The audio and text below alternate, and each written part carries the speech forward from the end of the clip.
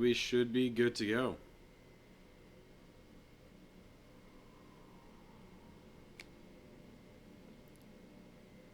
Alright. Well, I've had a little bit of an issue with YouTube stuff this morning, but anyway, I'm back from last night, continuing this run through of Dead Rising 2 from level 1, getting all Psycho, Survivors, and story missions. So, if you have not seen the first episode, you can find that on my channel. Let me just pull up some info here for me. Basically the goal, start a new game, do all the Survivors, missions, Psychos, all that stuff.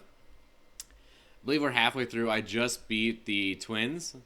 And honestly, I think the next thing I have to do is the poker game, which is not something I look forward to. I really wanted to save before because it's a real pain, honestly. There you go. I have like a whole list of things I need to pull up for reference here. It's because the poker game, you can get the you can get the 3 poker books, and that helps you. But at the same time, you're still kind of screwed. Not screwed, but it's still hard. It's not nearly as hard as the anti-up scoop in the safe house later, which technically is optional, so I might not worry about it unless I have a lot of time. In my original run-through, I went and I got the Knight's helmet, just because I wanted the unlock. I don't necessarily know if I'm going to be doing that now, because it is a huge pain to do that. There we go. Come on. And it's not like, oh, it's hard. Like, man, he's so good at poker. It's just the one guy, Jack, where he'll only bet if he has, like, an amazing hand. So you have to wait for the blinds to run out. And I get that it's obviously meant to be that way because it's Dead Rising. You have a timer running out. So he's meant to kind of stall to make it hard. It's not hard because it's poker. It's hard just because you're running out of time. Like, normally, if you want to get that Knight's helmet, what you'd have to do is essentially not save anyone past that point and just go all out. Then you gotta save before it, too, because he will be a total bitch about it. At least, in my experience. So, I'm going to head over to the Atlantica Casino. I thought I was supposed to start getting other scoops. Yeah, those newspaper machines are all over, and they are amazing to throw. So, you'll see me doing that a lot. It's a lot better when you're a higher level. Benches are good, too, because you can just throw them into a crowd, and they just take down so many zombies. This game looks really good. Like, the remaster is just awesome. I think I prefer the Dead Rising 1 zombie look, but these are all pretty good, too. I don't describe them, they're a little bit, like, paler, I guess, whereas Dead Rising 1 has gray zombies. There's definitely a lot more variation in the clothing, and I can appreciate that, whereas I definitely saw in Dead Rising 1, you saw, like, types of zombies. Like, this is the guy that always has the hunting knife with a weird Hawaiian shirt and is bald. There's always that guy. Or there's always essentially obvious Survivor copies that were turned into zombies.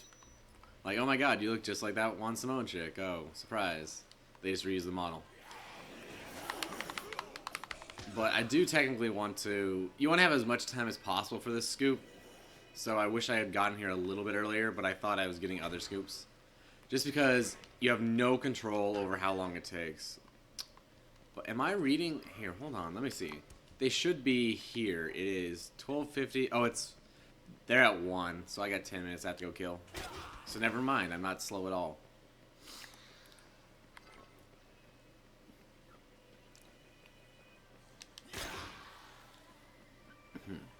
I could use some more weapons, but I've been having a hard time actually getting out and finding weapons. I had a very slow start to this game, so it's been tough. Like, normally you have extra time if all your fights go well to go, like, make a bunch of defilers or knife gloves or even just go farm PP. I haven't had that, so I have to, like, make do with a bunch of other random things. Luckily, though, I think I'm starting to get some of the better moves. I still don't have the elbow drop, which is, I think, by far the most useful. I guess the knee kick is a contender for usefulness, but... You get that pretty early on, so it's not as big of a deal not having it. There you go. Dead Rising's like speed running esque thing is weird because it's like you move so slow, but you just need to like it's precision. Like it's like slow plotting that's fast. So you have to be like, okay, I gotta path through zombies for as much time as possible in a scoop, that kind of thing. Because it really adds up. Like doing little things like getting stuck with a zombie or taking too long and then a crowd forms, which is what usually happens in this game. That really can screw you over. So far I call Jacob or Nevada is the hard. I think Nevada is the really hard one to beat here.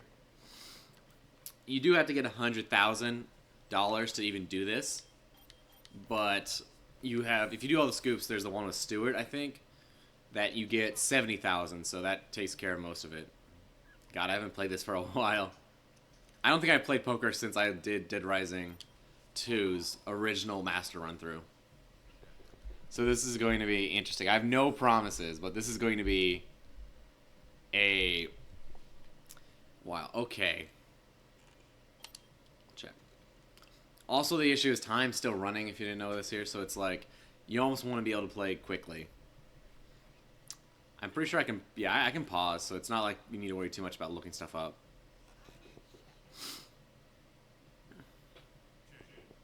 But in theory, I can even just like play it pretty easy. I'll raise. I'll see here. You can play it pretty easy because you have a statistically you have an advantage just because you have those gambling magazines. So you'll see me, I'll get like an unnatural number of pairs and high cards and stuff. There you go, that works. The catch though is it just depends like when you get them, and that's all luck.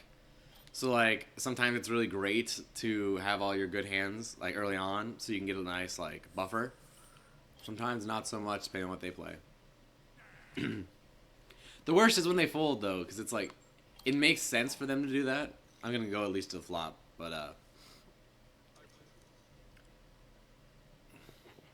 God, this is concerning. Oh, perfect. So I want to call her, check her out. So I'm in a pretty good position. I got a double. I got a pair of queens and an ace. I'll raise. I think she's going to get knocked out. Yeah, that works. That's fine. I usually try to be a little more like safe than sorry. So just kind of slowly eke it out. Because essentially, I don't know if you guys know about poker, but what it says blinds down there. So essentially, I'm trying to remember if it's, I think it's clockwise from the dealer. There's a series, there's 2 forced bets you have to make, even if you, before you get your cards. At the small blind, which was what, 1,500, and then the big blind, which is 3,000, and it like moves around the table. And that's so you can't just like sit and fold your cards. So that's why if I can play it slowly but surely, the blind should start pushing them out.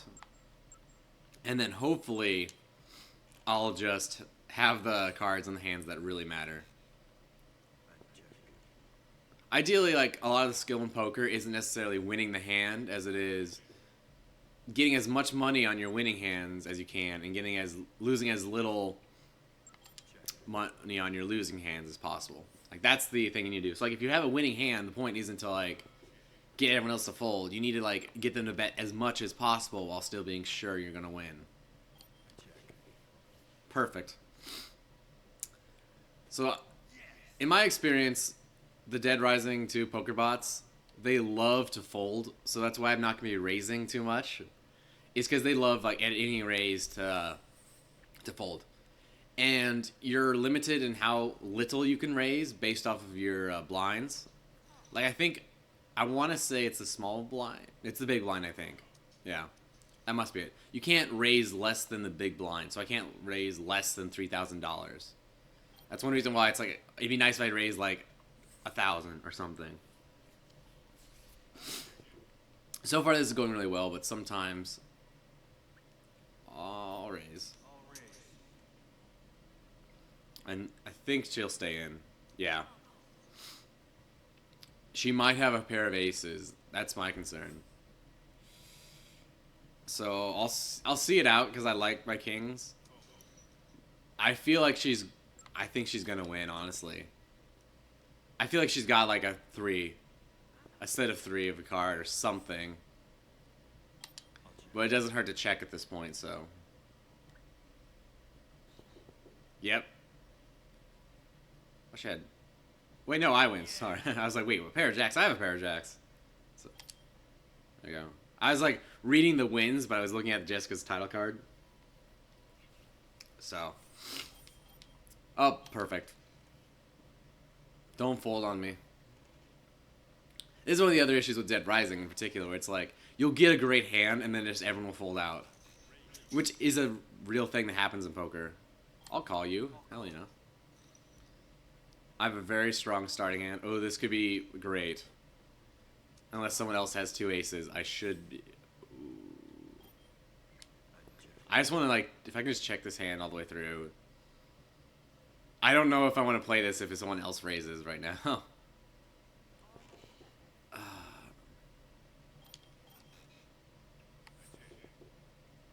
Ooh. I'm really hoping for another ace. That would be perfect. In theory, someone could be getting a flush next turn if it's another heart. Okay. What do we got? Come on.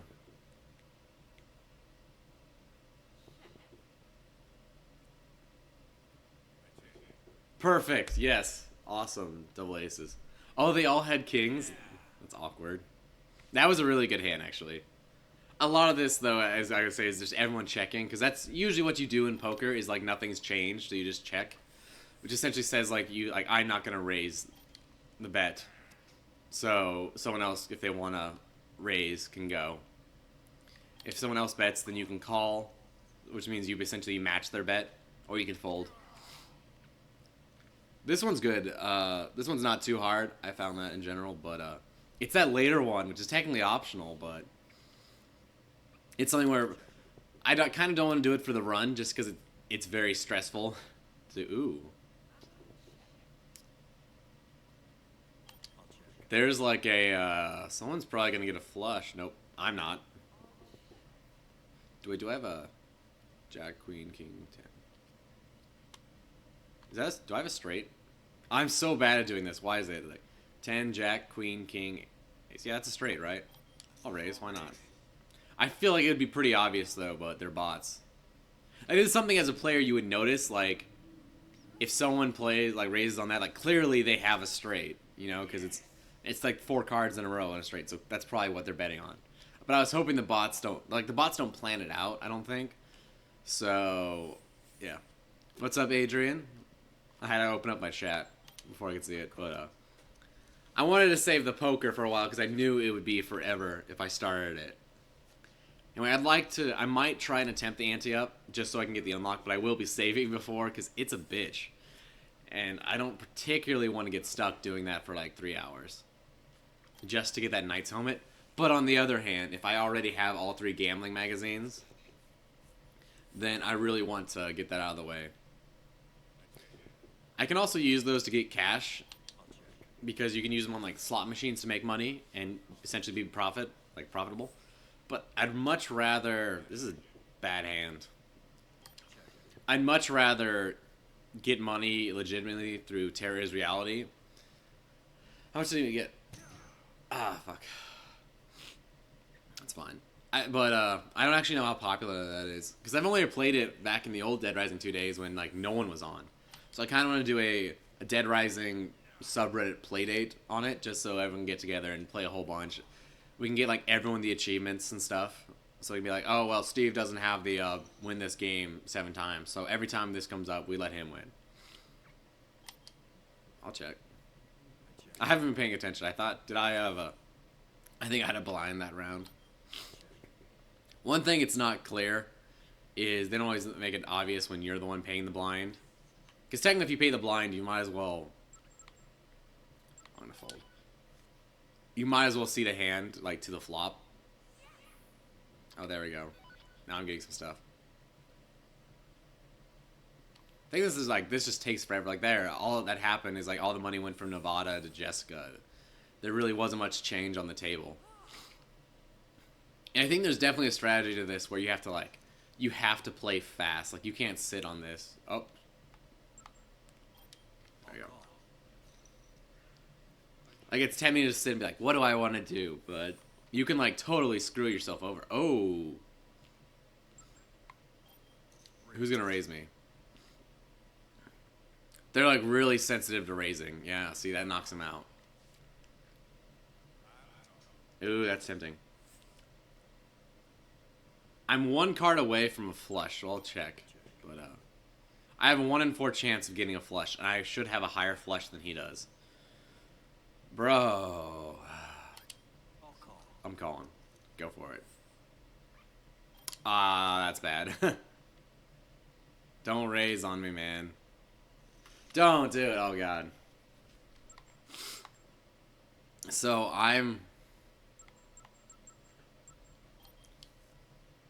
What did he have? Oh, God. It's, like, just too much. God.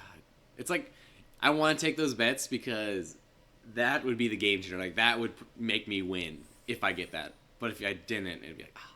I would have gone for it if I had the flush. Oh, come on. See, look, he just won all the money. Now he's not even going to bet. Like, come on, man.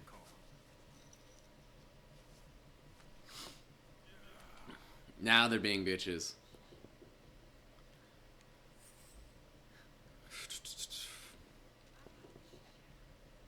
I got nothing. I'm like entirely missing the board.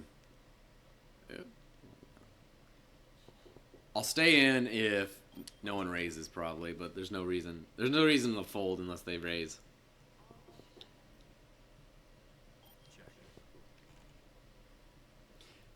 I'm surprised that they didn't have poker online since they went to all the trouble to make this game. Oh yeah, 2 pair.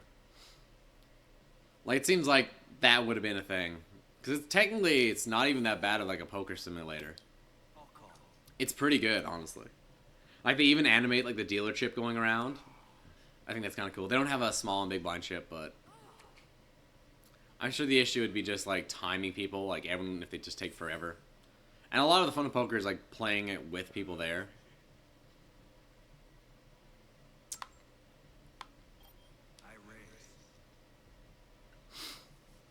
Damn it. It's like I need a raise because I need them to start paying more cash. But it also looks like if there's like 30,000 in the pot, me raising another 10,000, it's ridiculous, but I have to because of the big blind. I think I don't recall how they play in this game, but I'm pretty sure the blinds go up once the dealer goes all the way around the table.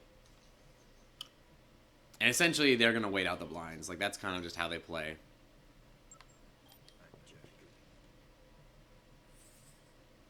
Oh, perfect. The downside is you basically have to save before this, because if you fail it, you lose them, and you will not have enough time to play another game of poker.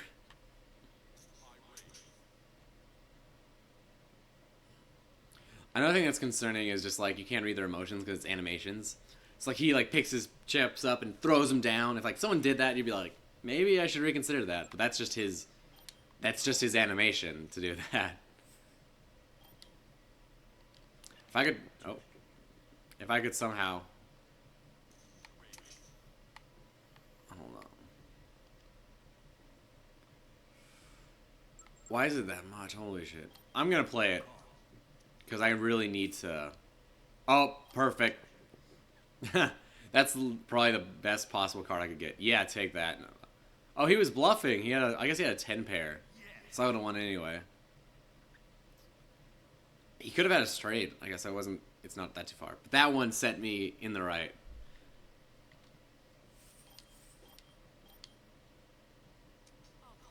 I don't know how does this work if you have co-op. Like, can you just play poker together? Like that? I've never tried. Like, I want to do a co-op run through. Probably the next time I play Dead Rising 2. I might just hop on and stream, like, on a Sunday or something if I have time. And in that case, I'll do a co-op. Just to do some achievements.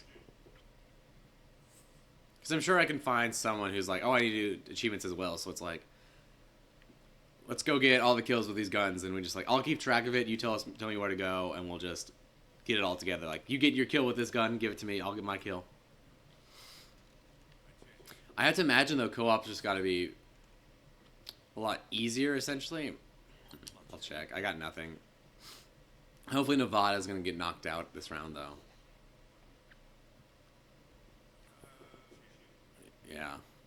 I was close to a straight, damn it. Oh, I got side pot. Perfect. I didn't even realize that.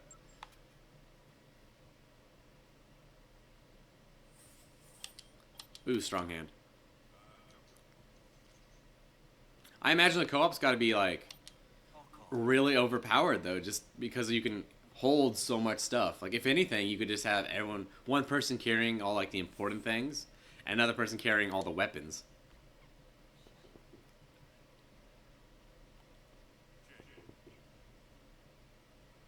If I can get a jack, I'll get it straight.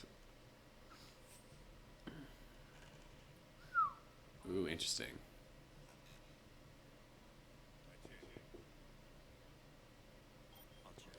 I still feel confident right now, but in theory, someone could have a straight jack and a queen. I don't know if that'd be all the way, but ah, come on, what's her pair? King and nines. Oh yeah, she wins because she's got double queens. I got double queens.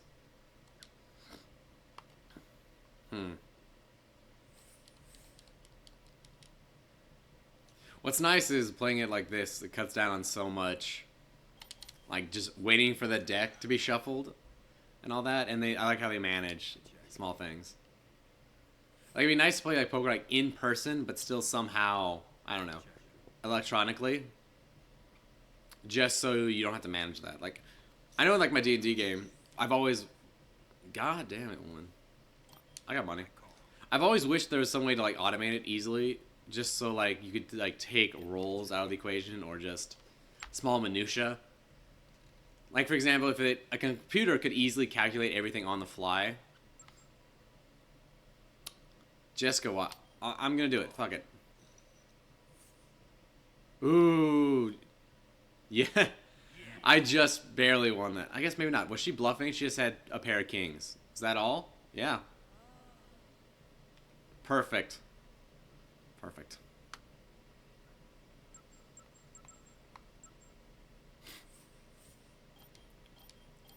So now I should definitely be winning just because I should be definitely getting better cards than this guy is.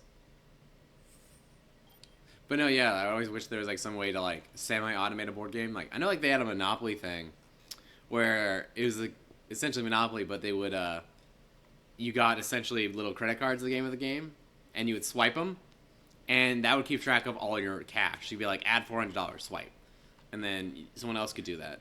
And I always thought that was kind of neat. Man, I'm missing this pod entirely. Just as a way to, you know, cut down the minutia and focus on the actual gameplay. Gonna fold. I've seen Noah. If he has anything at all, he's gonna beat me. I have like high card, but I feel like he might have like a 10 or a 7 or something to get a pair. Whereas he doesn't have a. Damn it! I was expecting it to be on the check. Damn it! It's always on the last thing you do, which is usually check and call. But I essentially just gave him money. Oh well, that works. Because we're both getting blinds now, so that works. Literally nothing changed. So we're both getting the blinds now, so we both are forced to bet each time. So it's eventually one of us has to go out because since there's just two, the blinds are going to start increasing drastically. Like every other turn, the blind goes up. Sure, dude. Your funeral. Yes. I made coffee. It is not cold yet. Whoa, whoa, what? Oh, God. That turned around so hard. Bullshit. Oh, my God. I was 80% to win. He still got... Oh, man. That's bad. This just became a hard game now. Because now we're about even in cash. So it's like who wins this? That's good. That's like a super risky move though, just to bet that much cash. Like not to bet it, to not like give it a try. You must have like truly terrible cards, I imagine, to not play that hand because it's like such an opportunity cost. I had to make sure my mic's on. I just realized that. Please tell me. Why you always bet so much? Please tell me if you ever like can't hear me. Don't do it again. Yes, keep going. Because I do have a switch on my mic, and sometimes I'll turn it off, like I have to like cough, or I want to get like a drink. Ooh, stop doing that. Stop going. I should win. What? Come on. This guy. This guy, come on. I had this, and it's just screwing me. At least he's being kind about that.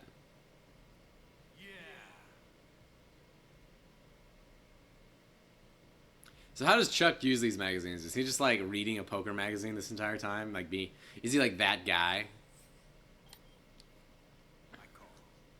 So I'm starting to get to the point where I have to. It's like here, like I have to go all in. I'm pretty sure I'm gonna win. Again, I should win. But it's gonna be like the last card. It screws me. So they show the percentages once you can no longer bet. Just to make it interesting, I guess. Make it more like, I guess, like TV poker. There we go. Yes. Downside is since I didn't have, like, he bet all his, like, I bet all my chips, so I only can win as much as I bet. Otherwise, I could have won that turn if he had went all in again. Don't do this to me. Come on. He's being such a dick about it. Oh, there we go. That's good. Because he's constantly going all in, even though he had more cash. So it was just like, how confident are you that you're not going to... He doesn't care. He's a computer. I have to replay this whole thing if I lose. But either way, I get $1 million for this, because I think everyone has $250,000 to start, and you win all that.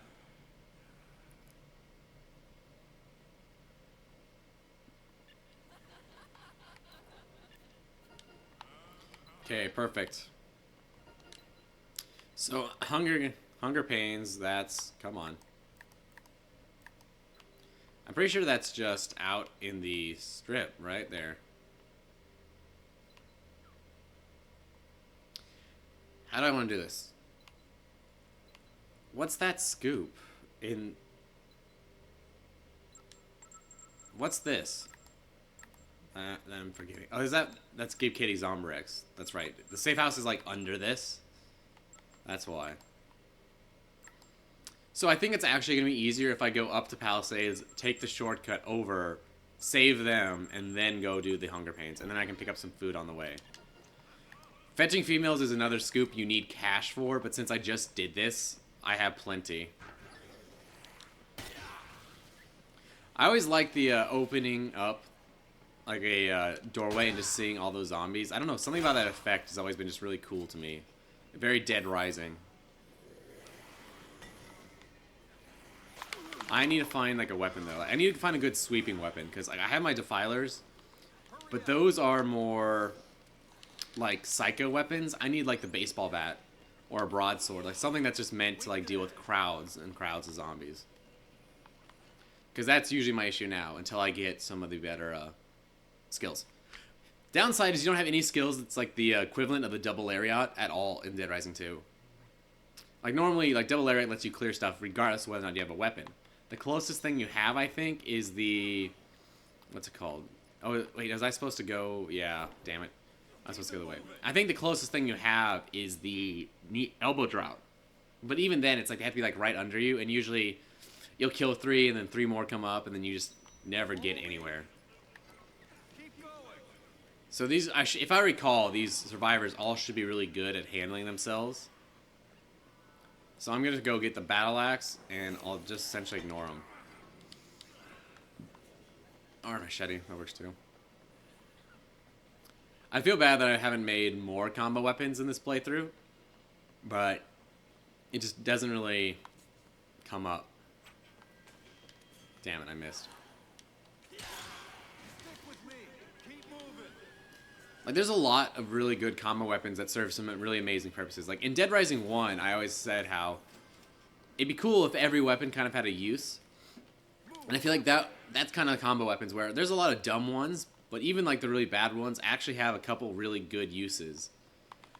So it's usually worth it to go out of your way sometimes to get that. But, you know, there you go.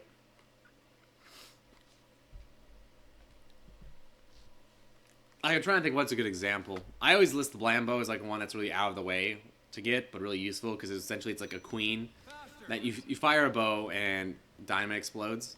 It doesn't do a lot of damage, but it kills a lot of zombies, so it's very useful. Like, so you can use it to like save survivors because you can just fire them and they don't take much damage at all, but it'll knock away all the zombies.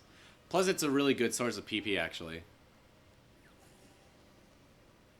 I'm pretty sure this is where the light machine gun is. I'll grab that. Oh, yeah, it's right there. Damn it! If I had more inventory space, I'd grab it. I don't know what I'm gonna pass up. But if you need like money. Okay. Wait, what is this? I'm going to... I'll leave it to Father. I'll take that book, because I'm going to be taking a lot of these. So their catch is that... They're essentially prostitutes, if I recall. Or escorts. But... You have to pay them like $10,000 or something for them to follow you. But actually, I don't know who it is. I think it might be all of them. They're actually better if you don't give them any weapons. Because they all have like this really strong melee attack. That was a really deep voice for that guy. Yeah, they all have like really good melee attacks, so if you give them like a handgun, they're actually way worse. Oh hey, look, now I can I can get that back. Give me. So we need to go, if I recall, actually I probably should go over here, this will be faster. We need to get them all to that shortcut.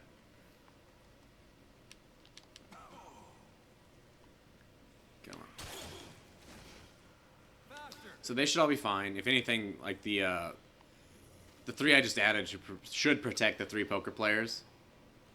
And then I think I might be running into 8 survivor limit on this because, and I don't know if psychos count for that. Oh, that's nice. She calls you to tell you like to look for Zombrex. I think it's this way. I think it's right here ish. Oh no. Wait, yeah. I'm looking for brand new you. Oh, it's a ways and across. There it is. I see it. Stick to me. But what's nice about this run through is Zombrex is always like the last thing you need to worry about. And even I just need to go back through the Yucatan again. I can grab that or the Americana. I just really haven't gone through them yet, so there's been no reason to go get the stuff. The Zombrex there. Knowing where the free Zombrex is such a huge part of this game because it opens up. Otherwise, you're extremely tied to, like, I have to do this scoop or what have you.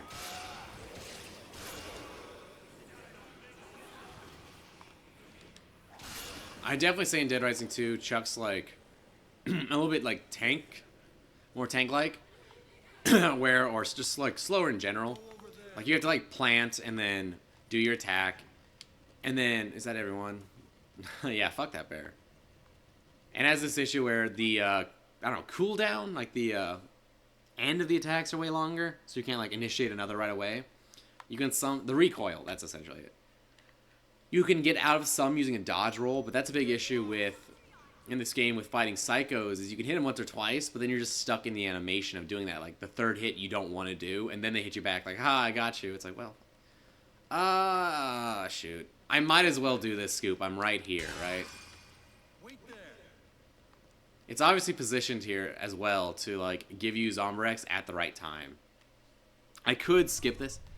I really wish they gave you this cart, though.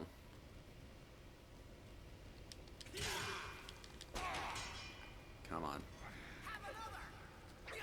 So, he should be easy, damn it. I can usually outrun these packages. The issue is, if he hits you with it when he throws it, it'll stagger you, and then you won't, there's no way you're going to get out in time. Or if that happens. Oh, it killed just the zombie.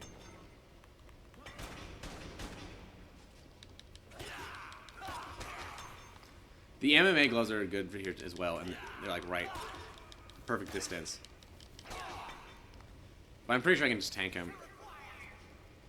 Nice, Carl. And I still, like, there's food, like, right here I can use to heal. Oh. Go, Summer, go.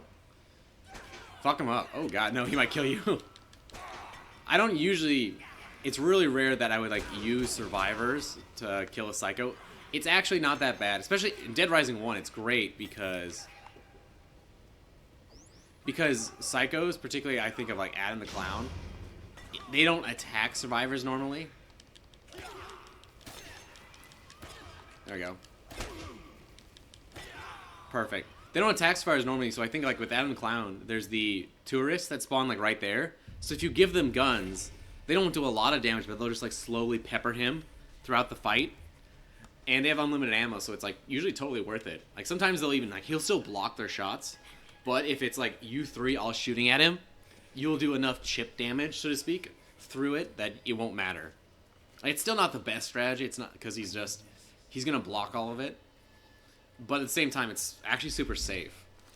The downside, if he does like go on a spin attack, he can essentially one-shot those survivors, but it's extremely rare that he does that. I like that guy's character because he's not even like crazy as much as just like he was crazy beforehand.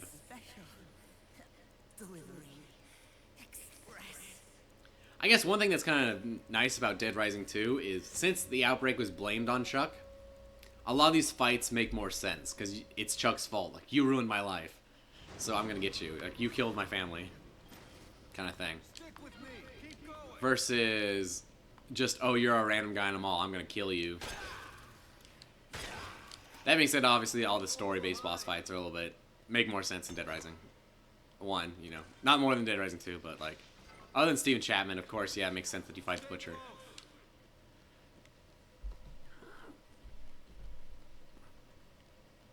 Okay. I think one of my favorite combo weapons is that push broom and machete. And it's pretty easy to make, if I recall, but I never remember to grab the machete and keep it. But I always see that push broom, and I'm like, I should make that. Because it's like such a great crowd clearer.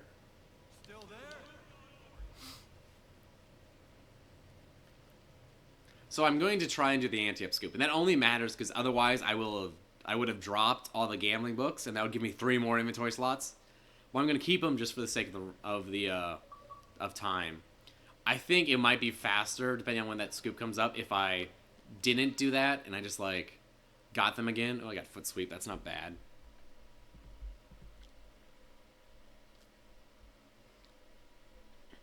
Let's see what I got coming up. I got One Hit Wonder. Oh. Secret of Charlie's Gold.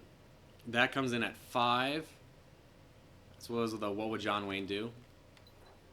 Yeah, so that's going to wait. I'm going to have to come back here. I might as well wait.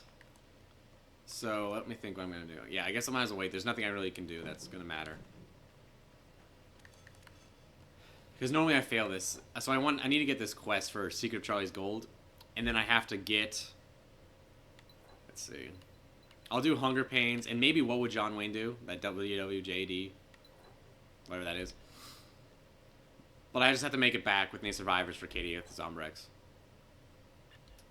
So essentially, Lenny, that very first survivor I saved with the tiger, he will be in the like cafeteria of the safe house, I guess, and he's offering you like, hey, here's the code to get in a safe. He tells you the exact code, but you do not need to memorize it, I don't think. I think it just adds it as a key in your notebook, and Chuck uses it right away. But I've never successfully done that, and I could actually use the cash right now, so... Because since I'm playing this game again, I actually do want to go get the unlocks. Whereas before, like, I think I got all of the unlocks in the original Dead Rising 2, but I had this issue where I deleted my save so I could do those mass runs from level 1. And after that, it was no longer relevant, because all the runs I were doing, I don't want to have, like, the Mega Buster or in Dead Rising 1 or the Knight outfit. There he is. So Lenny's here. We just gotta talk to him. I think I might even get PP just for talking to him. So he's a reference to Rain Man, by the way. There we go. Can I still talk to you? I think that's it. Yucatan. Perfect. So now when we go to the Yucatan, which I don't think we have any other reason to right now, but there's a code, and the code's good till noon, but we can get a bunch of money if we do that. I can't remember what it's like, but I want to say it's like at least 100,000 or something. I'd look it up if I had a little more time, but I want to be quick here. I could make a run to the Yucatan. Let me check. I might actually be able to if I just take the shortcut. Pop me up here. If I go shortcut here, grab food, I guess, and then come. I might as well do all this as its own thing, like these 2 scoops. So that's what I'll do. I'll take the shortcut. I'm gonna hit up Yucatan, get the cash, and we'll play it by ear. I think the food scoop's really quick, and like I can totally do something like the stuff I normally do, where you can save survivors, but you don't necessarily have to take them back to the safe room right then. You can like run ahead, like give Katie Zombrex, come back and get them. It's not something you want to do, but it's nowhere near as hard as the game tries to make out. Like especially Dead Rising 1, it's like there's flashing lights, like they're dying. It's like actually you got a good amount of time. Plus, generally speaking, they're not in a bad spot when they spawn into the area again. So as long as they have any health at all, it's really rare that they'll die. Or maybe that's just what I think of, because normally in Dead Rising 1, you leave them in like the warehouse or even the rooftop, which is completely safe. So as long as you get there in time, you just have to enter the area. Even if they have like 1 health. I guess you could have the situation where if they have 1 health, like the other survivors could kill them by slapping them around. But hopefully not.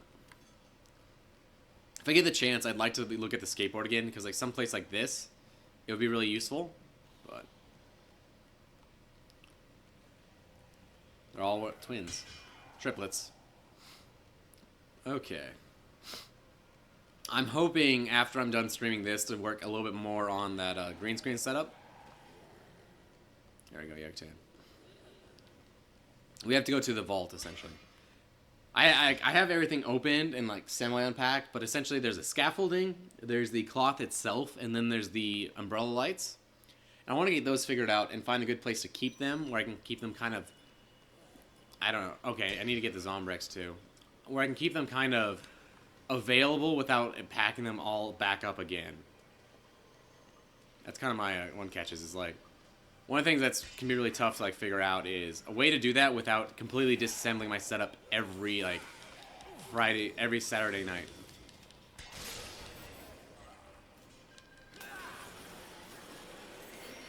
Oh, Mega Man. I will now I gotta go get the cash. $5,000. Hell yeah. Why is this so hard? Oh, there's a shotgun there. So now there's Zombrex. I don't know why there's that weird restriction where it doesn't spawn until... Oh, I can ditch that. It doesn't spawn until after 7 a.m. on the first day. Where do I want to go? I want to go there. No. Not the shoal. I think it's this way. It's wherever the vaults are. Yeah, there we go.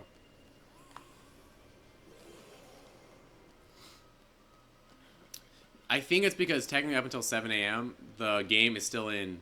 Well, not 7 a.m. Until you bring back the Zombrex that first time. The game is essentially in tutorial mode, I think. But... So I should be able to open this. Yes. And I've done this before. You can open it at any point after this, but this cache won't be here. Or you can't examine it. Wow, yeah, 105 each. I think there's 3 or 4 of those, but maybe it's just those 2. Yeah, it looks like it's just those 2. Not bad, though. It's what, 250,000?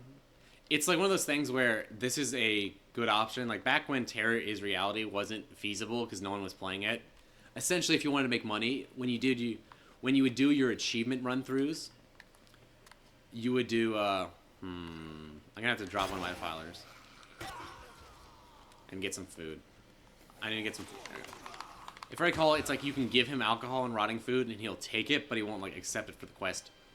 But anyway, like one of the things you'd want to do is you'd make a run through, not wine, and you would try to do the high rollers and that scoop I just did there, so that every run through you're still getting like 1.5 million, essentially, and then after a couple run throughs you should have enough to start getting like the Hummer and stuff.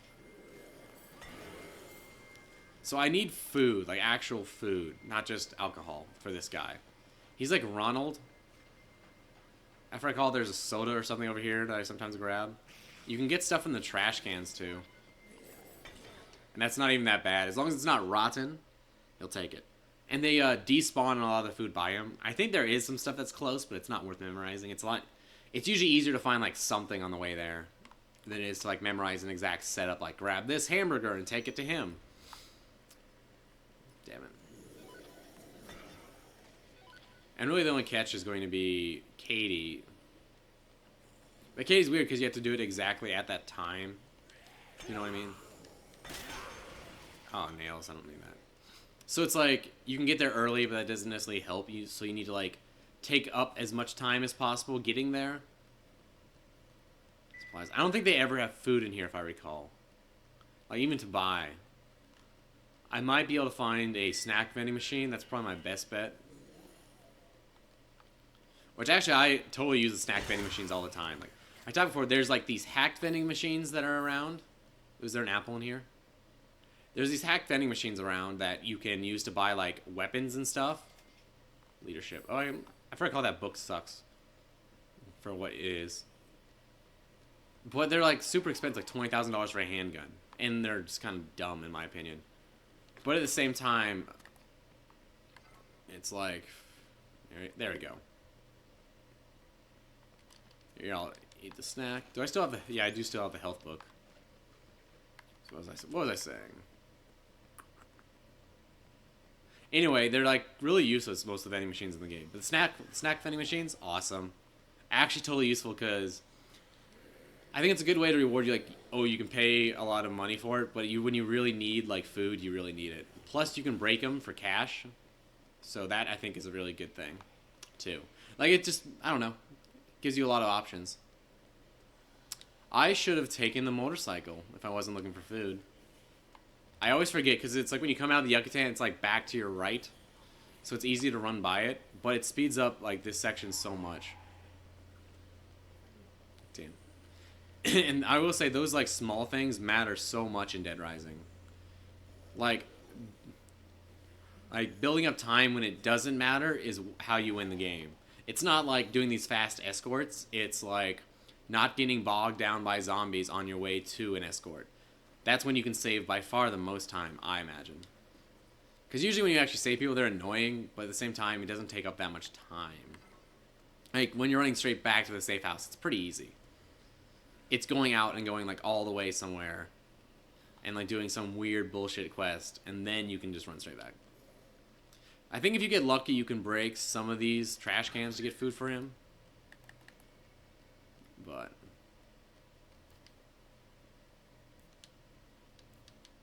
I think, does this guy have Zombrex? Is that one of the things that's weird about him? It's like, oh, I got Zombrex, but you gotta give me food. That's not how a straw works, Richard. Oh yeah, he has Zombrex, that's right. He's a little late for Zombrex, though. If you were in Katie, you wouldn't normally go out for this scoop. I guess I don't need the Playboy anymore, because I returned in them.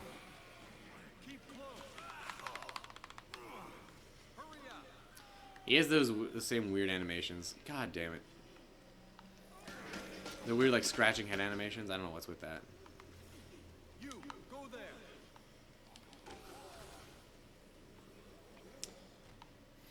So, I'm pretty sure I can make it back in time for Katie. Because, if I recall, this is the close. No, this is the one that's far. Shoot.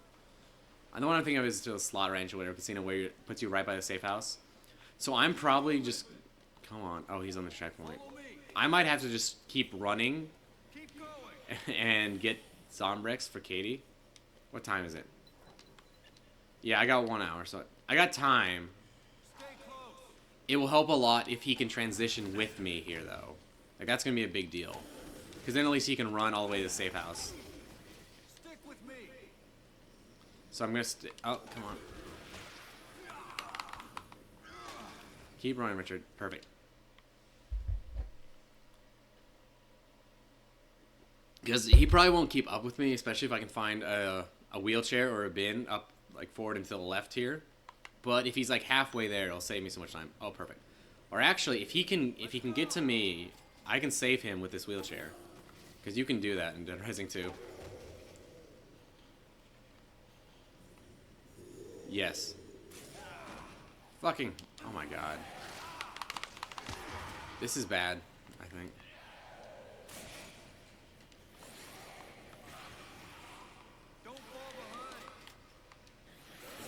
I need to get him in this wheelchair. Which he's got to get close, but then I have to, like, not get it.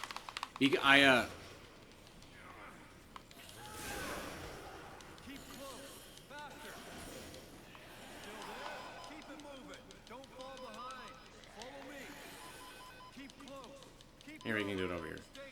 It'll speed us both up if I get his wheelchair, but I have to, like, set it down. He's got to get in it. And essentially, I hit a wall when I was turning last time. That's what happened. There we go. So these are, like, actually super useful. It's just so rare to find a wheelchair where you need it. There's one scoop where it's essential. Essentially, it's like an old Vietnam War vet or a something. And he's, like, injured, but he's, like, too proud to let you carry him on your back. He will let you push him in a wheelchair, though. So that's extremely helpful. You can also get the Leadership magazine, I believe it is. Like I said, its main use isn't, like, making survivors better. Instead, I don't know how to describe it. Like, it upgrades them. So, like, if they're slow, it makes them normal. If they're normal, it makes them fast. So, if you have that magazine, he actually won't be injured at all, and he'll just be a normal survivor. Sorry, Rich. Huh. I might be cutting it a little bit too close by doing this stuff. Because, again, it's weird, but you have to, like, walk all the way up to the security room for it to count, which is dumb, given, but I guess it's just part of it. I wish that, like in other parts of the game, if you enter the area, you won't start the scoop, but it'll essentially like stall it. Nice. So like normally, like say if I enter this, Katie wouldn't die as long as you. I guess Katie's different because she turns out a zombie at like 8 a.m. But if you're like late for like a story mission, it'll essentially just pause time. If you're like right here, it's like. Don't start yet, but you made it.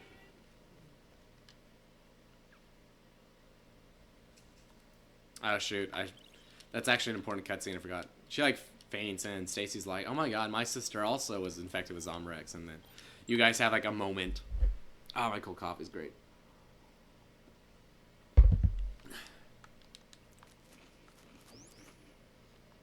Okay, what do we got coming up next? It is 7 a.m., We did Charlie's Gold, High Rollers, Hunger Pains. Oh, shoot. Tape It or Die should be active.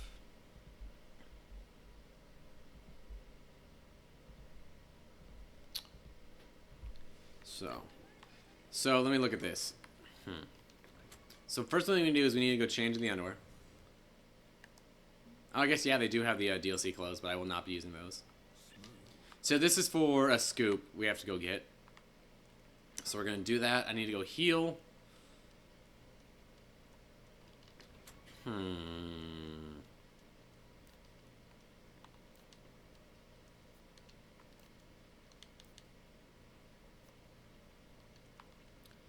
There should be food in here.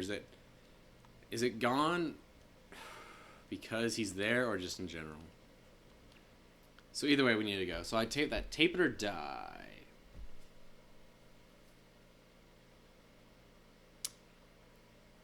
I want to go do Tape It or Die first.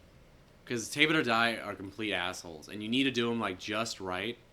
They start at 6 a.m. on this day. Until 12 p.m. on this day. So essentially the way Tape It or Die works is... they're only open during very certain hours of the day in Palisades. And you have to bring them two things they ask for. A cement cutter and plates. Which are really easy to get. And then you bring them back and they, like, give you the combo card. And then once you do that, you get the Tape It or Die 2 mission. And in that one, you get the call like 45 minutes before the military shows up. And then, is there like no unlocks? I feel like they should at least give you a shotgun, if not the car. They show 45 minutes left, and you have to use a shortcut and save them. It's really hard. The downside is like they'd love to like lock the door they're behind. So I've had at times where they should be open, like because I've talked to them, and they're like, go get this item, Chuck. I'm like, okay, I'll go do that. And I'll come back 5 minutes later and it's closed, but still it's like 10 a.m. So they should be open until noon. So I don't know what's with that. So I always just try to grab it before I go in there because otherwise it's glitchy. Or I think there's been times where it's like, I went there at like a 2 p.m. and it was open. I'm like, this shouldn't be open. What's with this? So, essentially though, the items are like really close to them, if I recall. If I go down, we're gonna go there. I'm pretty sure there's plates in the underground for whatever reason. But I'm going to go over to this fine food just in case I'm misremembering that. There should be plates here. There's also plates, I think, in one of the, like, stall. I don't know what you call them, like, vendors, like, in the middle of the malls, plazas. Pizza. Okay, that's neat. I would think that there would be plates here. I feel like I see pizza all the time in Dead Rising 1. I don't actually see it that much in Dead Rising 2. More oil. It would make sense that there's plates here, right? I guess this is actually a lot of food. It's like a mini supermarket. Oh well, no plates. The golden plates. A while back, I went to go see Book of Mormon, which is a musical written by, was it Trey Parker and Matt Stone, the guys that write South Park? It was very good. Loved it. Actually super awesome. I can't say it was necessarily what I expected, but hilarious show. Did I go past it? No, it's right up. It's like about a bunch of Mormon missionaries that go to Uganda, I think. It's hilarious. I want to say, I'm pretty sure there's plates here. I just can't remember if they're like in a store next to this. I think they're just like on a box somewhere down here with the cement cutter.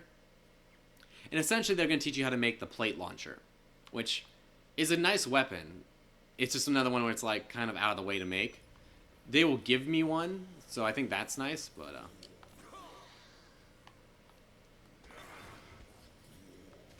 so it's like somewhere to the right by the safe.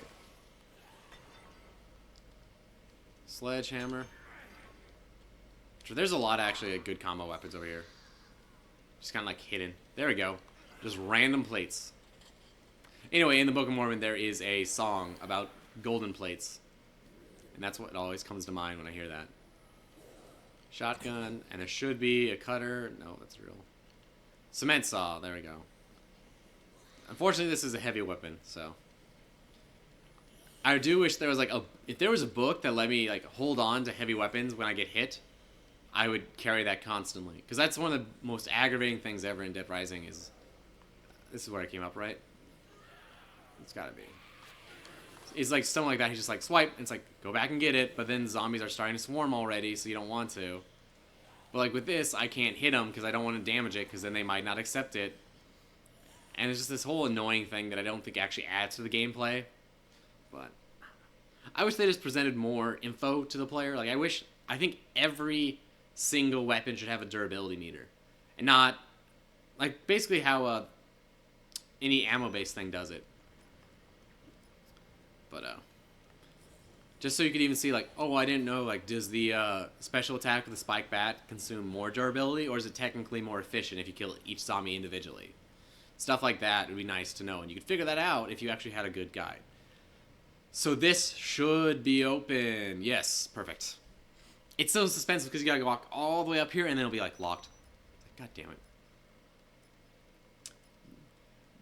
I don't know what I would necessarily call it, but essentially there was a site. He uses the same model as Lenny, which is weird.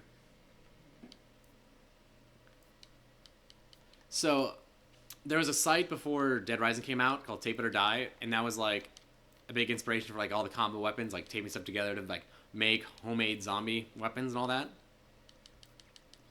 But I missed out on all that, so there were reference to that. Like these were the guys that supposedly ran the site.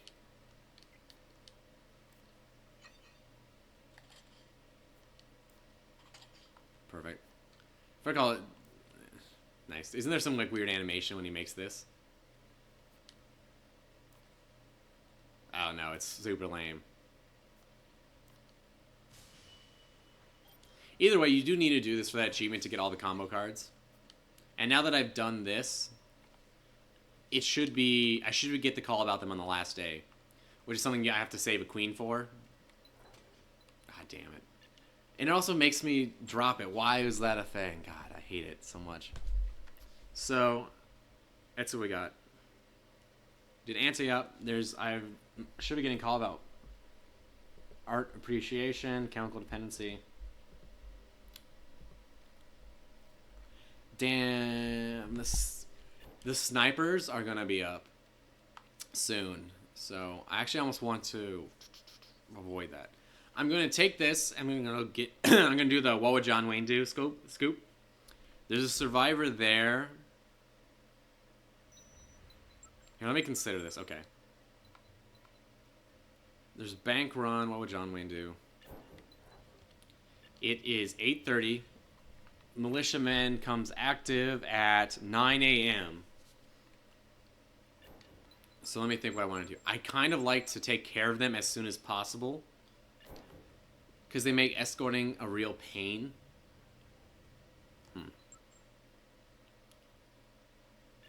So I'm going to go out via the Yucatan. That's probably the easiest here.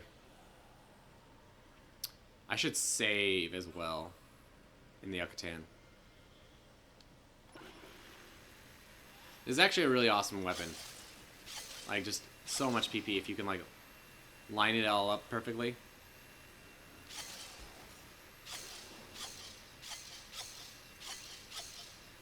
That's weird.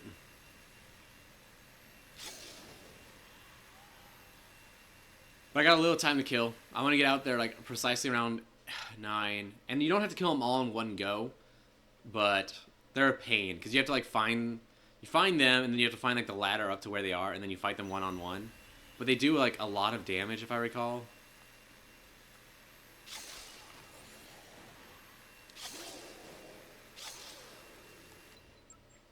So I need to go to the back. That's perfect. I can get a painkiller or two.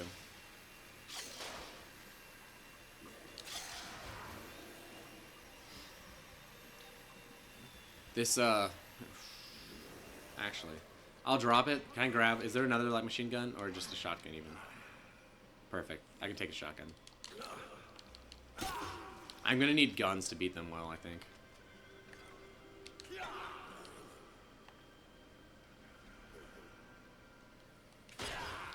I'm almost tempted. I could ditch the drinking book for another painkiller. But the drinking book comes into play so often, but I think it might not... Really, I just keep it for that one Shoal nightclub fight. So I might drop it. Because I don't know quite when else it is that helpful, but...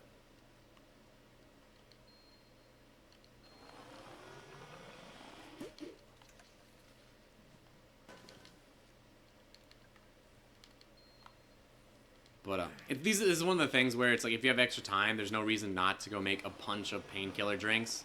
It's actually one of the things I like. Like I talked about in Dead Rising 1, I wish there was more things to, like, prep for fights, and that is one that's not too bad to do. Damn it, I should have healed. Okay, I don't want to go to food court. Is it 9? Yes.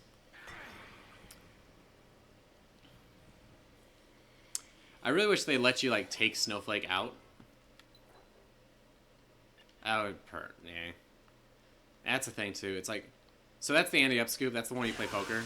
I want to do it, but the catch is it's going to take a lot of time. So I just need to... I need to, like, just make up time somewhere. And that's just where that comes into play. Like, you need to somehow just be, like, really far ahead so that when you go in and do it, you don't have... You have enough time... You have, like, time in the game to waste, essentially. You don't have, like, a scoop that's going to run out while you're out doing that.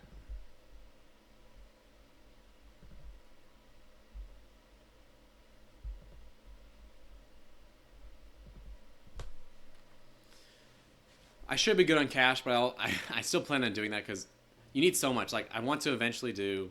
I feel like that's Stewart from one of the earlier missions, but I don't know if it's canon that it's him or not. These are supposed to be akin to the convicts, essentially. They're better executed, by far. No pun intended, but essentially, there's 4 snipers, and they're distributed throughout the plaza. So you don't even have to kill all of them, because, like, I think some of them, or at least 2, are, like, at either end, where you never really ever go. And it's just there, like, I like how you can go out, you can beat them, you can get their gun. But at the same time, if you have to escort them, especially if you have the shortcut, you never actually have to fight them, kind of like the convicts. I think they're a good addition. I mean, they are designed to be annoying, so they are annoying. Like, you have to go find their stuff, and they will snipe you the whole time. So unless you bring a lot of food, you can spend all of your food just getting to where they are. Or, like, sometimes you just have to, like, look up how to get to them. I've done that before, because it's like you have to go, like, into a store, and then there's a back door, and then now go to the alley, and that's where the ladder up is.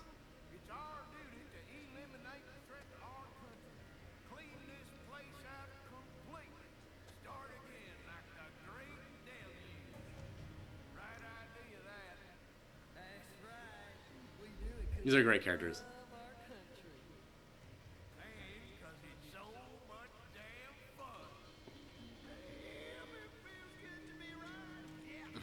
In a way, if they weren't killing people, this would be actually like really great. Like if they were just out killing zombies, it'd be perfect. What were those guys doing in Fortin City though? They don't really fit the demographic. Anyway, so we should be able to see the first one. You essentially look for their names. Come on. Up on the rooftops. They'll probably snipe me off, honestly. And that's probably how I'll find the first one.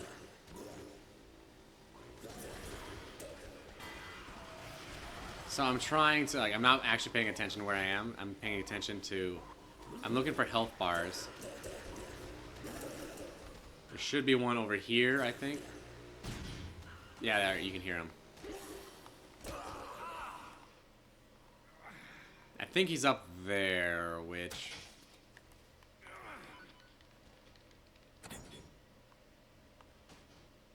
I need some food. Oh, there. There's that guy. I can take him out. Unfortunately, some of these guys are actually legitimately pretty hard. Damn it. Don't yell at me. Oh, yeah, there's that guy up there. I better not die. How long is this gonna last? Yeah, I'm gonna use this, and I'm gonna go kill Big Earl. Because these are, if I recall, these are the worst two. Because they're right around Royal Flush Plaza. And he's got food around him, so that should be good. So I'm going to try and watch for... Damn it, when he's doing this. It's the same issue I had with Cletus, where it's like... You would, like, jump up, and it would make you staggered because you, like, land on it. Okay. I really hate, though, that it's like... Sorry, you don't take damage the same way they do.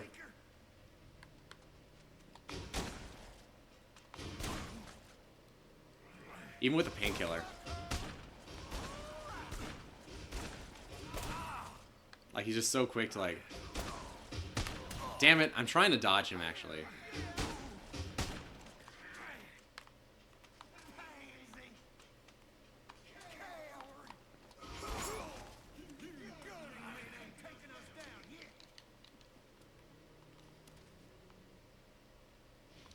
Oh, that was close. I'm in a bad spot right now. Because they have, like, so much health. Come on. And they're just so dicks about it. Like, they're just, like, aimbots.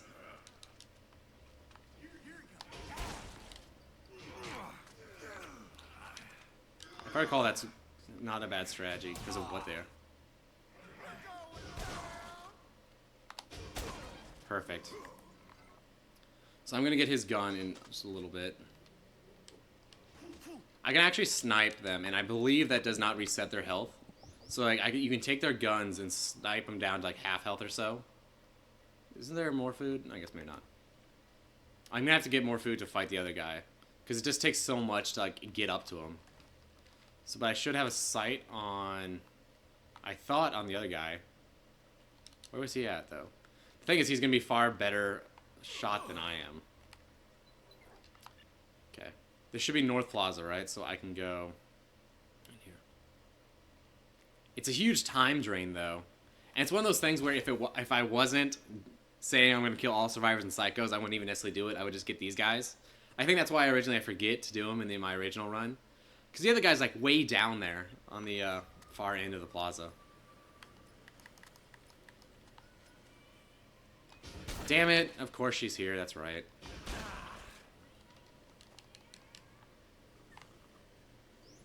So this is the chick I'm wearing my underwear for. I'm also wearing just my underwear in real life. For realsies. No, I'm kidding. I get dressed before I stream. I wonder how many people do that. Just like, oh, I'm streaming. I'm not going to get anything on at all.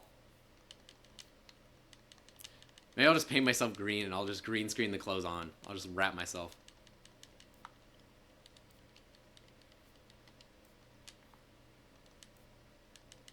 So if I recall, you can carry her.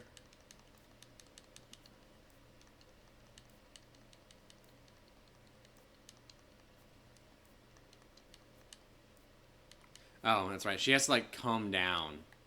She's all weird about it. And then you can, like... Yeah, she's like, oh, my floor's cold. She's weird. But she's an easy save, so let me check what else I need to do. I might as well do... What would John Wayne do? Because I'm right here. Shoot, I kind of meant to save her later. But there is a survivor here, so I do want to do it. Damn it. I'm going to activate it if I get too close. Go over there.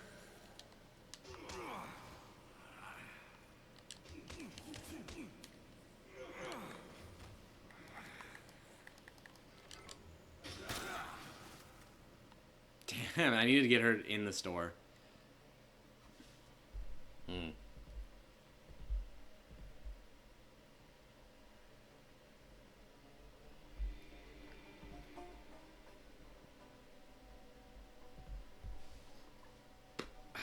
Give me 1 second while this cutscene plays. Yeah, that's it. Let me hear you bang, boy. Please, we just needed food. Hey, buddy. Who are you? Another trespasser? I don't think I would trust Chuck wearing that, especially if I still had that moose mask on. You can't just come waltzing in here. You think I'm just gonna roll over and play dead? Not anymore. You ain't the big man in town. Not no more. Everybody else is dead. I'm the big man now. This guy. Hey, look. I'm sure he wasn't trying to piss you off. You think you're better than me? Well, you ain't got the badge, do you? Now you fellas have to listen to me. Y'all can't push me around now. Oh, no. Not now. If I say dance, you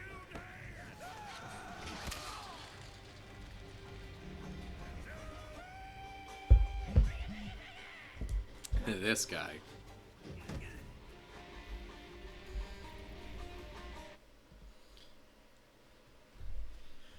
Okay, so if I call, he's weird. He will shoot your weapon out of your hand, especially if you have a gun. It's another one where he does a lot of damage, but he doesn't have too much health. Essentially like a glass cannon.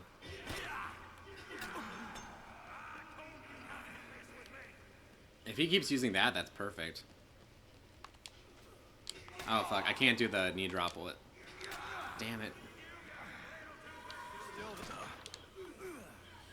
Hurry up.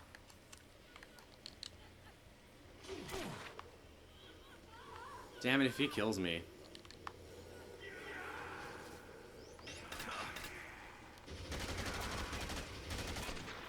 Yeah, see, like he hits... He's gonna hit any gun I have out of my hand.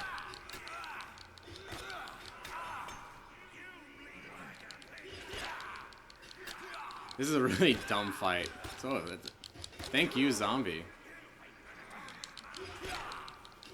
He gives you a really good unlock, though. It's like a 6-shooter, which is a really good handgun for psychos. It's kind of late. The audio of the game sounds double. Here, let me check the stream. Is it, like, loud? Or delayed? Oh.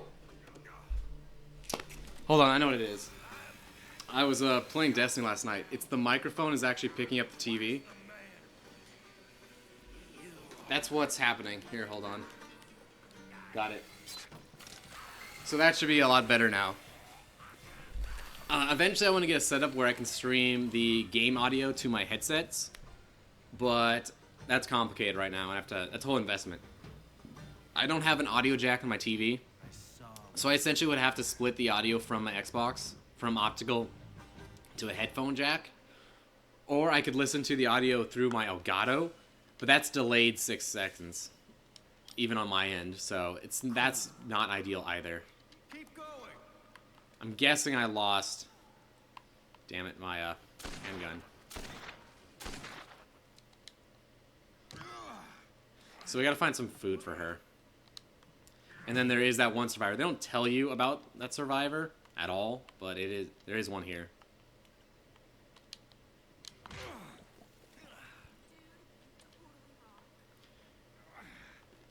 Stick close. So I'm trying to remember where they are. They're like just in a back corner somewhere by I want to say they're by a save location, so maybe there might be here, but I don't think that's it. Let me just explore a little bit. I know they're here somewhere.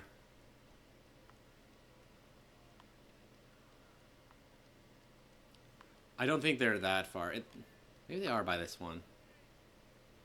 There he is. Oh, it's a maintenance room, not a save. If I recall, there's a spot here you can make.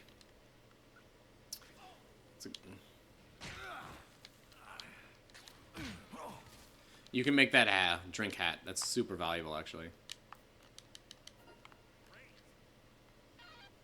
Alright, let's get these guys back. Keep moving.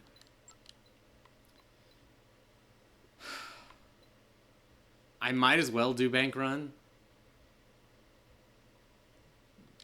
It just sucks because I'm going to have to run through there. It's almost tempting to go. I'd like to go around this way. That's probably not even that bad. So I'll go around. I'll take a left. I'm going to go through the Move it. arena. It's like safer but longer. But I just know if I take these guys out. I think that when I originally did this run through, when I took them out, they just get slaughtered by the snipers so badly. Luckily, since you can carry your rope, it's not an issue. It's more of Ray that's going to be the issue. What I would give for more speed, though. If I can find a wheelchair, that'd be perfect. Unfortunately, that doesn't help Ray at all. Maybe I should go try that leadership book. It's one of those things where I want the leadership book to be good, but I've never actually like really took my time in testing it. So, because like a lot of the magazines in 2, it's like a 10% boost, so it's not really worth it a lot of the time. Like, oh, 10% boost to female survival activities. Like, yeah, if you're like level 45, it might be worth carrying on you, but technically speaking, it's like that only helps 50% of your survivors, and even then, it's only 10% PP. It's like I could almost probably make that up better if I'd carried like a book that made me have my weapons last 3 times as long, and then I just got PP from killing zombies. That might even be easier, honestly.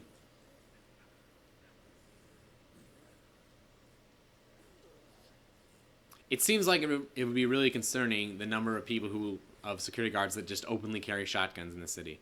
Now, given it was probably after the zombie outbreak, but like a handgun, yeah, that's fine if it's like holstered and stuff. That'd be weird if someone's just like walking through a crowd and he just got a shotgun out and he's just like security, like not even like a cop, just like security.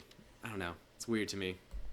God damn, Apple's always telling me to like reinstall QuickTime, and I haven't used it in forever because who uses QuickTime anymore? And I don't even have an iPod. But it's one of those things I just never get around to doing maintenance. I have like a Windows 7 install disk, and what I really need to do is I just need to wipe my laptop. Because at this point, everything on it is like not that big of a deal anymore. Like it was all just like old schoolwork and what have you. So I really need to go and wipe it and just like knock off all these random programs I have. Like, oh, look, this logical circuit simulator. That was super useful, but now it's not at all, so yeah, it'd just be easiest to wipe. But at the same time, I don't want to be like wipe it and then like, oh look, now I bricked my laptop and it's this whole thing to fix. Because I use my laptop to record audio lines because I have that little like I guess like studio setup and I take it in there. I'd like to get like a Surface because I love my laptop, but I got it my freshman year of college, and essentially it's a mobile desktop. It's like 17 inches. And giant battery, so it's like a beast. Great laptop, but a lot of times like I just want something I can like put on my table when I like play games, like play a podcast, or I can like use as a tablet.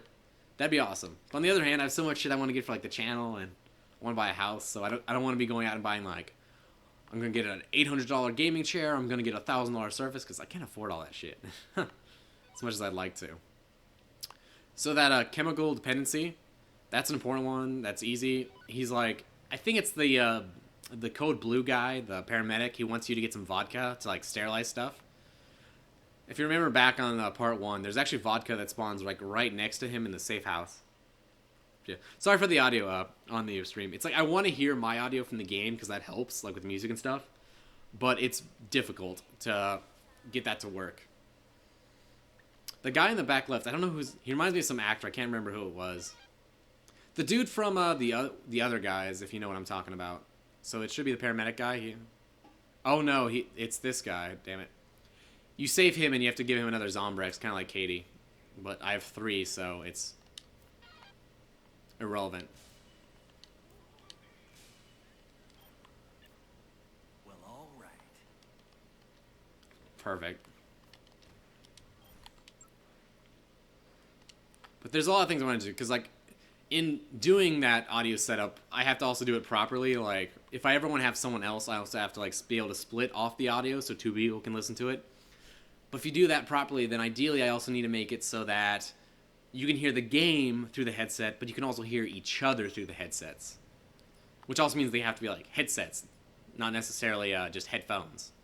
And something I'll have to experiment with on, like, what works. Like, I might be able to get away with, like, just a really long extension for, I split the audio into headphones, then split it into 2 streams, and then just do cheap headphones.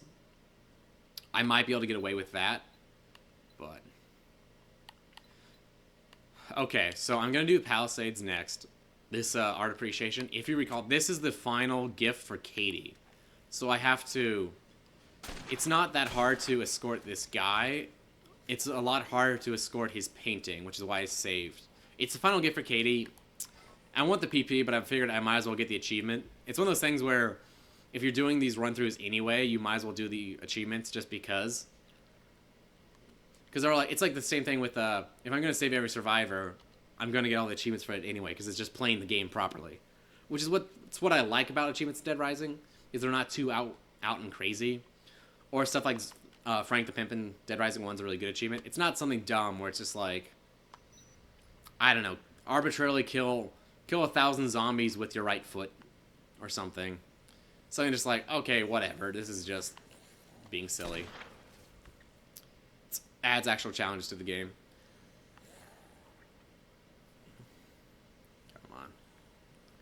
I would like to do, like I said, I want to do that perfect run-through of Dead Rising 1. I don't think that's possible with Dead Rising 2. Or rather, you can't possibly get the zombie genocider equivalent in this game, because it's like 70,000. If I recall, it's like you have to do the story missions for that just to have enough time to get all those zombie kills. Like, it's possible, I believe, not to do them, but it's a big gamble not to do the story missions. Can I... So, piece of perfect. I need that plant for later as well. I don't... Let me think. It doesn't come up for a while, though, I don't think.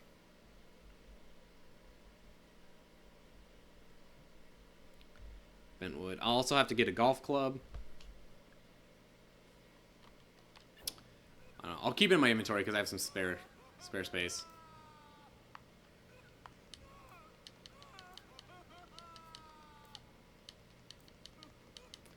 $3,000 is really not that much. This is a lot easier with it. Oh, I remember in the original master run I did of this. Stick with me. There, come on. Keep moving. Do you want something? Oh wait, I can put it in my inventory. I feel like I didn't remember that. Come on. Are you being weird? Okay. There you go. In the original master run, I like literally. He has issues. Why can't I zoom? There you go. He has like issues moving, so I set down the painting to get food, and I go back to help him, and then I literally jump over the painting to use the shortcut. And I go back and like when I was editing it, like I am so stupid, so I don't get that that one little, I guess, achievement moniker in that run through. Let's go. Move it. Stick close. I feel like sometimes, like especially if you're like in co-op, it'd almost be useful to have someone like ready to transition just to set the waypoint. Like I've definitely like tried playing it that way, where you run forward just to like set a waypoint so that you don't have to worry about them moving along. You can just kind of worry about yourself. Is it nighttime? Because I feel like these zombies are like really aggressive, but their eyes aren't red. I don't know if that's a thing in Dead Rising 2 though.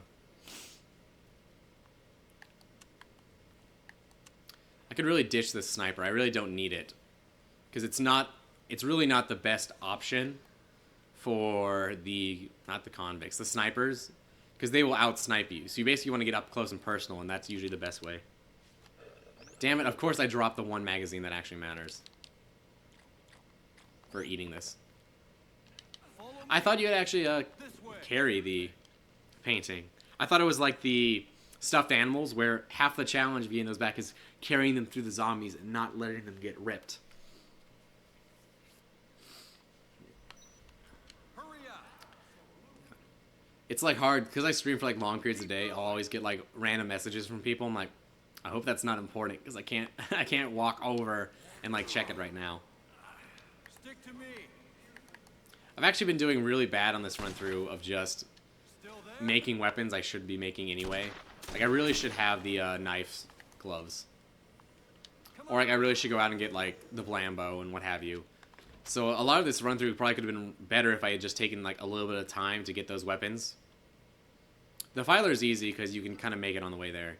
I haven't even made the spike bag. Like normally I make the spike bag like every time I run through here, but it's been so hectic lately. Keep it moving. I think because I wasn't doing the original Master Run live, I was a lot more daring because I could always revert a save and do it again. So I would always go out and get as many survivors as possible, and I think that helped me in the long run, even though it was technically harder. Like, now that I know what I know about this scoop, that I don't have to actually carry the painting, there's no reason I shouldn't have done the bank run. I like that line. I found my fortune in fortune. So I don't remember how long I have to hold on to this plant, but I might as well because it's kind of a pain to go get it at the very end, and it's only a request, so it's not required. I don't know why she likes that. It's weird.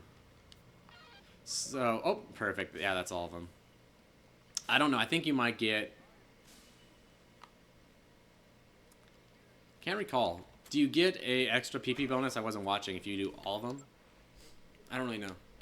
Really, the only hard ones that you need to do are that painting, because you can only get it at that one point, and then taming the tiger.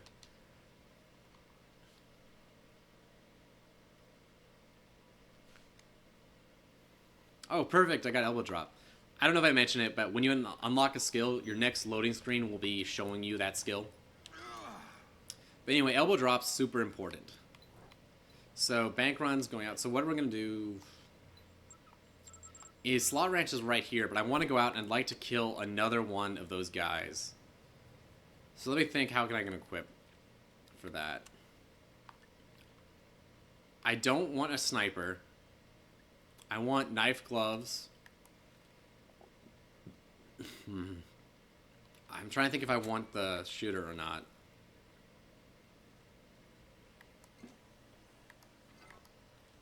See, this is hard because it's like, if I didn't, I could go do the anti-up if I recalled how long it took. And that would deal a lot with my issues because I would have so much more space.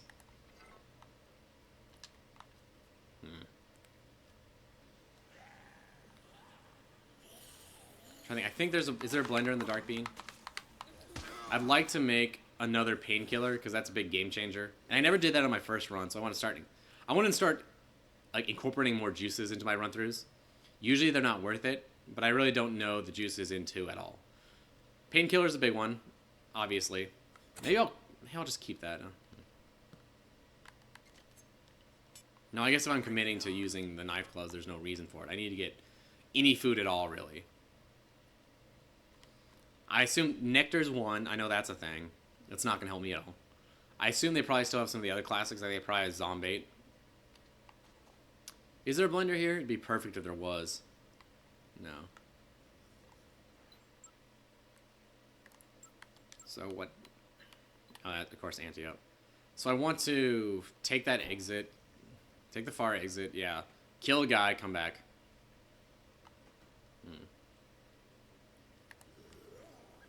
I really need more food. I'm trying to think if there's any other... Here, let me consult my list.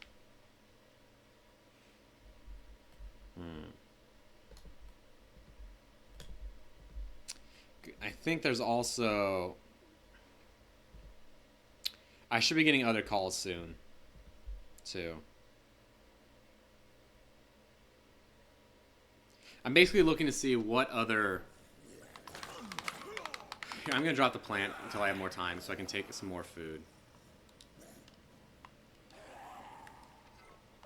I'm trying to consult if there's other things they're going to send me to Palisades anyway. Like, I know I have to go change into the tuxedo, which I should be doing now. But One Hit Wonder's over by Palisades anyway, so I might go grab it then. I do need a golf club, but that's pretty easy to get. So, I'm not going to bother now. So then I'll just have the same problem where it's like... oh, I don't have room to use this thing. I like this gun, but you'll see me... I'm really bad about just, like, popping one zombie in the head because it's fun. When really you should use it for fights because it's like super quick. So you can like kind of hide and cover and pop out and stuff. And you don't technically need to even do these guys, but I like to for completeness, and it lets you save time in the long run by being able to go across. I think once the military shows up, they're gone. It's like the convicts, so you don't actually have to kill them to get rid of them eventually. But that's a pain. And there's no great strategy for beating them. It's just kind of like you have to wing it each time. So I have to get this guy. He's the main one, is these two. I killed the first one. And this guy's up there. I think we can see it on the map. If you go... Maybe it's the... No, it's not the maintenance room. I think maybe it's... I have to go into Cash Gordon's, and then there's, like, a back area. Let me see. I think if I hug this wall, it's fine. Oh, I can even see Dietz. Damn. What kind of names do these guys have? He's probably going to start shooting at me. But we can kill him too. If I have time. Damn it, bank run's going to run out. I feel like I never noticed that T-Rex before.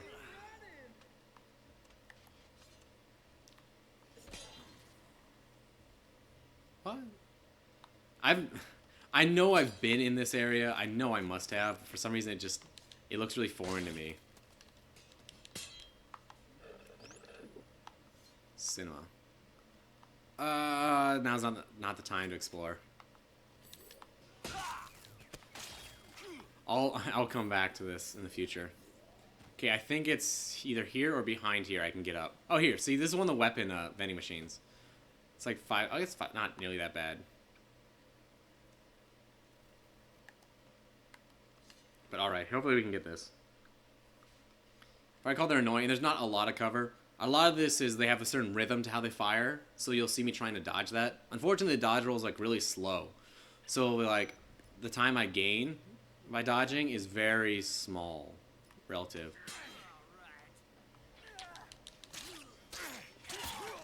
But if I can, hopefully if I get close, I can just trade him. Especially if it takes forever to pull out his knife. Oh, yeah, he's going down pretty fast. If I wanted to be good, I could pull out the 6-shooter right here. And I could pop him a couple times. There we go. Oh yeah, perfect.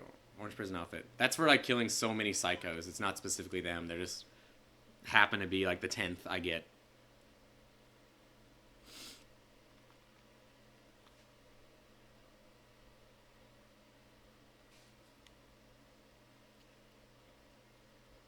John my dad, yeah, militiamen.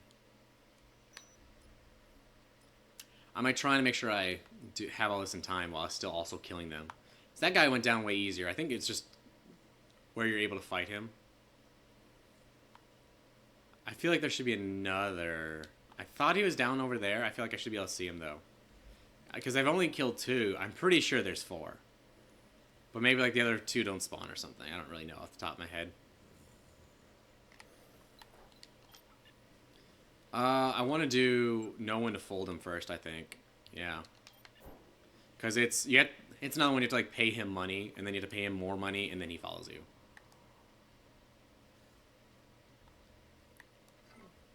If I had room, I'd pick up a parasol. That would also speed me up. How do I get... There's that guy over here. I'm trying to remember. How do I get that guy? It must be... There's like one that's in like a back hallway. It's like this. Yeah, I think it's this one. And you have to like go in, and then the ladder's like way back here.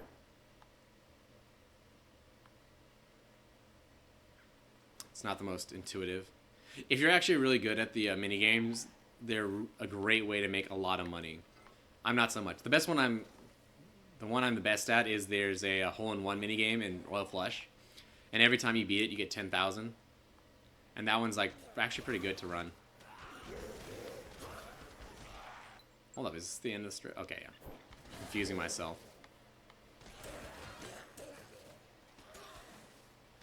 This doesn't feel any faster. I think technically it is. There's Johnny, see. He's the one you have to go like way out of the way, I'm pretty sure. But I think you still access them all from here. No, wait, here. He's right here. That's right? Yeah. And then I should be able to get like, I'm hoping like a burrito or something from these cardboard boxes.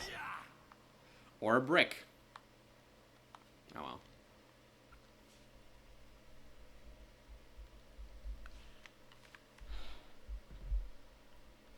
I need to like figure out a good streaming setup so I can like control the stream as well while I actually play the game. Cause that's really hard. Like often I've like have to like look over, like check the chat like at loading screens. That's not ideal. These are actually a lot easier to remember. I thought all of them were like that first fight where he's just constantly shooting you in the face. But maybe it's just because these gloves are good. Like these gloves are the like premier psychopath killing weapon. I think the only thing better is the flaming cow skull, like the flaming matador or whatever. But that's just so much of a pain to actually take anywhere.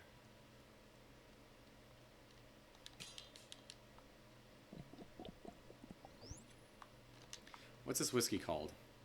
Whiskey. Oh, that's annoying.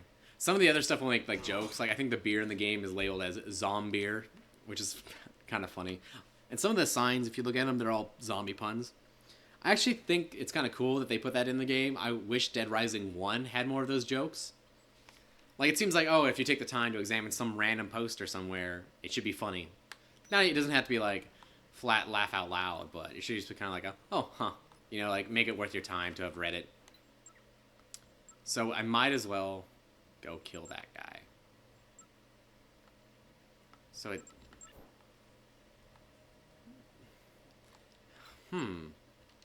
So he's in front of me. That's Derek. That's where the van was. You can use it to get into the casino. It's got like a back VIP area. But where is his ladder? Oh, it's this way. I have to go the other way. Yeah, I was right. Hopefully I can hug the wall and be fine. I haven't even had to like actually use my food to heal. I might have to go do bank run just because I'm running out of time. I think this is by far the hardest one to find because it's like really, I don't know, counterintuitive. I know, like when I was playing initially just like for fun, he was kind of tough.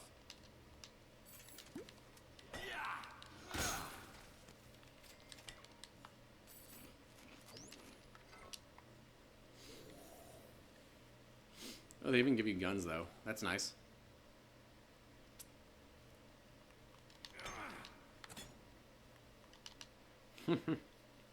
That dodge transition is my favorite. Like, it's one of those things where it cuts like half a second off.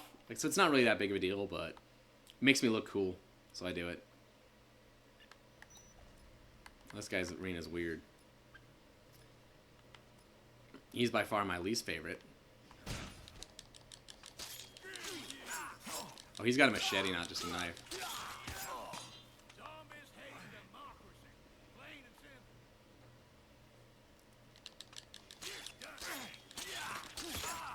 I'm pretty sure I can tank him though, but if he does whip around and like shoot me, I can be in a very bad spot very fast. Perfect.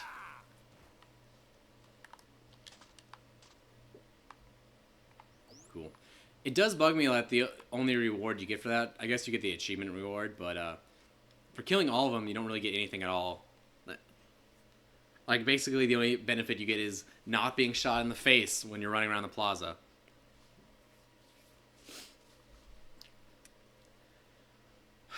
So, otherwise, it's going pretty well. I'm glad I actually got those out of the way. That's something I've done differently than the past run-throughs I've done. Because, again, I did this, like, run-through, like, 3 times in a row just to kind of figure out my recording strategy until I get all my equipment working. Probably would have been better if I had just produced, like, per video, but that was kind of not what I wanted to do at the same time, so... Definitely got me a lot better at Dead Rising 2.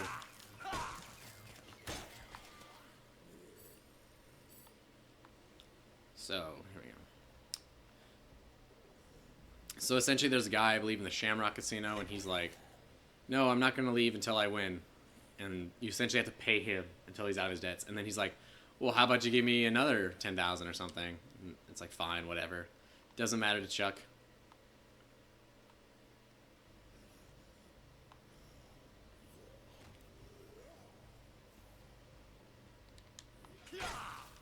Somebody. There's also like money all over the ground. He's like obsessed with winning instead of just looting, I guess. Yeah, there he is.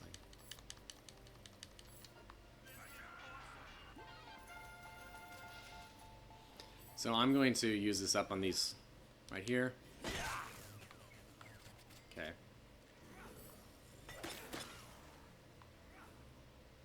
Oh, I broke a beer. I thought there's like a weird effect that just happened. I was like, what was that? Oh, it was just beer.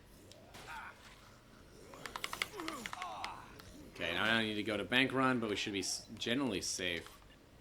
Shell shock's the annoying one. Damn it. So ideally for shell shock, I want to go buy the bingo.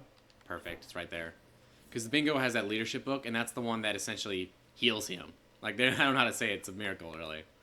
Because it'll just make him go from, like, being a limp to just being a normal survivor. It's still better if you go get, like, a,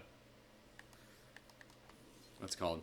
A wheelchair to escort him, because wheelchairs are awesome, but still. Bingo is like gambling for old people. People get serious about being bingo. I don't know why. I guess like bingo is like a way of doing like a continual scratch-off ticket where you can always draw like another and another. And I guess you do essentially have a guaranteed winner, so that's good. But maybe because I've never like played bingo. It's essentially just straight up like gambling though, because essentially I believe you can buy as many cards as you want, and that's essentially how they make money, where it's like $10 a card or something. But if you buy 10 cards, you have 10 times the chances, right? Faster. Who made bingo? I feel like bingo's one of those things like you always hear about. It must be like super old though, right? This is one of the scoops where so he goes around a bunch of ATMs and you have to help him essentially steal money from the ATMs. This is about the only time it'd be worth making the hacker combo weapon, because if you use that on ATMs, it gives you $10,000 each. And since you're forced to go to each single ATM, it's super valuable to have in the scoop, because it makes, instead of you getting like $2,000 total, you'll get like 40,000. It's pretty easy though, especially if you bring a queen to the scoop.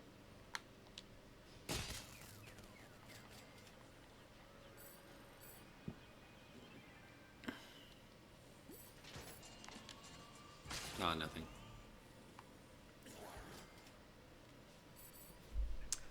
So much running around. I think actually you can run out of time in the scoop and he'll just be like, ah, never mind, you fail. I don't know why it does that, but I do like though how much agency he has, but he's also dumb and he takes the goddamn wrong sidewalk. Well, I wonder if that's maybe not intentional. Oh, did he drop money out of his case? That was kind of funny. I think that's actually a thing, though, that he does. I don't recall what happens if you break the ATMs before he gets to them, though. Damn straight.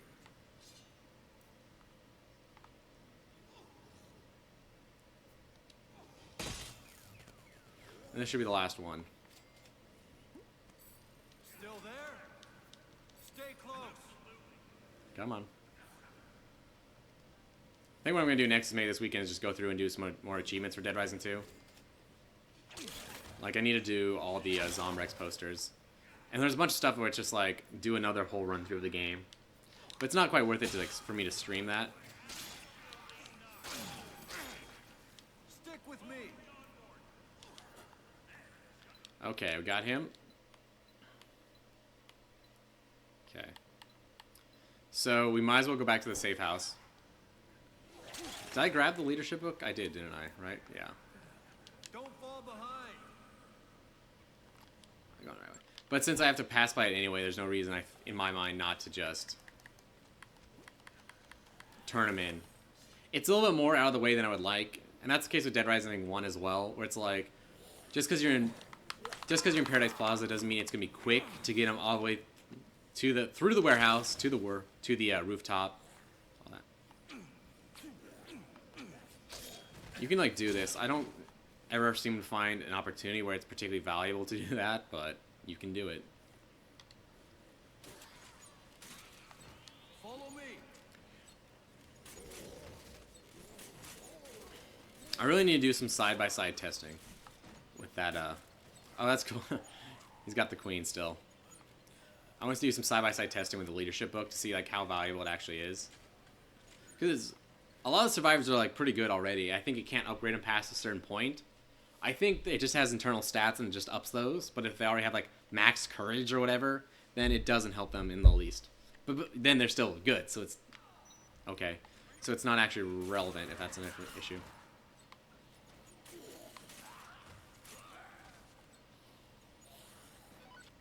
Can I get a looter stuck in my, Nah, damn. That'd be kind of funny to get a looter in there. Oh, shit. One hit wonder. That's what I need the tux for. And she's like a multi-step process. Keep moving.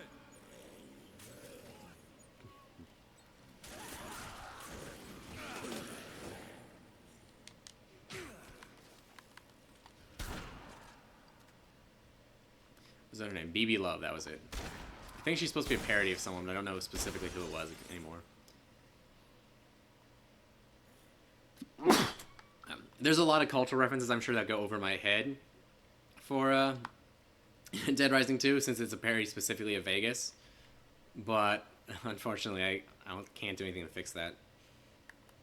I do recommend, for combo weapons, there's the pitchfork you combine with a shotgun. That's actually a super good gun. It's like weird because it's like it upgrades it to 20 shots, but the range of the pitchfork is essentially the range you're using a shotgun in anyway. So it essentially just makes the shotgun better in every way. I think you technically can't fire the shotgun openly, but for just basic zombies, it's like it lets you clear like whole crowds using one shot, and like a ton of PP as well.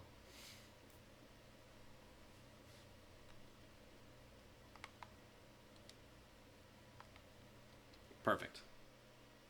So next, I gotta go get that guy in Americana, which I think is the entirely separate. BB Loves and Slaughter Ranch, I think. Yeah, so essentially I should go get Shell Shock, BB Love, and then probably Anti-Up. That goes for a really long time, though, so...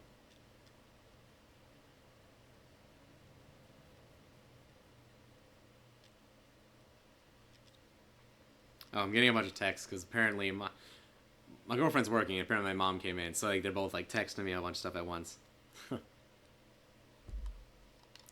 You can tell if I'm looking at something else, because I'll just kind of like try and... I don't know what you call it. Evade, even though there's nothing there.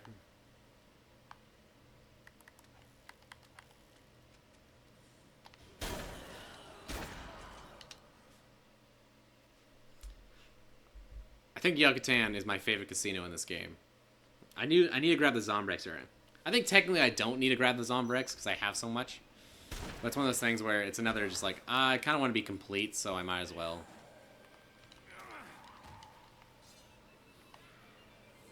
It's like on like that pink, or it's like the very last orange light. I don't know what you necessarily call it. It's essentially just a jumping puzzle, if you can call it that. Benny Jack's hunting shack, barbecue shack. That's it. This is, I think, one of the few Zombrexes or Easter eggs I've totally found on my own, actually. Because once you figure out you can get on here, it's obvious that they're kind of like leading you. If I recall, there's a book up here. Oh, that's by far the hardest jump, by the way. The one I just did. It's bargaining. I think that lowers the cost in pawn shops. I don't recall why that's important at all, though. I don't think it is important for any reason.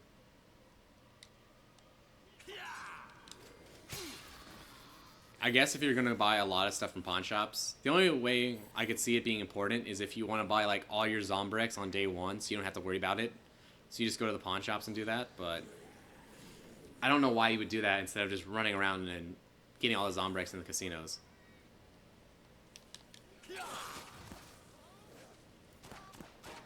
Zombies are running away from him. It's very I Am Legend.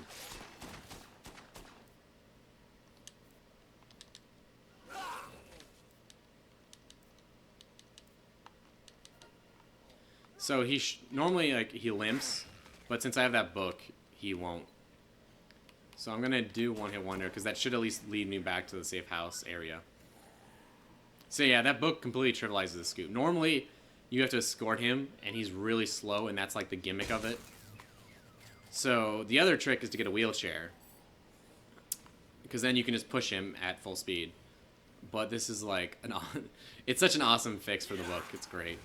And what's nice is if you do want that leadership book, unlike the one in Dead Rising 1, you can grab it straight away, which I think was a huge gripe people had, was that, oh wow, you can get this awesome book, but you can't get it until long after it's relevant.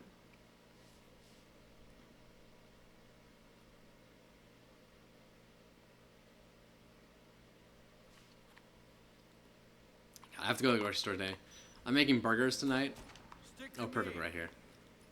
Like, I don't consider myself a great cook by any means, but I've definitely been trying to make strides to really learn how to cook like really good food.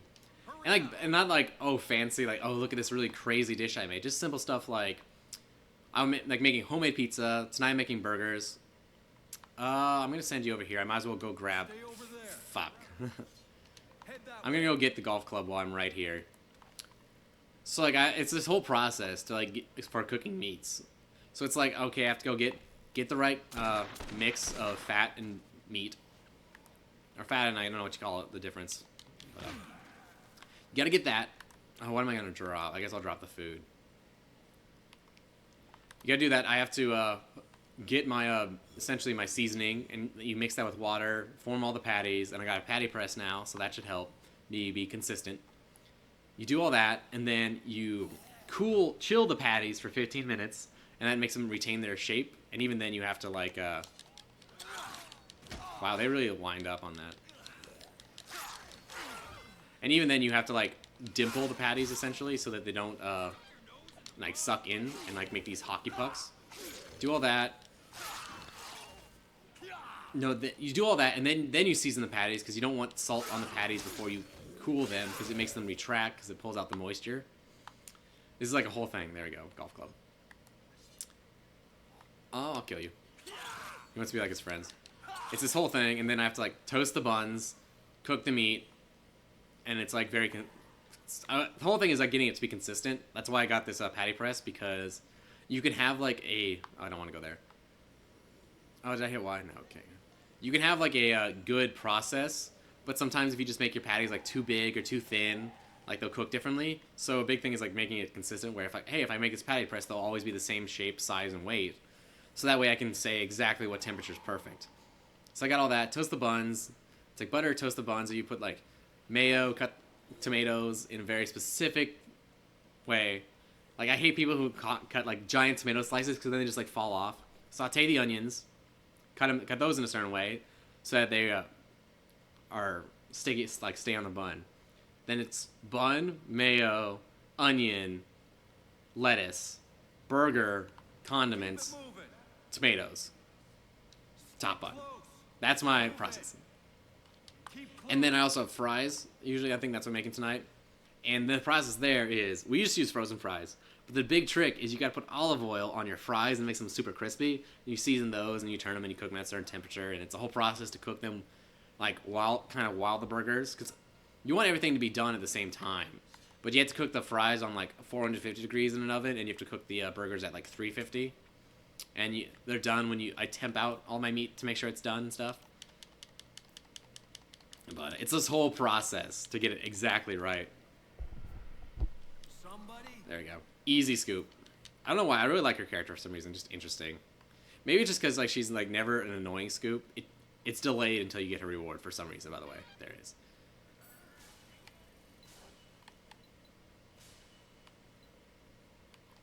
What did I get?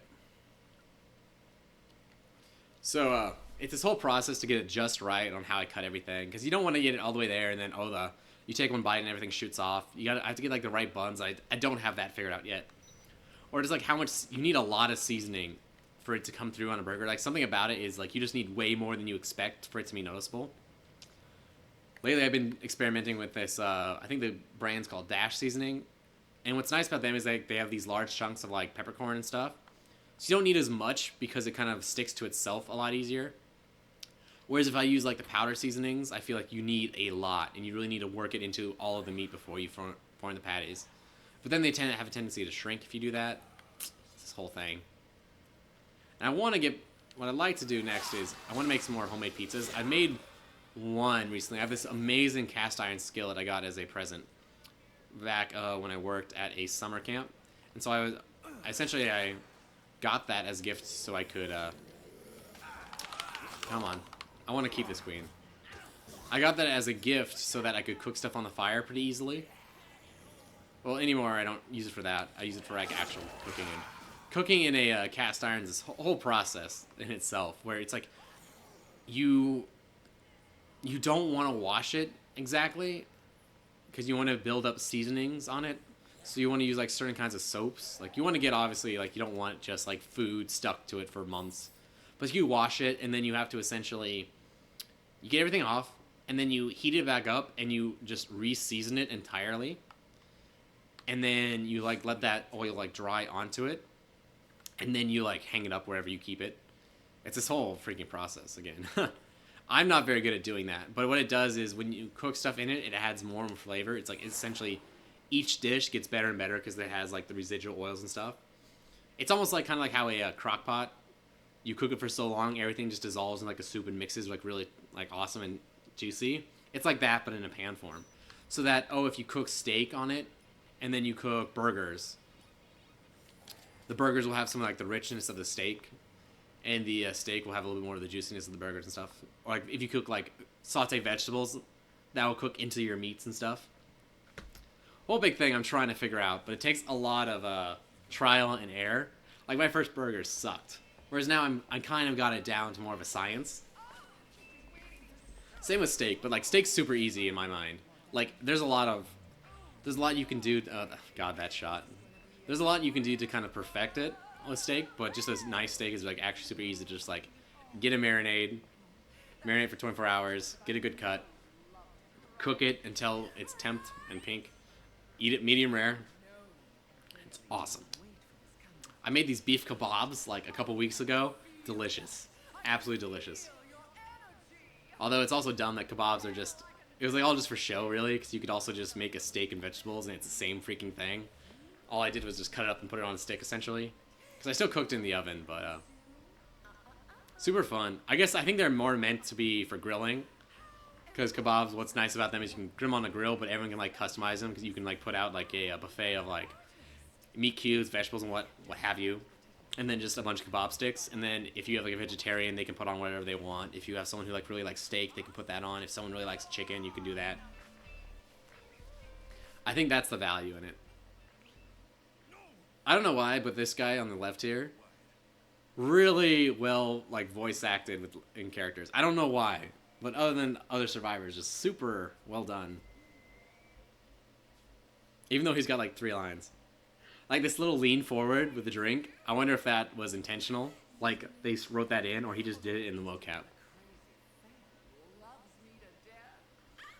This entire game just loves like zooming in on certain things. A little bit too much for my taste.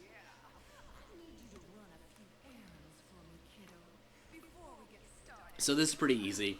And she's a psycho technically, but you can save her. Kind of like Paul. The big thing you need is you want to have a tuxedo when you come in, so you don't have to run and go get one. And there's totally one right outside there, so it's not easy. I mean, it's not hard.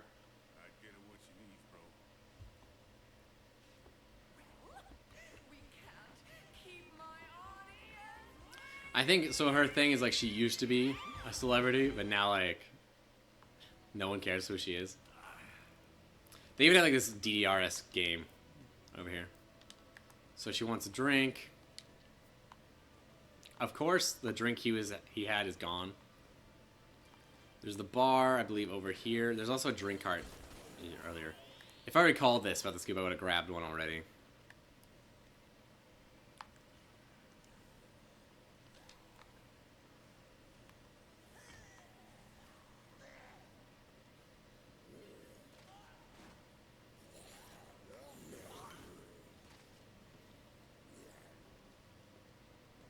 Perfect.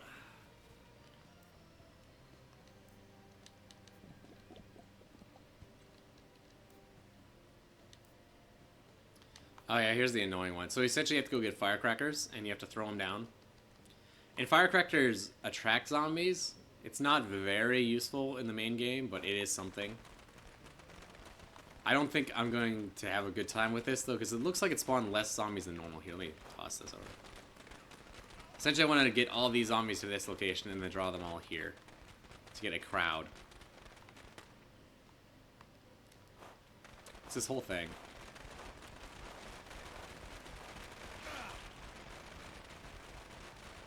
I don't think more firecrackers summon more zombies. I think it's really just like a waiting game for this. I could probably even just like run around. Let me see if I can aggro these guys. Kind of activate them and then toss it.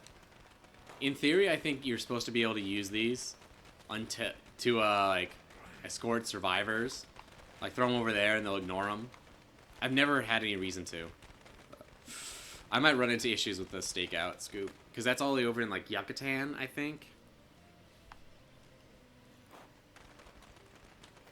And yeah, and then you have that helicopter fight, don't you? It's this whole thing. At least Amsterdam's got plenty of time. Most of this is just like sitting here waiting though for zombies to come over here. I believe they count once they're past that purple line.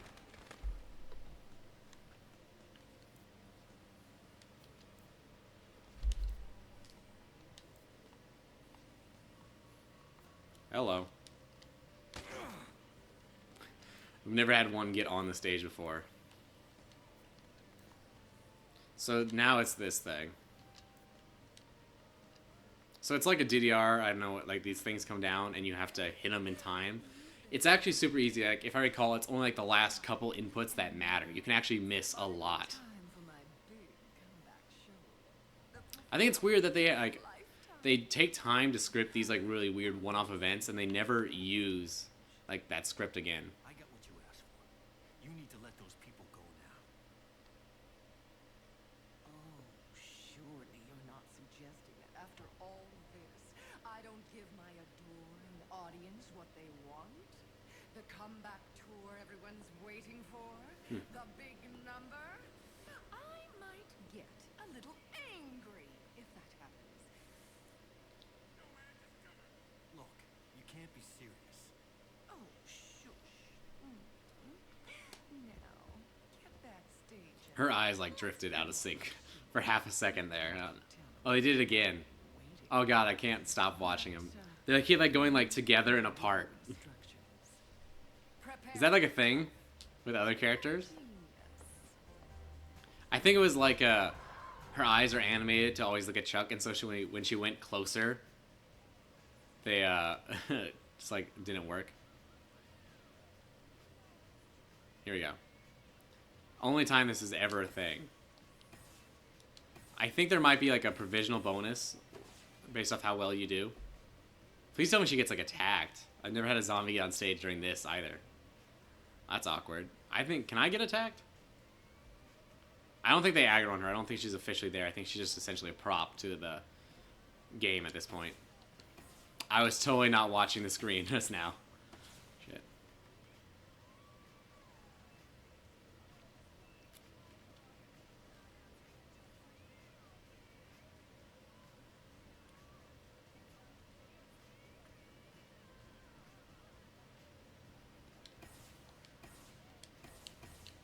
It's essentially, if I recall, it's the same sequence over and over. It just speeds up each time.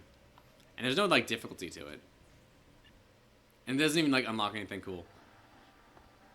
I don't know, I wish they would have done more with it.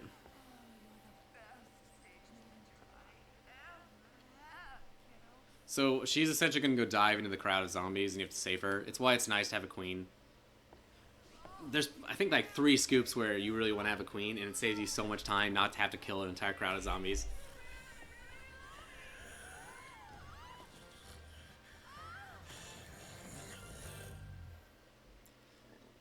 Somehow she does not get infected.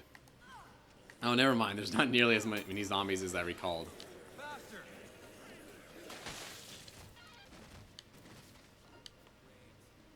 So, we're all good. So, I need to make it to the safe house pretty fast, but luckily it's pretty freaking close. Stick with me.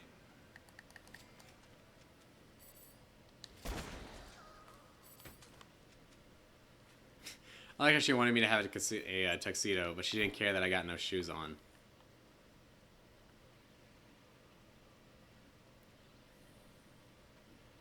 This way. I call they're pretty good. Move it. I think maybe I had trouble with BB last time, but I think it was just coincidental. Like, she just kept getting. Oh god, I just froze. God damn it. God damn it. When did I save last? Fuck. Damn it. I should get some food. I haven't eaten yet today. I meant to go make some eggs, and I've been putting it off. That's super frustrating. Oh my god. I think I saved when I turned in that one guy. The war vet or whatever. Capcom, why?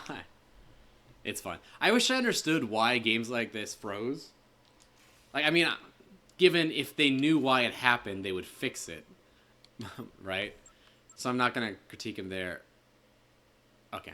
I was really concerned because when I loaded up this run through again, it was like 12 a.m. or something there. So I thought, like, have I not saved since I started this run? I'd have been crushed. But I wish I knew because it doesn't seem like... What do we got? Oh, we haven't done bank run. I have to go kill those... Damn it, I need to save. I even had the thought, like, I should save more often because... Yeah. Fuck. What do you think? I think this is kind of what happened last time I did this run through is I, like, had to revert and that's why I ended up not killing all the snipers because I thought I already had. Okay. So... I'm going to do... Let's see. How can I roll this in together? Shouldn't I already have... If I have bank run, I haven't even done the dude that has the gambling debts. God damn it. This just set me back like 30 minutes, I'm sure. Where am I going? I don't want to do bank run. I need to go out and kill those guys. So I need to make... Drop this. Drop this. I'm not even using that gun, so I really should just get rid of it.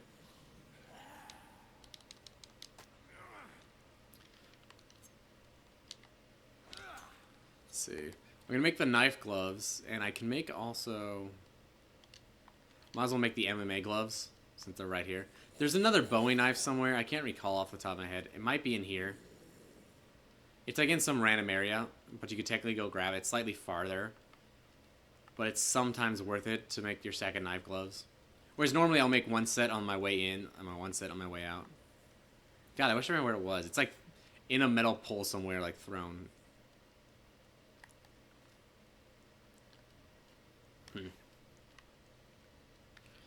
In theory, you can kill the snipers as you pass through. But then you have to really rely that your survivors aren't fucking up.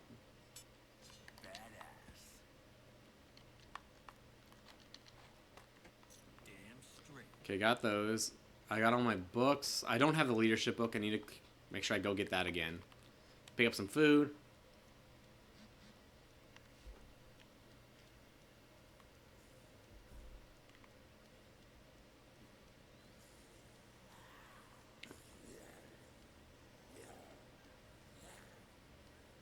Let's see.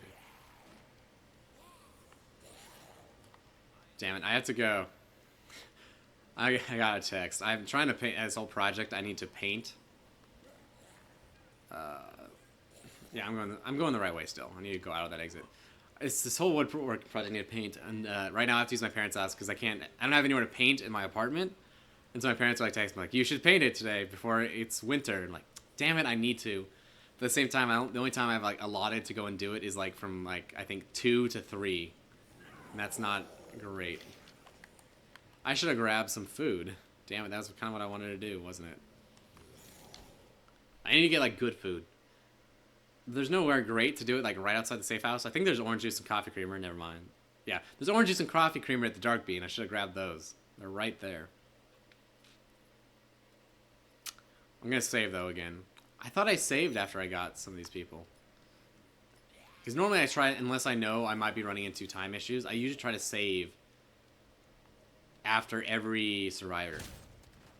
It sucks though, because it's one of those things where if you don't save, if you don't save, it saves you so much time in the long run. Because you don't have to stop and go to the safe house. It's like you drop them and then you instantly hit B again and leave. Instead of running up, saving, running back down. It's not much, but it's like 5 minutes in-game time. So if you do it after each, it is like 30 minutes. Say you save. That's what my country tastes like. No uniform. Okay, there he is. Bring it. You going down. I want to try using the left trigger on this guy. It's, Slippery. yeah, not very useful. Do you like that,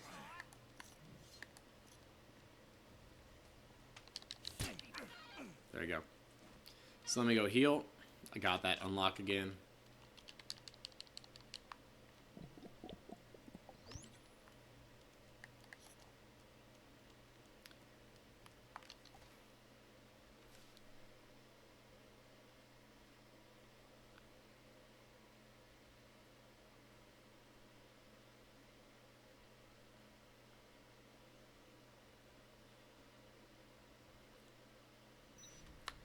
Okay. Let me get Derek. Which I think is this way again. I'm gonna do.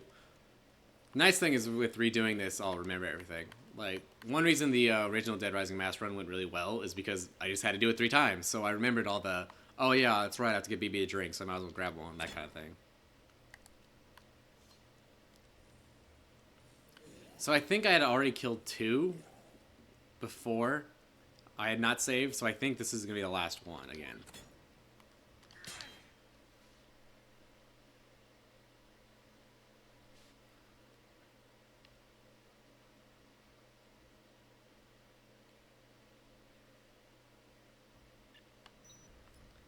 So where you at, man?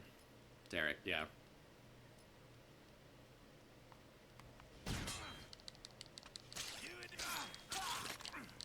Damn it, I whiffed that 4th shot.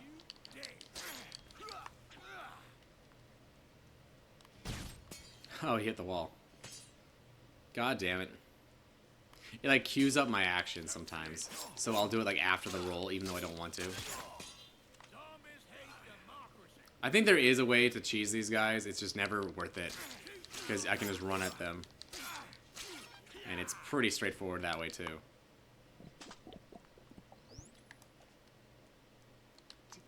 I thought I was gonna get sick there for a second. I was like, damn it, that would really, really screw me up. Although I think it doesn't follow you through area transitions. No, it definitely does. It definitely does.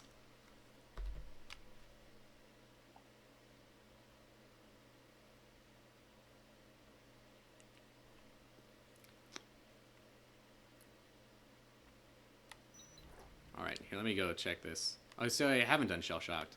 So I'm gonna do this. What is that? Bank run, yeah. Same order, no change. I'll just probably get them all in one go, because why not?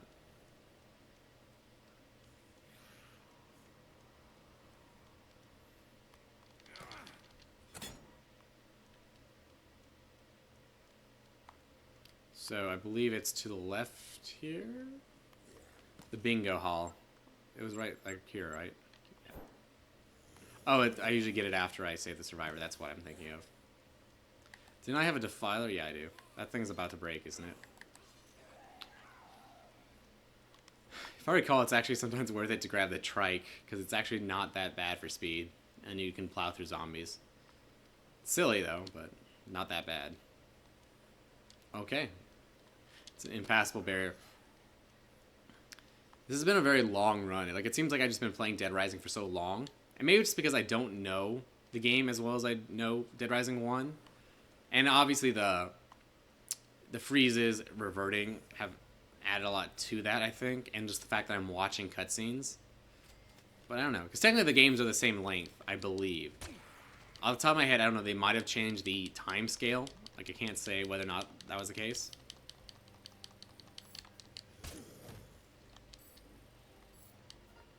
Don't fall behind. Keep close. Alright. So, because there it is, the bingo.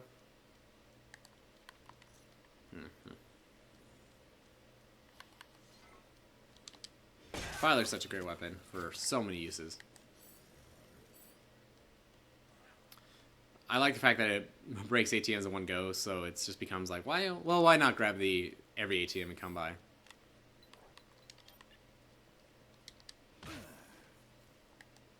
I need to get better about not killing zombies. Like, I have this habit of killing like any single zombie in my path. There's no reason to. I really should just keep running, because I'm just losing time on stuff like that.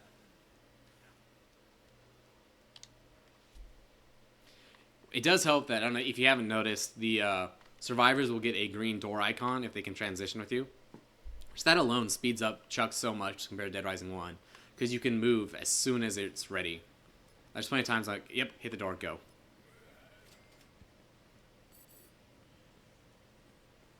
Stay close. Oh, I thought, here's a zombie.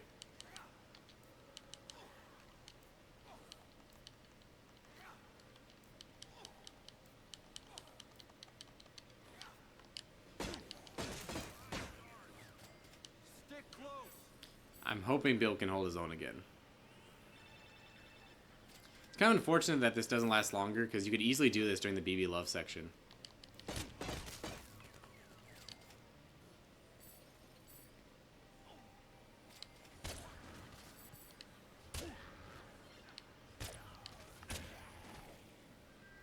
I like the idea of them giving you extra PP if you have the card, but you'll notice like 100 PP really just isn't much use. Like, yeah, over the course of the entire weapon, it's nice, and there's some weapons that do just give you a ton of PP to use them, like the stuff that's not actually usually worth it.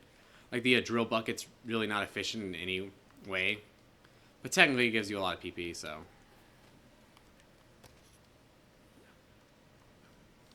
I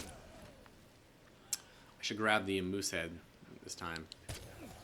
I really need to make it more of a habit. Even if you just grab these things, it's the same effect. It just doesn't last as long, I don't think. Yeah, that'd work. Perfect.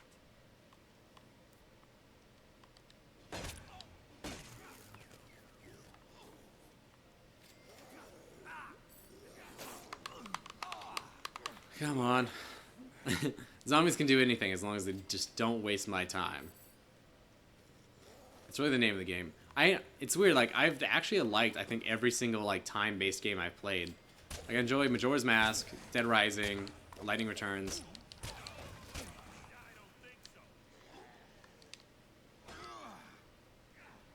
Did I just fuck up? Okay, there we go. I was really concerned I might have just fucked up really hard there.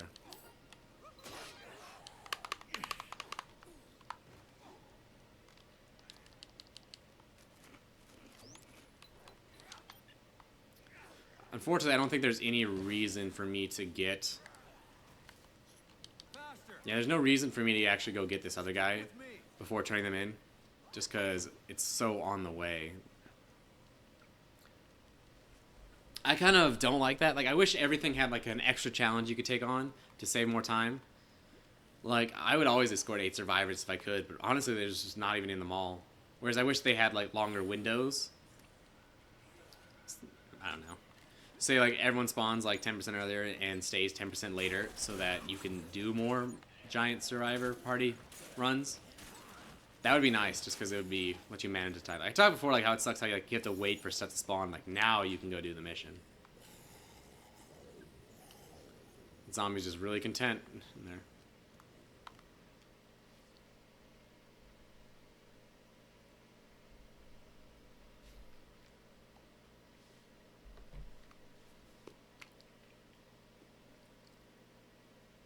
Okay. I'm gonna need this tux, so I'll grab it now.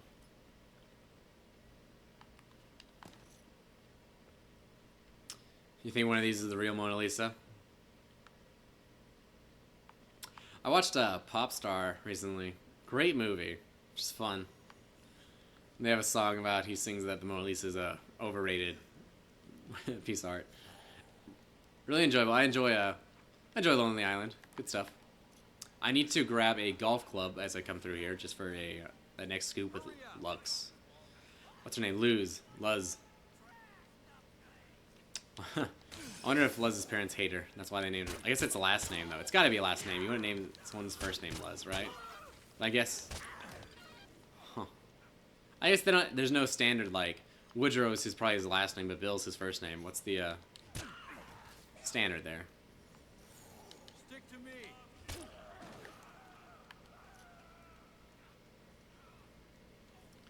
See, I'd like to make some more knife gloves, but it's probably not worth the time. Because I don't have any more psycho fights for a little while. Come on.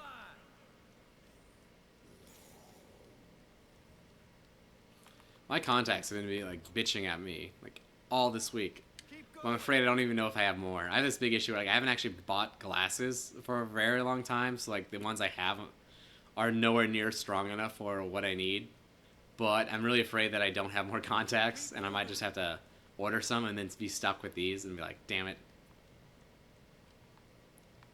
Don't fall behind. Contacts are amazing, though. Like, I wore glasses, I think up until college, and then I just finally had the option, like, well, you want contacts? Like, yeah. And then, like, this is awesome. I wear them all the time. I never would wear my glasses. That being said, it's still, like, actually a pain to put them in and out. I gotta remember, like, I wonder if I don't have, like, a weirdly shaped left eye, because for whatever reason, right eye, always fine, pops right in. Left eye is just always like, nah, I'm just not going to stick to your eyeball. I'm just always going to fall out, or it's always the one to tear. I feel like there's got to be some science behind it, like, yeah, you have oblong eyes, or I don't know. I don't know. But I feel like there's probably something. What time is it? It's 3. The Luz comes up at 3:30. I guess there's no reason to necessarily wait around for it. I might as well just go get the next guy. And I'll give her it when I come back. Save that little bit of time.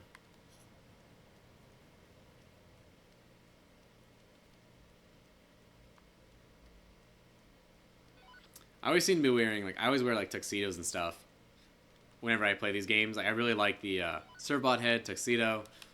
Makes your character look good. I don't actually love, like, I like seeing the silly stuff, but I don't actually like running the games with them. Like, I don't actually want to see Chuck running around in, like, a one-piece bathing suit. Like, that would be weird, just to stare at that for hours and hours. Like, it's funny to, like, put it on once or twice, but to have it on constantly, I'm going the wrong way.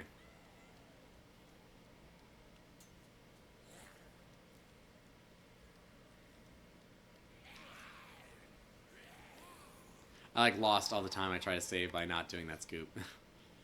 Right now. So I gotta also... I'll turn him in, give her the club, I'll grab the orange juice, and I can give that to BB Love.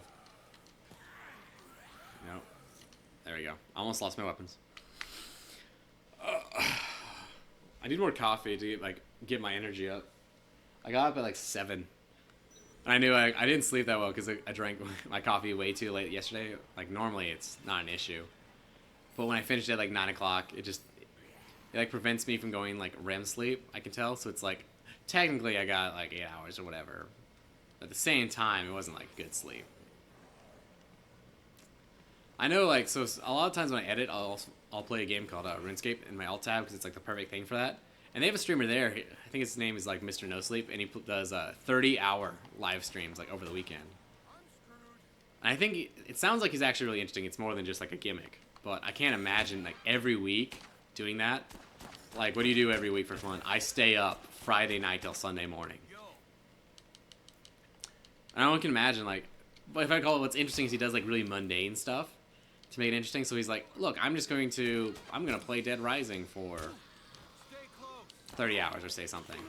And just, like, simple stuff. But as it gets later and later, I believe it just gets weirder and weirder. Because, like, by the time you get to, like, hour 28 of playing Dead Rising, I'm sure I would be like, For him, he does, like, a bunch of, like, click-based stuff. So. Even more so. Like, I don't even know how he stays asleep. I never actually had a chance to, like, watch him his streams. Like, as someone who, like, does stream, I would love to watch more, but I just don't have the time. Like, the whole YouTube thing is definitely taking a whole thing. Like, even now, I need to go paint that thing, and then that's good. Then my girlfriend's gonna come over around like 4. I need to edit a bunch of videos. I need to make some thumbnails and plan some more stuff out. It's this whole process, and then once I have all that done, I'll basically be Sunday. And then it's like I have to hop back in and just work on stuff. Like, normally, like, when I'm not streaming, I'm super, like, proactive about doing stuff, like, while I stream. Not while I stream, while I play. Like, if I play, say, Destiny, or even, like, Dead Rising, I'm doing achievements. Like, pretty much every cutscene, I'll get up and I'll go, like, iron a shirt. And then put it away. And then next cutscene, do another one. Or go fold some towels. Or even just go wash down a thing. It's really annoying, in a way, because it's constantly, like, me, like, sit down, get back up, quickly run over, wash, like, some small little thing, put it back. But it's a big difference since it's a great way to find more time in my day. Although I'm sure my roommate thinks I'm obsessive, because it's just like, 10-second breaks, I need to go wash the dishes. Or put some away. But it's, like, the only way I can find, like, more and more time to cram everything I want to do in, like, a single day. That's, like, a really morbid quote he just gave me that I ignored. Okay, I'm going to save this time. And probably make that a new thing, is I'll keep saving. Because I don't think I have any time limits that are an issue coming up. Other than the case file. There is anti-up. I'm pretty sure anti-up goes for a long time.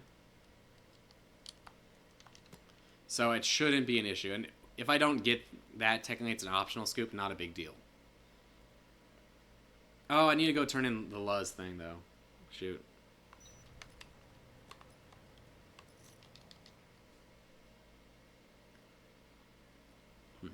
So looking at this, it says tape it or die is still open. I didn't think that was a thing.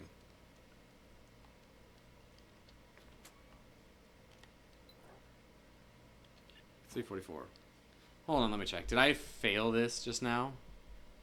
I knew it was like in Dead Rising 1, if you like entered the area and then left. Oh, it's 4 p.m. Like if you enter the area and left, it would fail the scoop because it gets active when you go in it. The worst is Ronald. He has that mutiny, and if you go back to the safe room without any food, you can't leave and get more. He's like, no, I'm doing it now.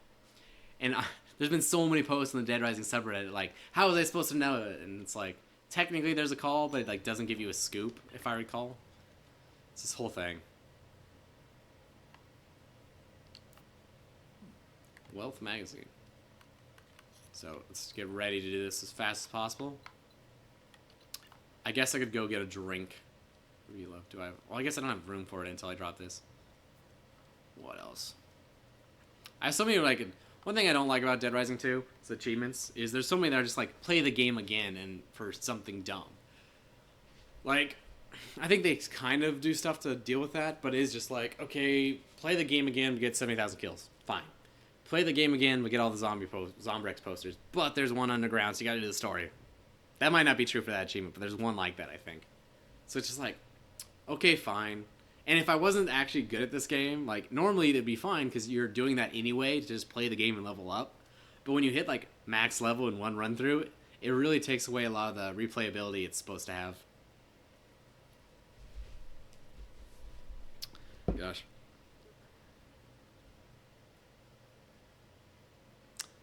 Why? Someone keeps sending me emails, goddamn, when I stream. It's always that. Amazon, why? It's all these posts from Amazon about, do you like your green screen setup you bought? I'm like, haven't had a time. I'm like also just sitting on so many games I just can't wait to play. Like, I've been putting off not Dead Rising 3, Dark Souls 3. Like, I'm a huge Dark Souls fan. And that game came out like months ago. But I know once I start it, it's going to be a whole thing. I think if I was going to stream something fresh, I think that might be it. Because I know I'm going to play it a lot. Yeah, she got it. There we go. I think I can... I'm okay with not saving for that one.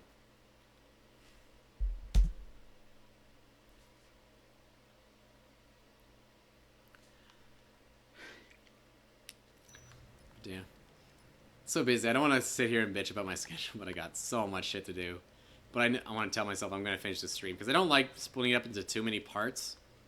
Like I said, the main point of streaming on Saturday morning is not necessarily for the live audience, but just to say I have a surprisingly good amount of tail end to these streams, so people will like watch them after they're posted, which really surprised me. But one hit wonder. But I'll take. Like that's actually really great to see because I was afraid. What I didn't like about live streaming is I considered it kind of greedy, where you essentially get all your views and all your monetization and all your branding and all that stuff. You get it all at once, so it seems like way better than normal videos because it's like, oh look, I make so much more in one stream and more people watch it. But you don't have like a tail into it, like a video, like my Dead Rising original, like the original Dead Rising series I did. It still gets views. So it's like there's just an investment, and I'll probably get views for the next several years if I leave it up.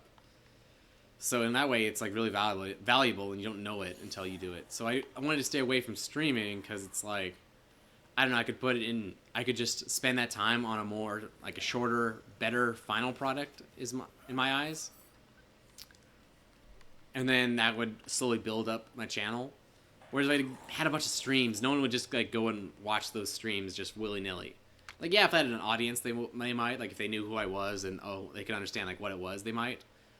But it's a lot easier to sell, hell, oh, here's a Adam the Clown guide. They'll teach you how to run and beat Adam the Clown easily. That's better at pulling in an audience. I don't know. It's random things. It's something that's like you can't tell if it's worth it until you already put a lot of hours into it.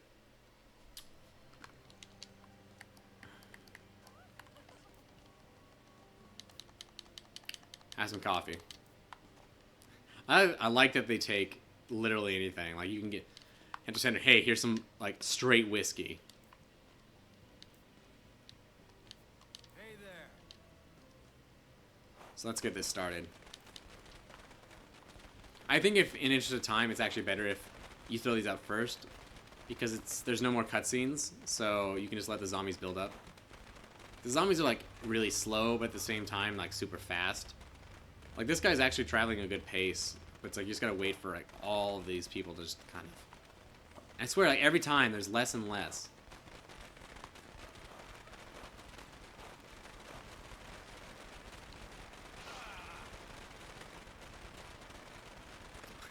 I like how they just don't know what to do.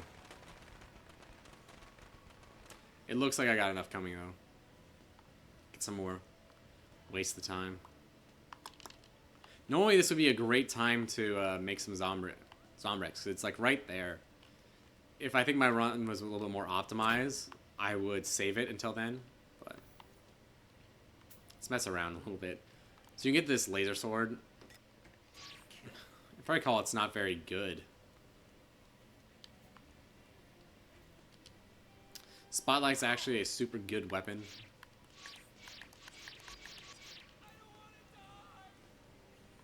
It's like all the zombies, god damn it. The laser sword sucks if I recall though.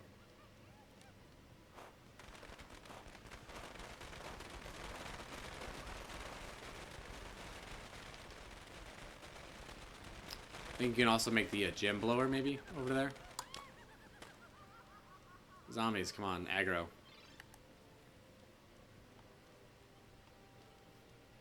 Now they should be coming. I almost wish you could just like grab zombies and drag them over easily enough. Because she's super picky.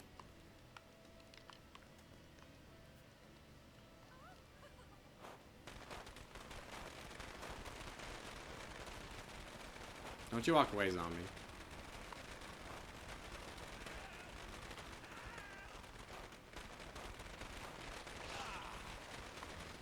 To my knowledge, there's absolutely no way to rush this at all. It's literally just this.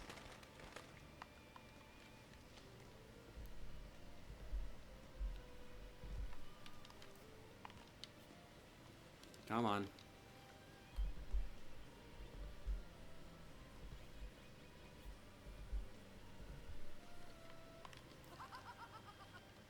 That should be enough once they get in the circle.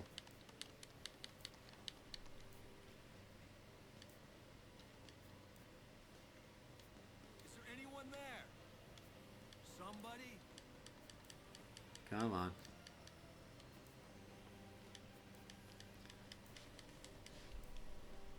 There we go. Okay.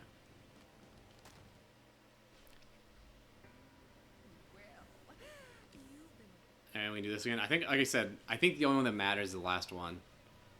I think if you do fail it, she gets like mad. She blows it up if you are terrible, but it's a huge window to mess it up.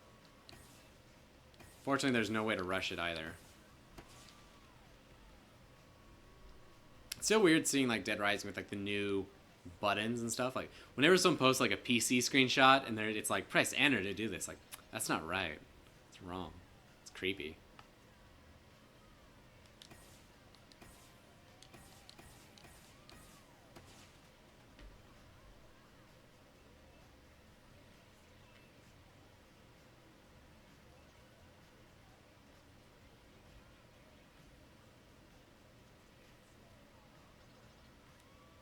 Come on.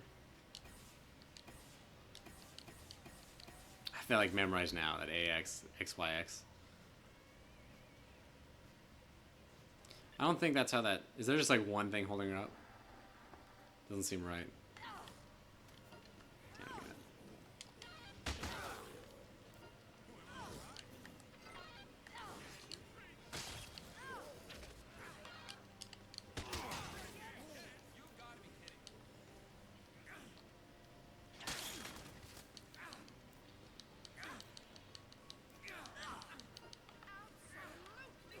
So what else do I got? I think that's everything, and we can just take them back. Maybe this was... I know BB was an issue. Maybe the issue is that she always causes it to freeze. Maybe that's what I was thinking about.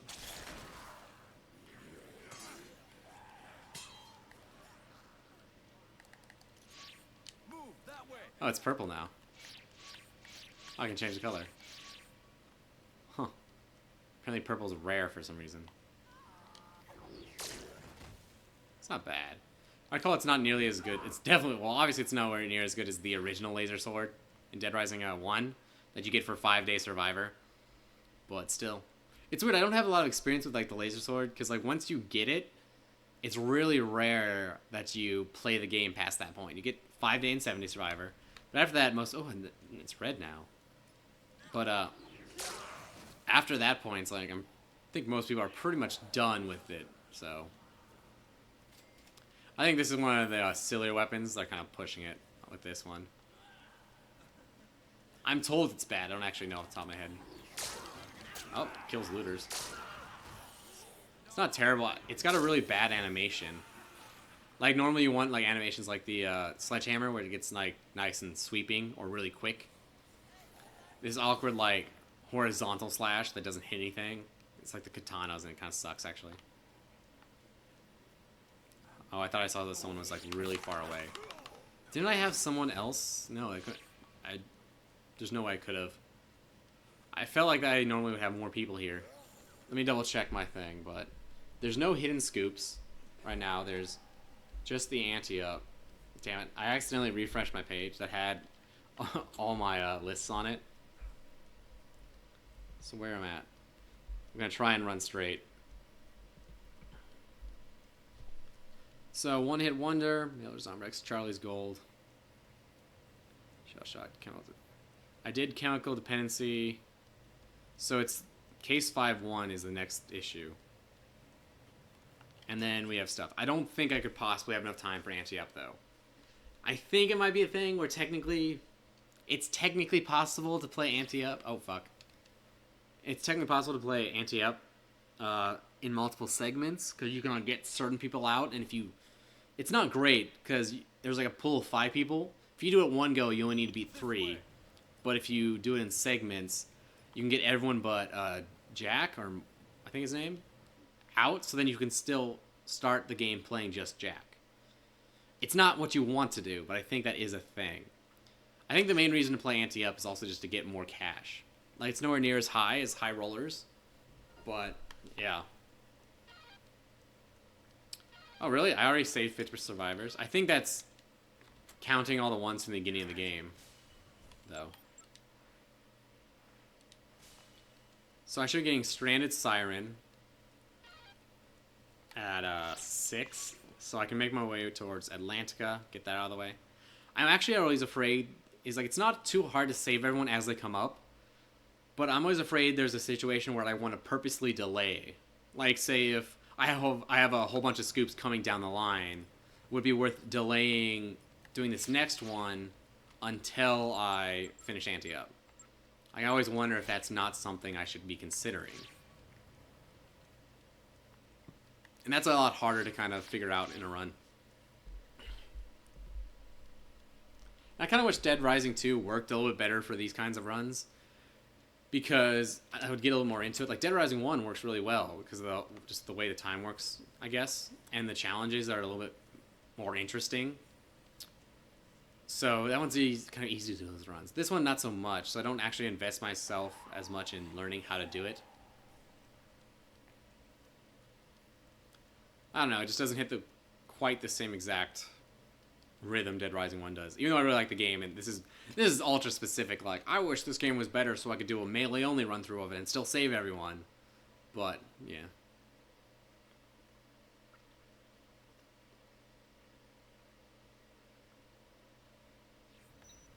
I hate this bear so much.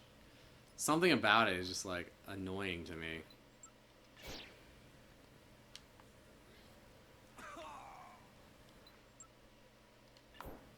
Take a right, yes. The one thing that always confuses me the most in Dead Rising 2 is whether the symbol on the map for Chuck, is that where Chuck's looking, or is that where the camera's looking? I actually do really like this weapon. I would get it again if I go anywhere relevant. It's actually probably really easy to get because there's gems like everywhere in the game, and I imagine flashlights are, if you are actually looking for them, are pretty easy to get. They're like one of those weapons that's everywhere but also nowhere, like the water gun. It's like, oh, I always see water guns everywhere.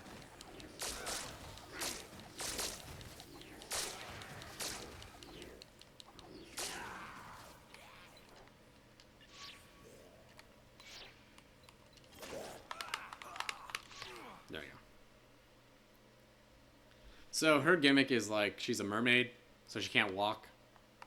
So you have to carry her back to the safe room. Super easy with a shortcut. Cool idea. Cool way to, like, just, oh, another carrying a survivor scoop. It's a cool way to implement that. Because how everyone, like, every other one's like, oh, I hurt my leg. And it's like, okay, yeah, sure, whatever. Whatever you want.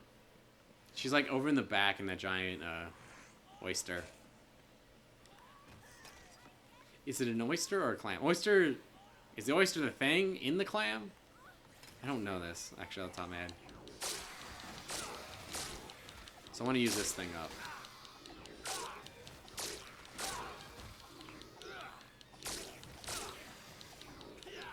I wish that they would give you money bonuses for PP past max level. That'd be a nice way to kind of wrap the game up. Because you can still use money past max level and past all your other unlocks. Okay, that was weird. Like, there's still reason to do that. Ooh, can I make it? I'm not going to save. I don't know if I can make it to the Yucatan. I definitely don't think I want to bring her with me to that fight. I'll go for it. But I'm going to need to be on point.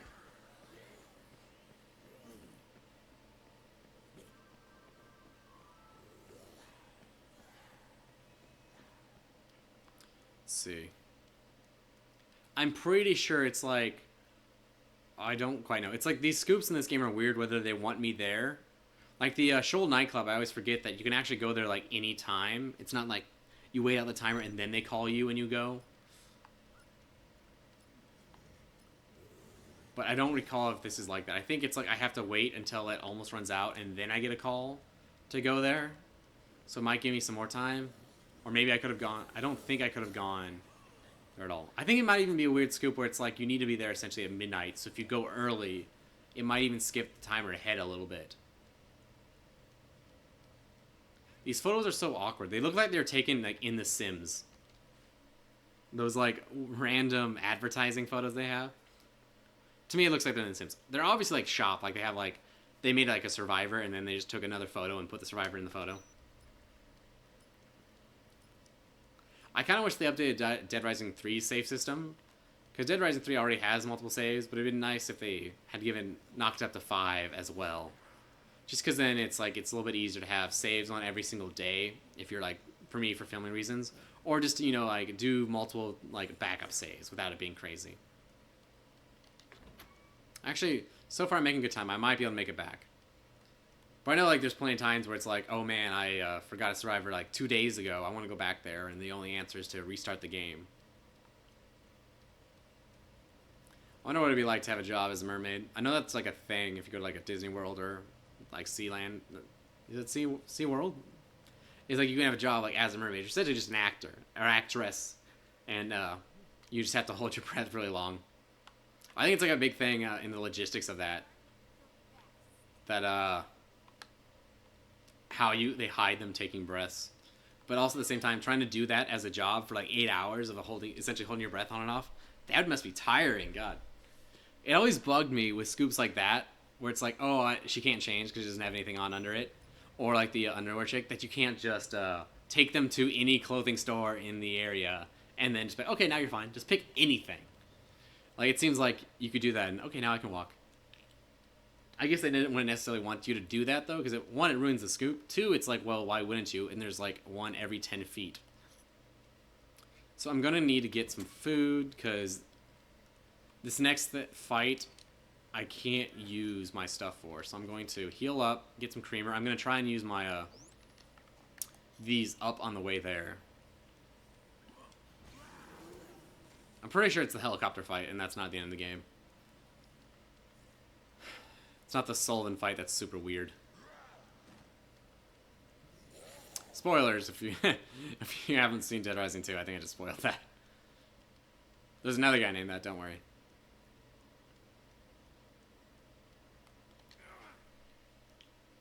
I always wondered, how do these shortcuts work? Like, this shortcut sounds a little bit more like it's a legitimate shortcut. I always thought of the Wonderland Plaza one as like, you can just pop the mirror open, and it's not like there's an actual tunnel or anything. It's just, oh, look, you can travel through the scaffolding. They just cut it out because, oh, there's no zombies there. And then that's the reasoning behind it. I don't necessarily know how, but I guess if there was just, like, say if there's a empty wall where there was just some insulation or, like, kind of like the same space that Carlito's hideout's in, like those just kind of, like, work areas. I figured it was something like that. And it just so happens that the easy way to get through there is the mirror, without busting down another wall. And then you just cut it out because it's just no zombies and you're just running straight. That's my take on it, at least. Maybe it's something weirder, like it actually is like, oh, it's a secret passage they built into the mall.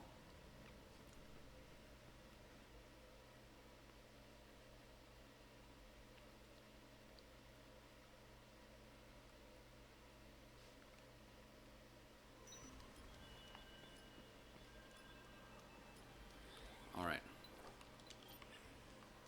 Yeah, I think I'm cutting it close. I had more time than I thought, though, I guess. Okay.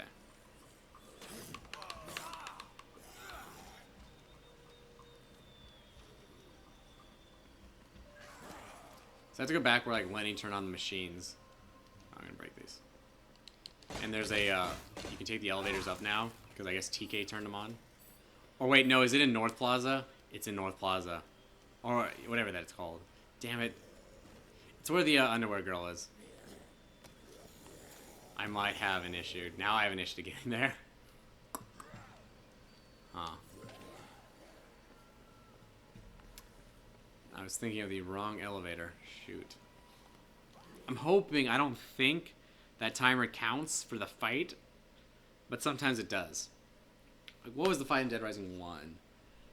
Maybe I'm thinking of just the medicine run in the Carlito fight, where it looks like you have a bunch of time, but then that same timer carries over to like the next 3 scoops, so you think I want to say it was the Butcher for some reason, but I don't think it was. So if you don't leave yourself enough time after the start, you can be like, yeah, you started in time, now you have 2 minutes to complete everything. And you're like, well, fuck. There we go. Should be more than enough time made up. This and like these moving sidewalks, so fast. As like someone trying to like essentially speedrun this game, so satisfying anytime you can get on there. Get on here with like a skateboard, perfection.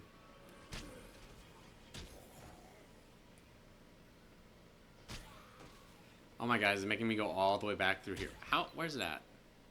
It should be here. Right?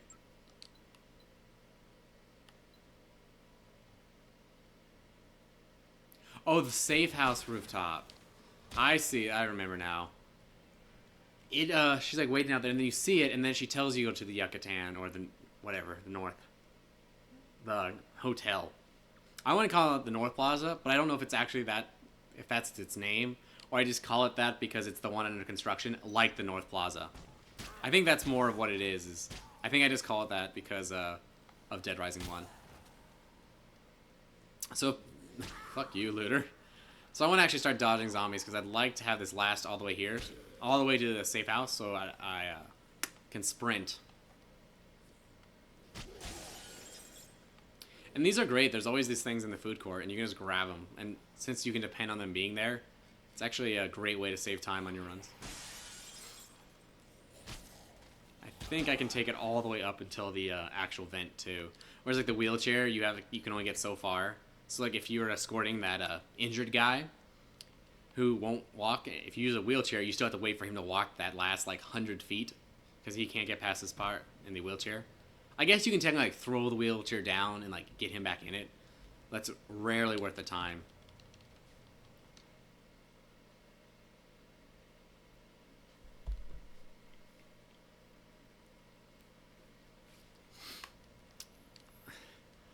If we're lucky, this will show up in the cutscene. So far, that seems like that's been the case. So, go away, BB. No one likes you.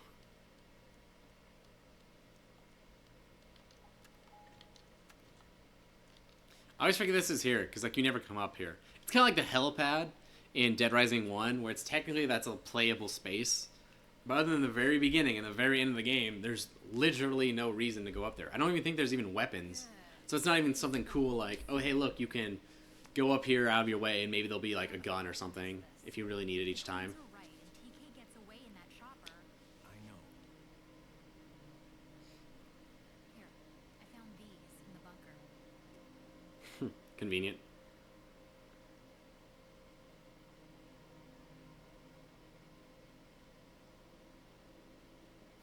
That's a really great photo of him right there. Just the way those they line up. They look like sunglasses on that, you know, just because of you can't see the middle part of the binoculars. I feel like binoculars was like something that was a big deal as a kid, whereas now it's like, why would I buy binoculars? I don't have any use for them in my daily life. But as a kid, you totally would. I don't know why. But I guess I just went like sightseeing a lot more as a kid, like family vacations and stuff. It's been a while. Do you think we can trust that reliable source of yours? I'm sorry, Chuck. Look, Hey, there it is.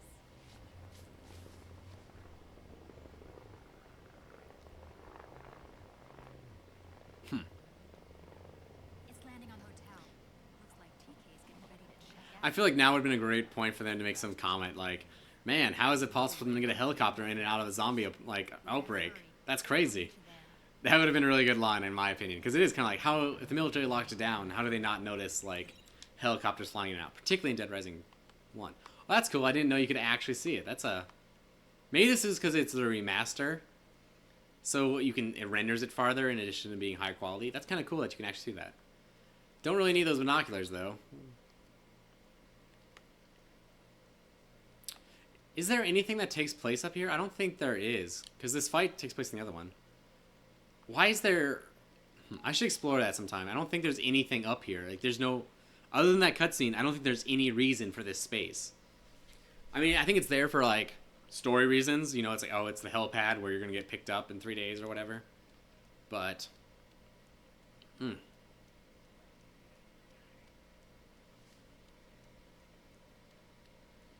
So now I'm going to save again in case it crashes. But I should have plenty of time. I could probably... Let me check some stuff. 7. The next... Let's see. Dead or Alive starts, and then there's one called Demand, and... I'm trying to think if I have enough time to do anti-up. So I do demand supply takes place in the safe room from 9 until 1 and then 8 till 7 a.m. So the other one's good. It's really just this one case file, which I have a while. Sticking.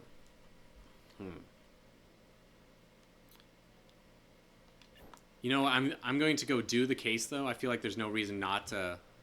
If I do have time, then I might as well do the case now. And then I'll come back and I'll do anti-up. Which means more poker. Hooray. It's weird. I feel like maybe it must just be like the cutscenes and stuff I'm watching. But it seems like... Sorry, I just got a message. It seems like this run's taking so much longer than Dead Rising 1. It's gotta just be the cutscenes and the having to redo it because it froze. Because normally when I stream in the morning again, it usually doesn't take too long. Like normally I'm done in like an hour or two. I wish I had started this more around like 8 my time. Just because I have to actually go do stuff. So was it in the Yucatan? Was I right the first time? No, it's in there. Either way, we're good. We still got this thing, so.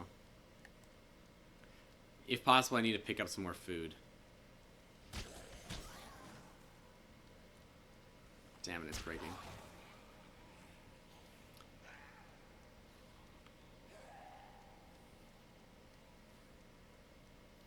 Come on. In theory, I wondered if it wasn't possible to... Because I actually... Oh, do you know what? I made a comment about how... What's the point of those books? Like, that reduce the prices of pawn shops. It's for the unlocks. That's a huge deal, actually. Because since I get 1 million, it would actually totally be worth it to... I think I can buy one car, and I usually buy the orange car. Because you always come through here. I can afford it now, actually. Like, I think I can straight up afford it now. I don't even have to go get those books. Damn it, that's actually something I remember like I wanted to incorporate in my run. Because those cars make a huge difference. Like, if you're scoring like 1 survivor, it's a huge deal. To just like hop in that car, drive all the way to the safe house, and then you save so much time. It's amazing. Also, I believe it helps you in getting more zombie kills. Damn it, I guess I didn't kill him again. So I'll have to go get him. Because if I didn't cover this, you came back. The issue was, I killed all the snipers and then my game froze. So I'll go get Dietz again next time I'm over there.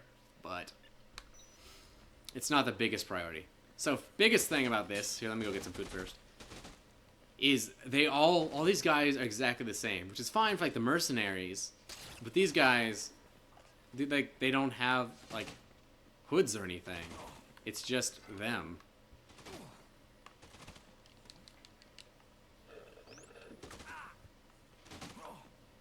Oh, they have.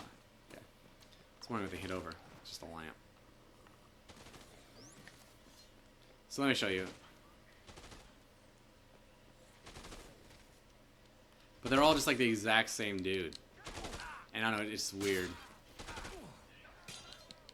Like they could have just used like any survivor models. Oh, there's actually propane tanks there. I could probably just like blast him like that. Well, I think you have to kill all of them and that opens up the elevator. And then you kill this guy, who is apparently marginally stronger than the rest.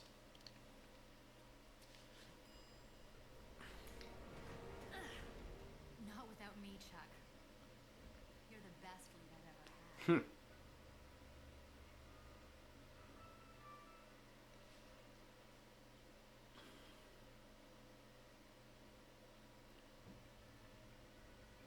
Get behind me.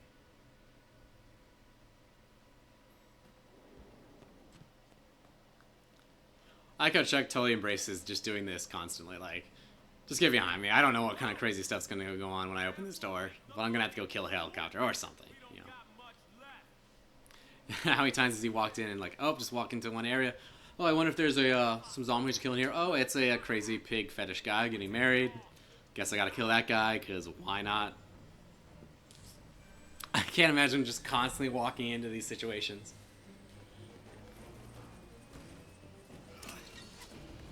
This takes some balls. He was like so ready to do this. That I think is probably one of the more badass things he does.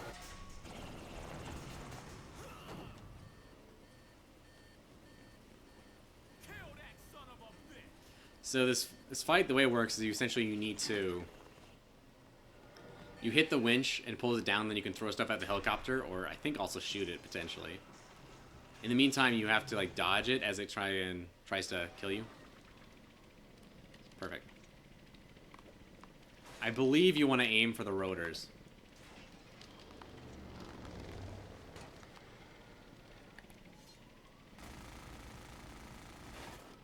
So what I'm going to do in the meantime is I'm going to collect spotlights. Perfect. Because obviously you throw the ones like right close to you right away. Damn it. But you don't want to use your winch time going to get spotlights like I am right now. Fuck you. And so that's enough where I can drink it. But by far, these spotlights are the best thing you can get. You can throw cones and stuff. They're not terrible. And you can actually, like, as long as you hit that button, it doesn't matter what the helicopter's doing. It will pull it down. You can also throw dumb stuff. Like, I could technically, goddamn, throw my... what's it called? My magazines. It would help.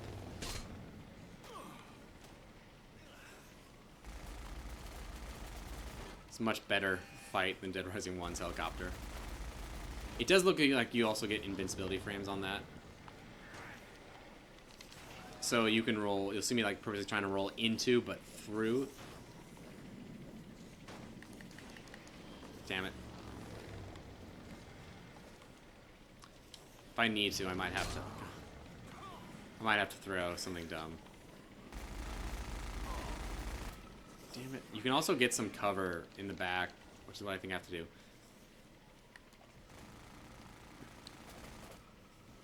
There you go, yes. It's actually a pretty easy fight. It's just more of like, make sure you're prepared and you know what to grab. It's the same with the TK fight at the very end, where it's like, if you don't know what you're doing, this boss fight's kind of bullshit. But if you do, it's not really that bad. There we go. Little action poses, I run away.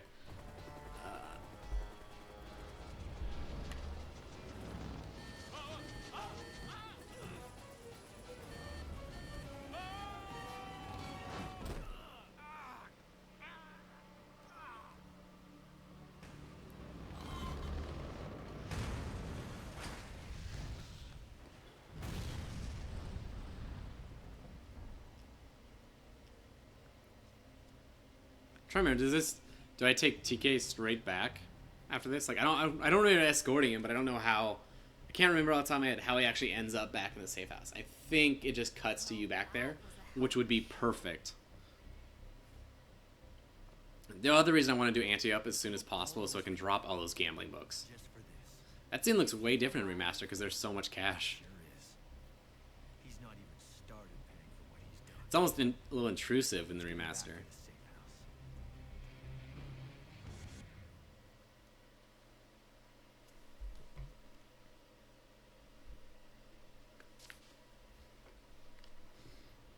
Oh yeah, they're perfect. So I think I can go do Ante-Up. Because all the other stuff is easy. If it's 9 p.m., I have Demand and Supply, which is done in the safe house. And then I think that's it for the game, And he started. more or less. He's Or I must be like, no, I'm missing a day. all these people and framed us for it. Because there's still like the plants and stuff. Bit more I have to get someone. We've got enough to run with the story. Well, I'll be. The three of you brought down. Here this we go, place. yeah. I'm impressed. The story is going to be big, huge. Oh, it's just glitchy, that's why. He's out cold. We ought to make So there's a sure he's couple dead. survivors left, I think. Wait. Like I said, I still have to go. There's a dude who wants to kill himself. I got Ante-Up, which doesn't technically count towards the game, but I'd like to unlock the Night Helmet since I already went to the trouble of getting all this stuff. There's no reason I want to have to play through the game again just to play a bunch of poker.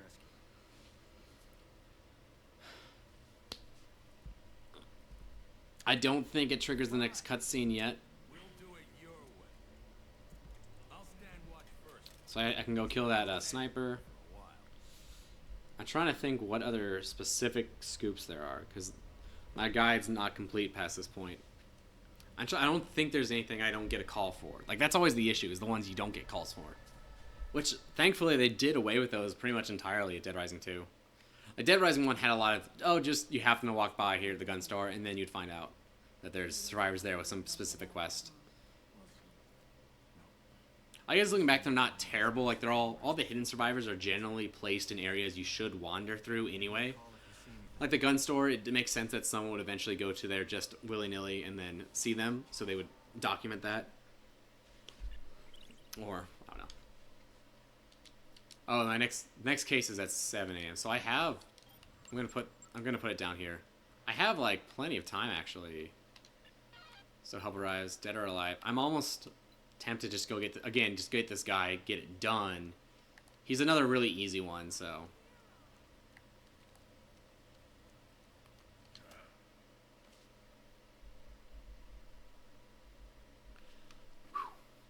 And then we should start finishing this. I'm trying to think what I want to do. I will do the TK ending. I don't necessarily know if I'm going to do that on the stream or not, because that's going to be another like extra couple, might be an extra hour or so. And really, it's really not interesting. There's just the one TK fight at the end, and then that's it. It's just like overtime mode in Dead Rising 1, except none of the interesting story because it's not canon. Essentially, TK, if you give him Zombrex, because he becomes bitten in the next case file, he will stay in Fortune City and like grab you because you have to go back for Katie, and then he kidnaps Katie and Stacy Forsyth. So you have to go save them in this kind of annoying boss fight because he like knocks you out and takes all your stuff, so you only can use whatever you find in that arena. Of course, I grabbed the one thing that's not food. Throw it, damn it. So it's a really annoying fight, and if you haven't done it before, it's guaranteed to like kick your ass. And there's no real saves near it, so that kind of sucks too. So even if you do notice save, if you lose, which is totally a very high possibility, you have to repeat the whole fight. But there is an achievement. I remember I regretted not doing that ending my first playthrough because I didn't have Zombrex or something, so I didn't give him Zombrex. But again, in order to get that achievement for getting overtime mode, you have to play the entire game again and do all the story missions. You don't really have to save anyone. You just have to get enough Zombrex, I guess. So it's not terrible, but it is technically means that mistake cost me 6 hours, because it's 6 hours to get from start of the game to end of the game. Now, given a lot of that 6 hours, I believe, was just me like doing something else entirely. Like, I'm not above like, okay, calculating, I need to give Katie Zombrex in an hour. This is awkward. Why is dynamite always in palm trees with this game? I don't know. So, you gotta talk this guy down. It takes a while. And the thing is, if you wander off too far or take too long, he will kill himself. So, it's happened before where, like, I didn't realize I did not finish the conversation, so I started running away, and then he's like, boom. If I recall, once he's in your party, it's home free.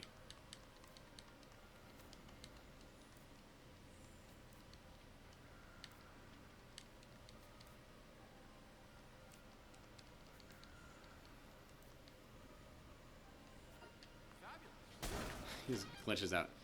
Either way, you can have that, so you don't kill yourself with it. Perfect. I always have this debate, which one's closer? Damn it, I'm like in the dead center. But I'm starting to get... I'm surprised how much health and how much item stock I have in this game for only being level 36. I think it's because a lot of the levels are combo cards. Maybe I'm also just getting like really lucky, but... Follow me.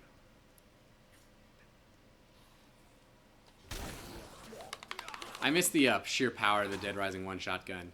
Like this just feels like I'll pop. Whereas the Dead Rising 1 shotgun, that would clear out a fucking hallway. That being said, this thing fires so much faster.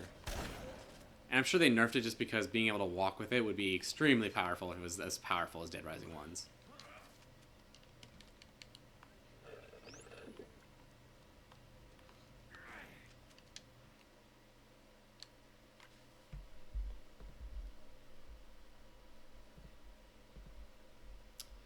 Okay. I'm hoping play ante up, and hopefully nothing bad happens, like I get a call halfway through that has no time. That would be probably the worst thing that could happen. I believe I have enough Zombrex. The only thing left is that one scoop with the Code Blue guy. Why did I roll? Okay. The one scoop with the Code Blue guy, but he wants vodka. Or I think any kind of spirit. But there's actually, like I said at the very beginning of the run, it's actually in the safe house, so it's not an issue. It's essentially just free Zombrex, if I recall. Which, when this game came out, it was all about like, oh my god, you have to like find Zombrex for your daughter. And then really, it's not an issue at all if you play the game. I mean, given I think it's on your first run through, it's a lot harder because you don't necessarily know who to save, or you can't save everyone, so you're not getting all the extra Zombrex. You're not getting all the Zombrex hidden around.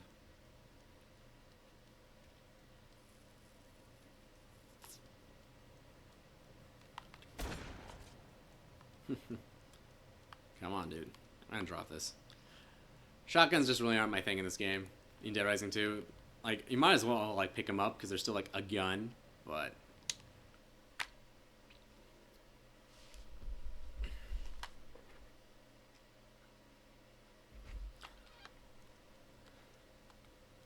Did he not...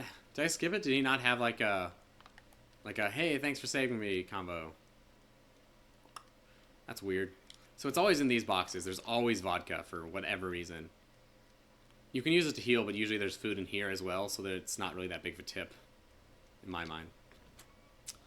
But Spen wants vodka. He says he wants vodka so he can, like, Superdome. It's interesting reference. So, he says he wants it to sterilize, but as you can see when I give it to him, he's just gonna down it. Whole bottle. And he doesn't make any comment on it. Okay. I think I still get PP from it. It's delayed. There we go. The main thing is the Zombrex, though. So now the goal here is we're going to save. Oh, I know. So there's the next case. We still have the tape it or die. That's the big one, I think. But that's like right before the military comes, so I got plenty of time, I believe. So let's go play some poker. I wanted to save because Jack, the main goal of this ante-up game, is a real pain to beat. So it's very likely I'm going to have to restart in order to actually beat them consistently. I was wanted to make a video about why is it leading me this way. Okay. There's a lot of really good items in the safe room for combo weapons. Like I think you can make the vacuum cleaner and the saw blades. You can make a bunch of things actually. I just never went to the trouble of figuring out what's where. But there's actually, I know there's got to be some weapons that are just amazing you can make every time. But I've never had any reason. Fucking Jack, you know he's got like double aces. I should mention this is strip poker. I call.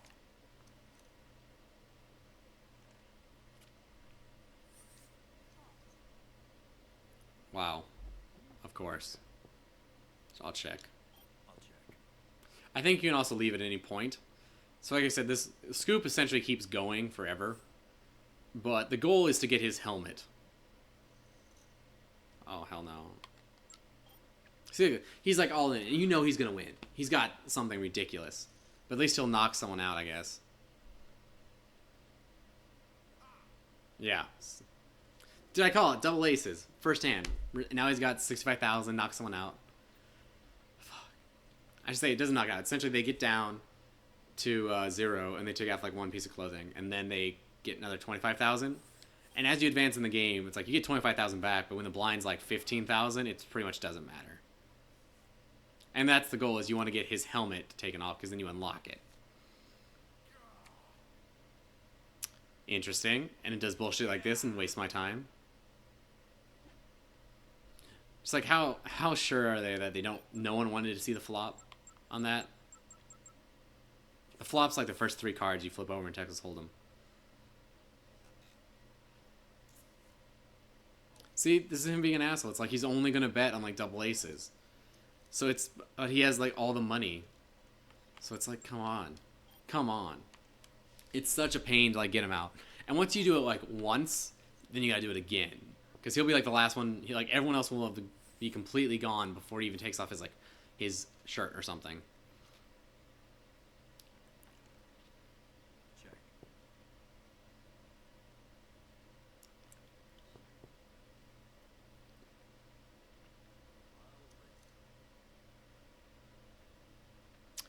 I think I'm in a pretty good spot there, yeah.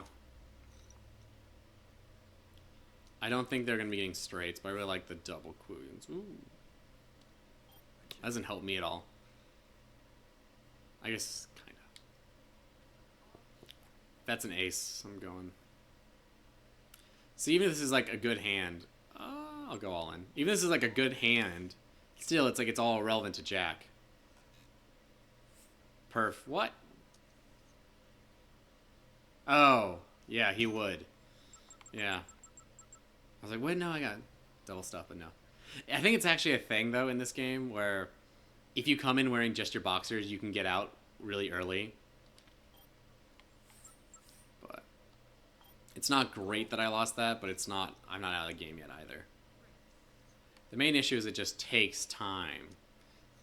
If I can pause the game and go to the map to check on any scoops. I hate it always sucks when you lose on like such an amazing hand, because now then just like statistically your next one's gonna suck. Well, not statistically, but like All in. for it to even out. No one cares that you're all in, Kristen. You only have $500. Everyone else is betting 40,000. Why do you raise it 40,000 when everyone else doesn't even have the cash? Yeah, he just got 30,000 of it back. I feel like that's a poorly written poker bot.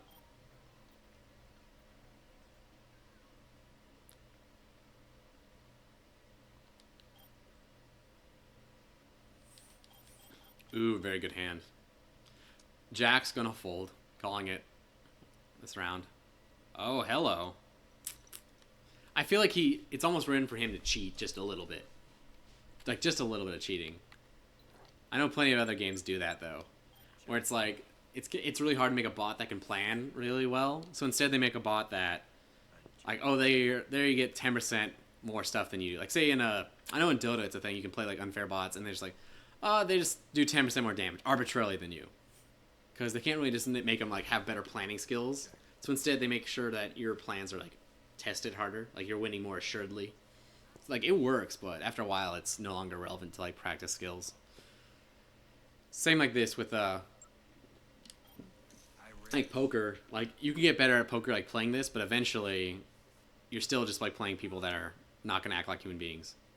Yeah, now he's gonna fold. They always react so hard to any single raise you do. I really think that you never want to raise. Like, maybe if they raise first, you can raise again, because then you know they have something they might want, like, the computer might want them to act on. But I think I should just never raise. But then that sucks, because you really need, it's like, if you have a winning hand, you really need to get them to start betting more stuff.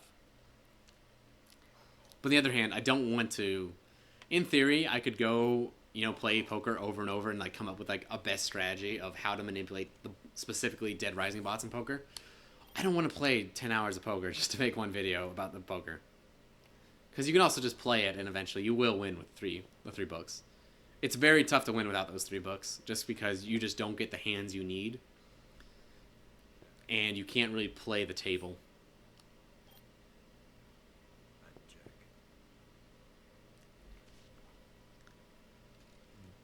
I know the other issue I always run into is that, I will say, first of all, it's not always Kristen and Woodrow that you get in here, and they all have different personalities. But sometimes they'll be like super aggressive, and all they'll do is essentially just keep giving more and more money to Jack.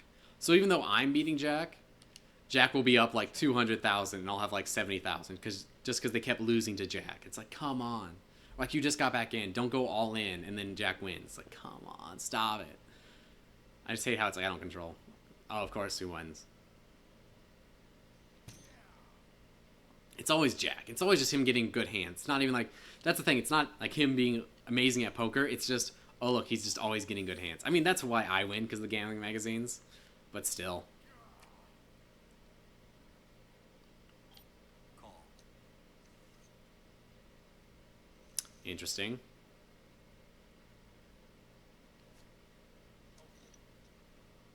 I'll call you. I'll call. Oh, perfect. Is it gonna fuck me again? I got fucked super hard the last time I played poker in this game. If you weren't here for that, it's like you have a 90% chance to win, and then I lost with like a 5% chance. And it was just terrible. And then he just did that. And the next time he did it again, and he just took me for like everything, and I barely got my way back in time. It's a whole thing.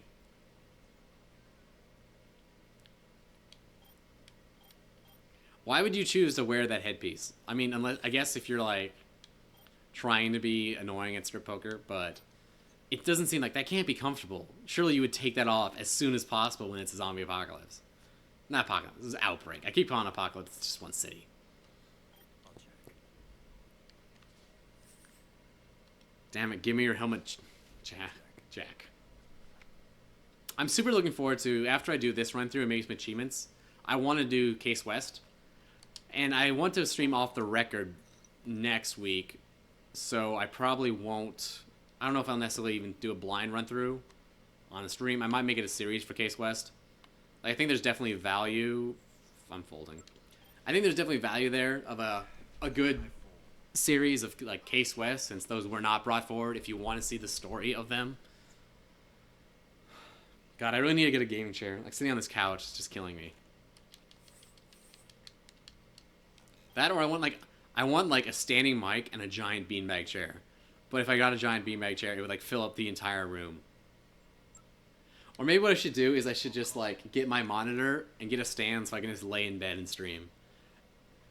I wouldn't work for the green screen, but that'd be super comfy. Like just like lying in the bed looking up. Hell yeah. Why is everyone betting so much right now? They haven't seen anything. That's bad.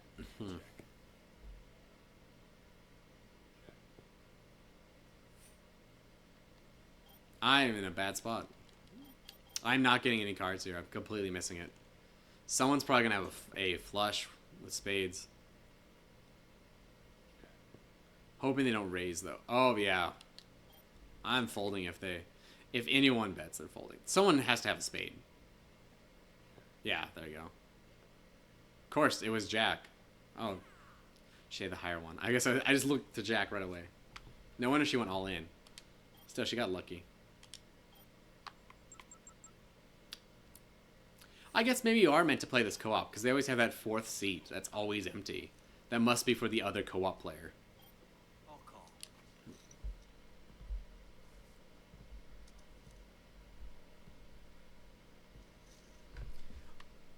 Really? I'm gonna do it just because I would like to, because I can always restart the game. Oh, fuck. I said, bye. This is not going the way I want. And it's really hard. Once the blinds get high, you can't come back. Because you can only get, if you have 20,000, you can only bet up to 25,000. So you have to win basically every single hand. But I don't know. I did get a side pot, and he did get Jack out. So it's, like, not terrible. I was ready to, like, rage quit. I'll call.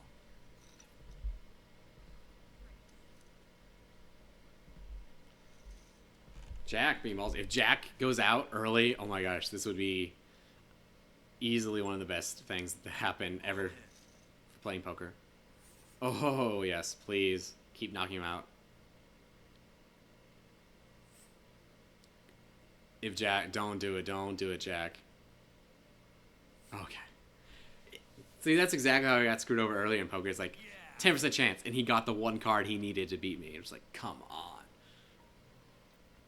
Nice. Like, so I've had it just, like, screw me over. It'll be like, they have, like, a 2 and a 3, and I have, like, double aces, and they'll just be like, 2, 2, 2. And it's like, come on. Did they, like, update his behavior that he's just constantly going all in? I call. Normally he's super timid, at least from what I remember. But it's like, I have a good hand, so, like, I want to, damn it, I want to see it out, and then we go, Check. it's like they're just trying to, like, fuck with me, I swear. Nope.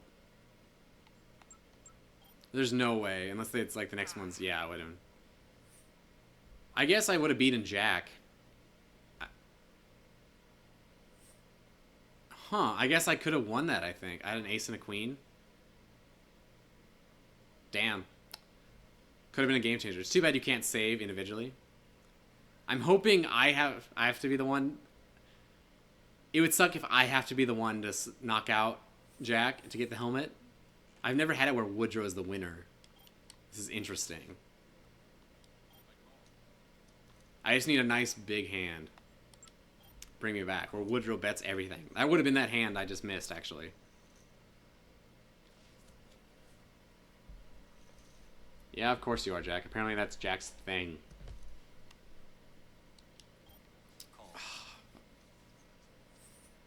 Perfect. Good, good.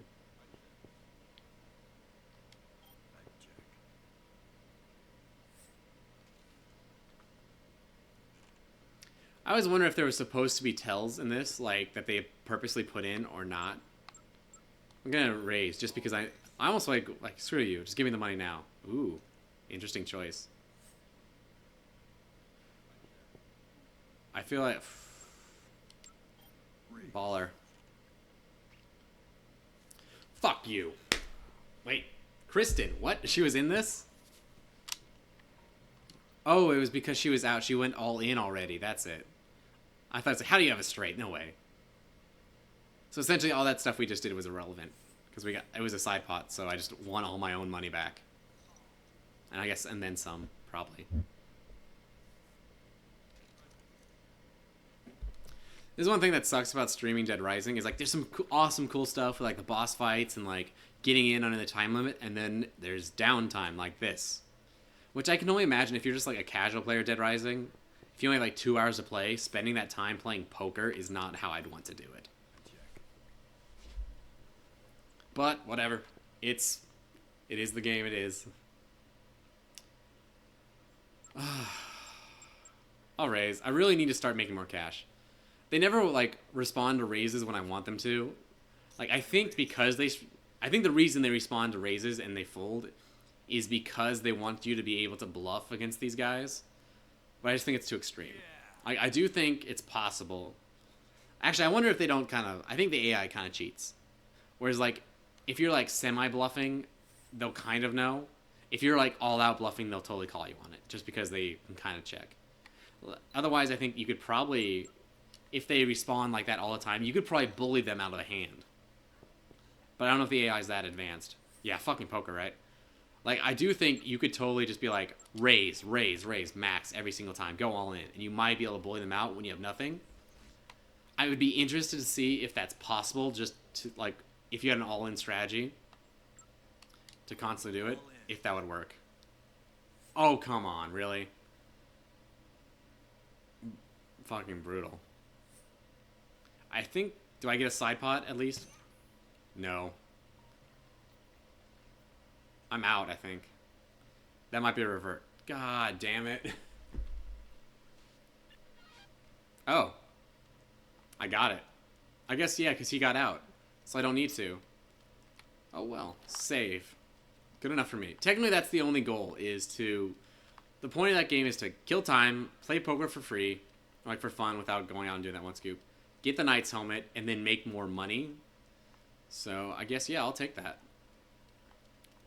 It's, like, not ideal. Like, normally you want to win it. I don't even think you get PP for beating them all, though. Because I think to beat them all, you have to beat, like, all 5, and then it just resets, I think. But you'll see my scoop's also gone. So, in my mind, that's a win condition. Right there. Okay. Going to put some stuff back on. Definitely my Willamette jacket. Which I think you get for doing the Saint achievement, essentially. This is, like, what I was... Oh, I need shoes. Those look terrible. Do I just have... No, do I have anything else to do until help arrives? Oh, Zombrex. That's what I was waiting for. One. Interesting character. Is he supposed to be like a Prince parody or something, I think? Maybe not quite that, but... Let me consult my stuff. I think I might have time to do some achievements before I wrap up with next Zombrex, and then everything picks back up again. So let me consult this before I miss anything. Like, I know I have the one quest to go get the plant, so I'll probably go do that now. I don't need any of the gambling books, which, let me tell you, as having played the game with them here, it was like such a crutch that just feels like it's coming off. Oh, Two's Company. Duh, it's this one, and then we still have the Magicians. So that's still a thing, for sure. And the other, what other book do I have? Oh, it's a leadership, isn't it? I'll keep it for now. It's served me well.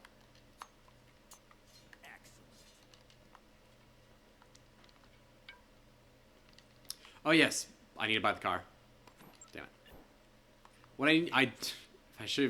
what I should do is I should go get those books that lower the costs. I think there might be one in the bookstore, so I will check that first. Just because of it, like a 25% off, like $1 million is a pretty big deal to make up again. That being said, I do plan on doing future run-throughs. Well, I'll just go play more poker, unfortunately, just so I can get that out. I don't think it's here, but let me check. There's the 2 books in this station.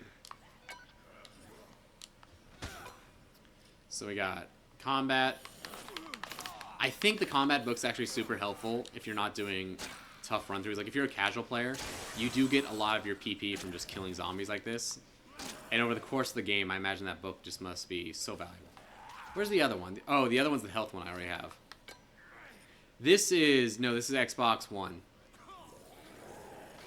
Technically the stream is 720p, so it looks a little bit worse than it actually is.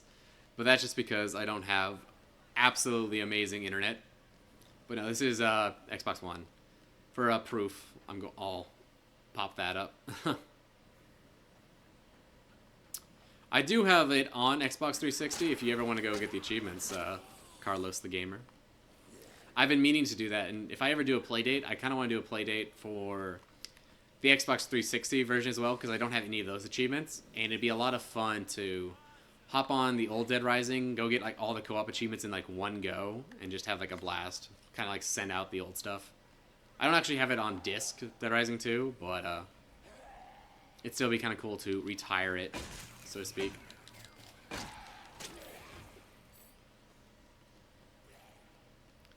So not hand-to-hand. Oh, hey, it's the Japanese book from Dead Rising 1. World's Most Dangerous Trick. I guess those are the only books. I think I already grabbed another book from here, didn't I? So yes, I'm going to go buy the car, which I believe you buy from the pawn store here. That would make the most sense. Oh yeah, there it is.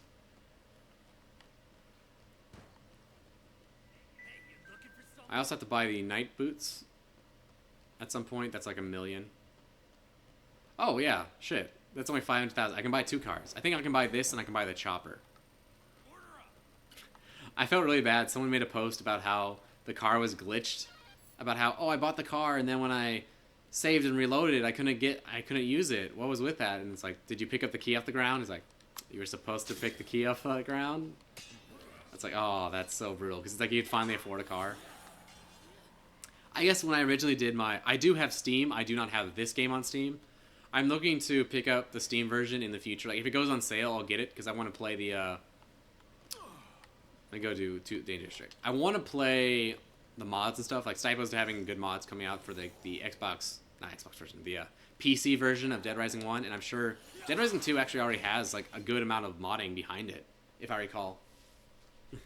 Like, there's actually a guy, I remember when I was looking into it, like, someone was looking for a mod that made Dead Rising go in real time because he wanted to play real-time Dead Rising, and everyone's like, you can do that, but it's still only 6 hours long.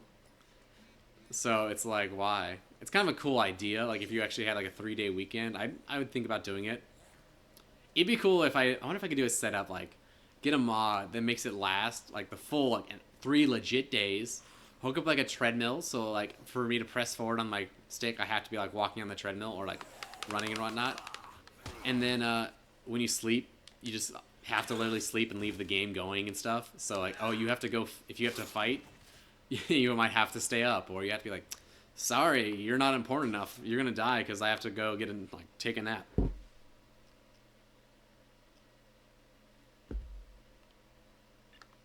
Alright, so we're gonna do World's Most Dangerous Trick, which I should have enough food. This is a gimmicky, not gimmicky, it's an annoying fight.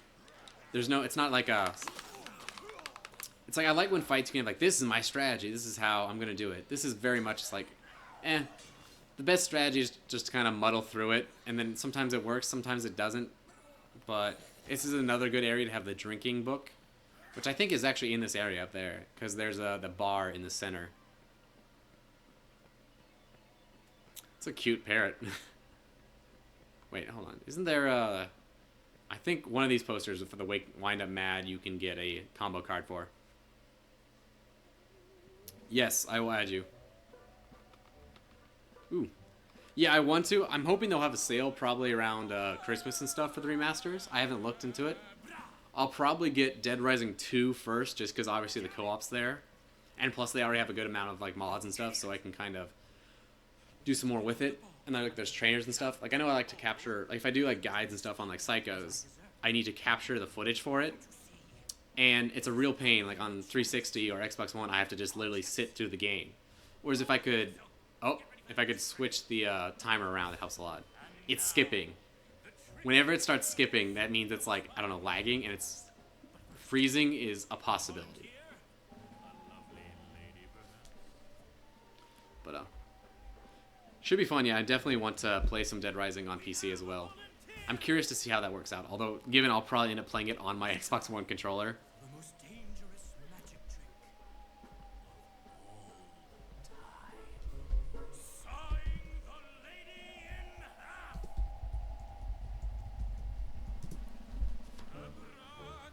Apparently you can save her in Off the Record. And I wish whenever you saw, like, oh wow, this actually looks really good in HD. I wish whenever you saw these scenes that if you approached it just right, you could actually save everyone. Like, I wish they had that kind of, like, sliding scale of difficulty. Like, be in the right place at the right time and, like, be really on prompt and you can actually save everyone. I wish there was that. But generally speaking, you would never do that. So, it would only be for, like, an absolute, like for the Saint achievement. You know, like, you have to go out of your way to get literally everyone. Big shot. We're professionals, okay? Who asked you to come in here while we were practicing? This guy always reminded me of Blades of Glory, the blonde guy in that, whose actor's name I never remember. That being said, I always wonder, like, how did they expect that to work? You know, like, what did they think was going to happen when they had that? For you. It's a little disappearing trick. You'd be the perfect volunteer. The ending is to So now I keep being like freaked out because like I turned on my TV and generally surround sound, but I have like the I have like 5.1 so I have speakers behind me, and they usually play like, I don't know how to call it, like the smaller like bumps and stuff, and so I hear like stuff going on behind me in those scenes because that's a little bit louder, and it's like, what was that? It's like, oh, okay, that's bullshit.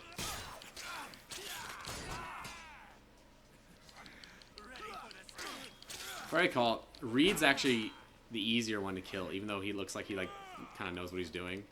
It's Roger that always runs away that's the big issue. In theory, I can hit both of them and be really efficient and stuff. Normally, like, but you don't want to kill... I like to kill Reed first, because otherwise he just like shoots at you constantly.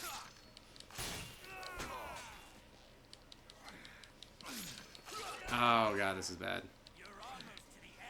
Perfect. So now as long as his brother doesn't show up out of nowhere. His brother I don't think should be able to get in here, so I'm usually pretty safe. I think he might have the ability to throw knives, so I was a little concerned there. Bartender's just like, give me my vodka. So now the issue is finding him. Because again, he loves to just run off. Especially once his brother dies, he gets like way more cowardly. It does seem like it should be like if you kill the brother first. If you kill the douche first, you could save his brother maybe. So he's still here somewhere.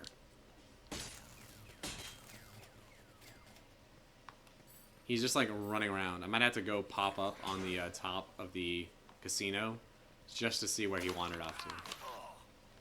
Because I can just tell he's like probably walking into a wall on some random corner.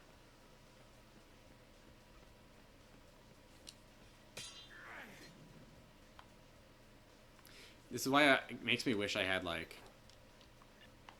Oh, he probably went back to their like, stage. Makes me wish that I had the camera so I could zoom in and look around a little bit easier.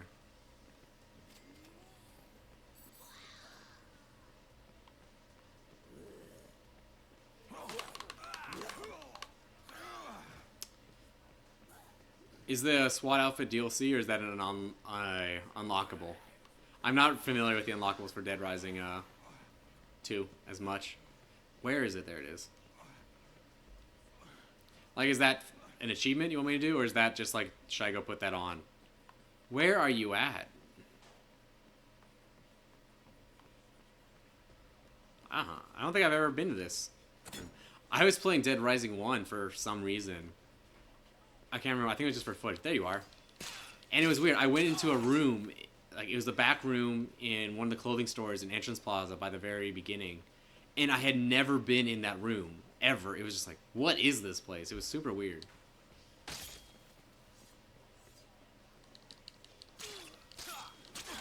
I think I get his swords.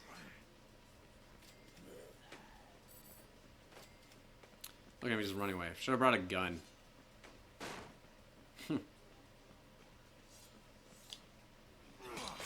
Well, that was anticlimactic.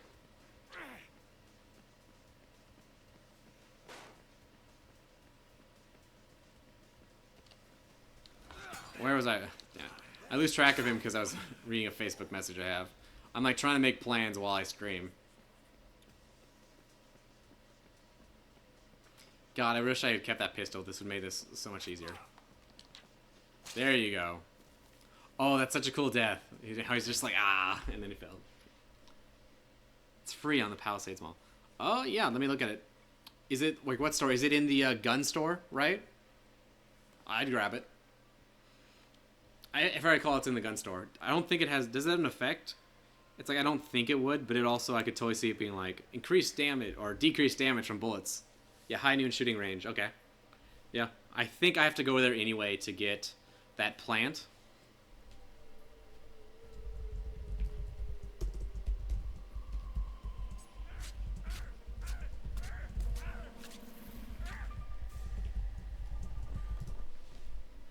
Nice. That's a fun cutscene. I think these guys are another great example of, like, perfect psychos for this game. Like, some psychos seem weird, but, something about them is, like, exactly what a psycho in Dead Rising should be. So I think that means I've killed... I guess I haven't killed all psychopaths because there's a story, but, I've killed all the extra ones. I feel like there was some... Was there some other reason I needed... I don't know what it was. I feel like I was doing an achievement not too long ago that there was some reason I had to wait and fight these guys for some reason. Like there was an unlock I had forgotten and never gotten. It must not have been the card. It must have been to like make everything, but... I'm actually not looking forward. I have to... If I want to get into like achievements again, one thing I have to do is go through and get all the achievements on the original Dead Rising 2 and then also on this new Dead Rising 2. Which is a lot of just running around with checklists. So this one's easy, at least. If I recall, so it's essentially two comedians arguing for an award. And I'll head to Palisades after this. But, because I want to end up there for the shortcut. Yep. The two comedians arguing for an award. Come on, die. And you have to pick which one's funnier. They both have terrible jokes, though. Oh, that's cool. Look, it's like an ace. That's neat. Is that like a thing elsewhere? Oh, that's... I've never noticed it. That's actually a really cool decoration. I would totally have that in my house. What is the money glitch? I've never heard of that. I'm actually really bad. One thing I'm ashamed of that I don't know a lot of is glitches and Easter eggs in Dead Rising. Like, despite all the time I put into playing Dead Rising 1, I had never heard of the Easter egg where you... What's it called? The nosebleed. Never heard of it.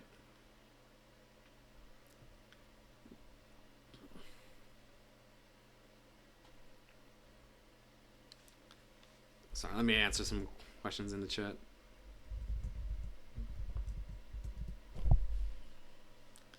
Alright. Actually, I really love this rocket launcher. It's awesome.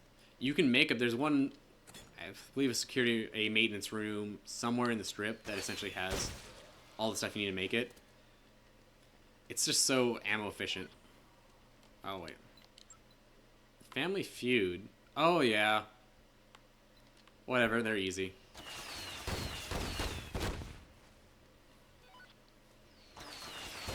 I don't like how it's like some things are like misleading. Like it looks like I'm killing so many zombies when actually you're like knocking most of them down.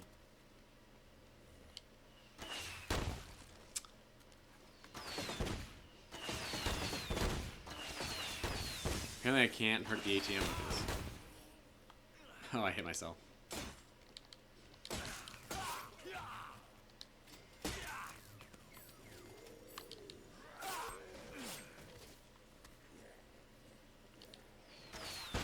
Damn it. So, like, there's an award here you're supposed to give to them. If I recall, there's some purpose with this reward, though. It's not a toy for Katie. I think it's just, you have to get a kill with it.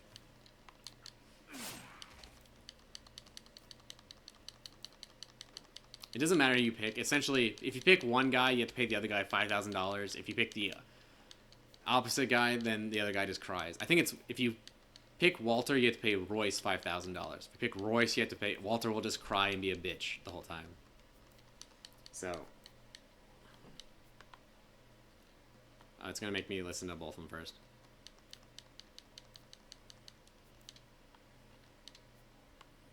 So I want to get this combination of... I want to make sure I get a kill. Just because I think that's an achievement. I think you're supposed to get all these in a one run through. But I'm hoping it's not, so...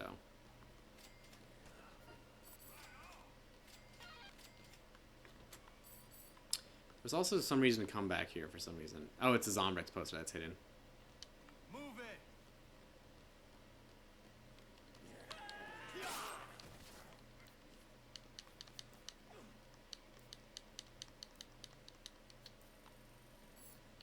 Damn it. I guess I blew that open with the rocket launcher. So, sorry, detour to do Family Feud, and then I have... What's it called? SWAT outfit. Stick to me.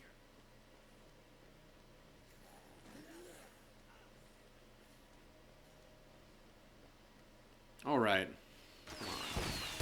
I have a bad habit of like stopping and using this, even though there's no real reason to. What is that zombie doing? God. It'd always be faster, I think, to technically run through. Let me just use up all this or something.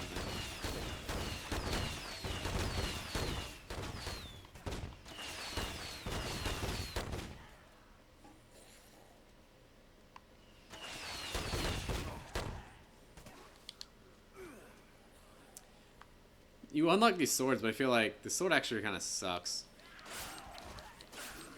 It's just a reskin machete. That's all it is, actually. Now that I look at it. I mean, obviously the unlock you deserve to get is the rocket launcher you use, but still, I wish the other one kind of mattered. Because like, the katanas are really awesome. But, I feel like I never go to the Shoal nightclub to bother getting them.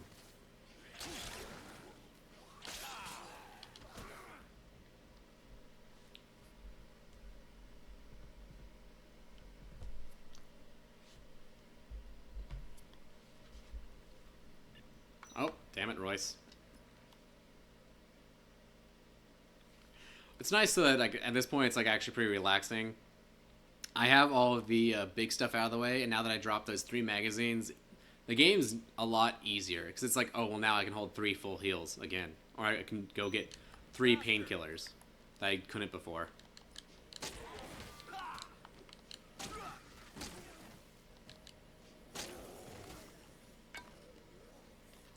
There we go. I cannot wait. I'm making some awesome burgers tonight. Got all my stuff planned out. Gonna get the right vegetables. It's gonna be great. Gonna make some fries. I'm craving fries. I need to find a good seasoning for my fries. I have a good one my girlfriend has, but I'd like to figure out like a more proprietary blend, like something I really like. Or a way I can kind of season them a little bit properly. Not properly, but like... I feel like I have to keep adding seasoning whenever I do make fries because it doesn't stick. Same with popcorn, whereas I wish I could find a way to like I don't know, make it stick and be proper. Or even if I do like, if I want to be awesome, I could do steak fries and then just individually season each one. That probably wouldn't actually be too hard to do. I think you have to speak to Lillian first. You might be able to go to her mother. I don't know.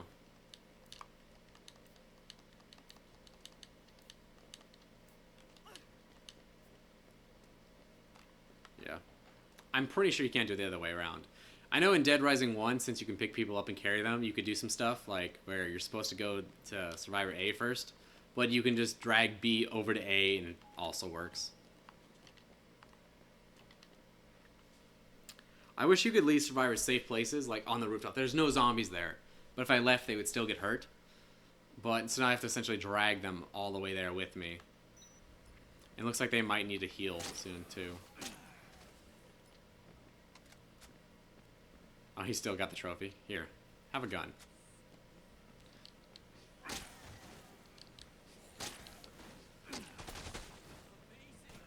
That sound triggers me.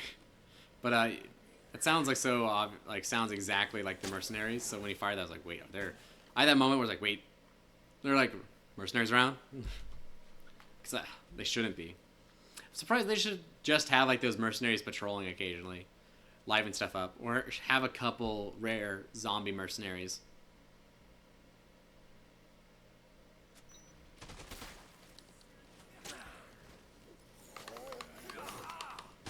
Come on. Do I have a gun? No. Damn it, I wanted to blast that.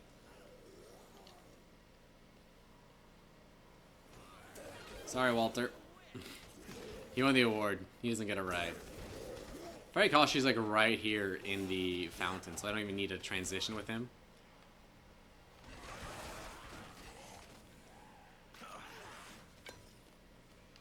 You can get a magazine that makes the vehicles last 3 times as long. I've always wondered if that's worth it. I don't think it affects the skateboard, but I know it's useful for killing all those zombies, 70,000 zombies or something.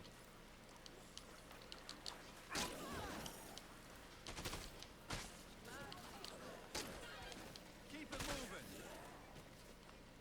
Stick with It's like also totally a thing where whenever they're really close, you can, if you want to be exploitive, you can just go in and out of areas, and that will actually make the survivors move without being attacked. Because like the zombies will spawn in but not aggro, or it might spawn less, but it sucks because that's just, damn it, she had a symbol. But then you're stuck, even though it's technically a very good way to play the game, then you have this issue where you're gonna watch this over and over, and it sucks, but it works. I've definitely done that before, like it's like particularly like Paradise Plaza.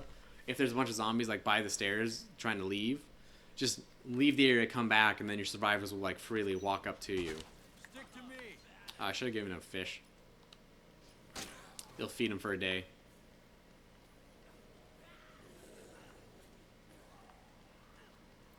Go this way.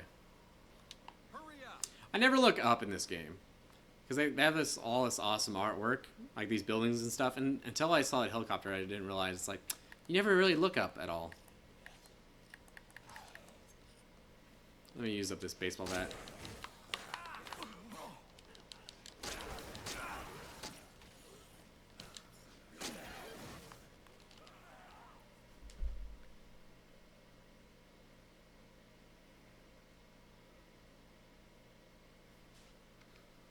I'm guessing I probably didn't transition with one of them. Oh no, we got all of them. Awesome.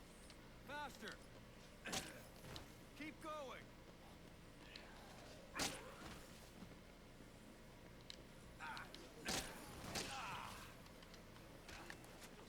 want this gun. Oh yes, definitely a sledgehammer. If you break those military cases, they will usually have a gun inside or something similar. Stick close. Usually, though, it's just going to be a handgun or mercenary rifle, so it's not usually worth the time. But sometimes in like certain psycho fights, it can be.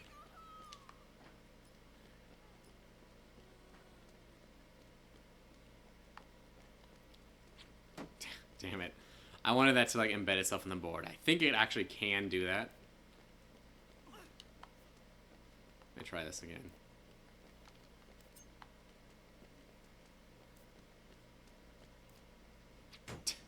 Damn it. I guess not.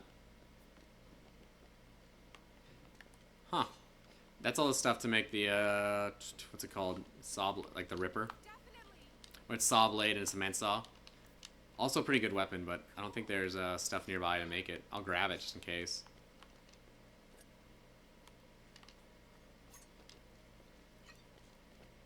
I kind of wish it'd be kind of nice if they let you wear like armor in this game.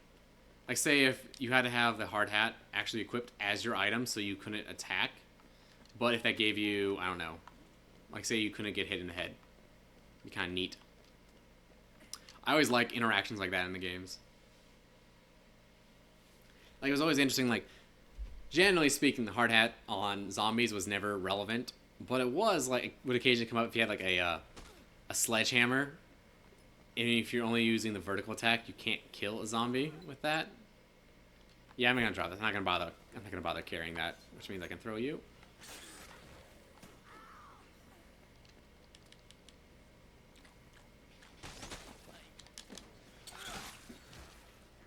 Something about the way that cuts through zombies is just so satisfying.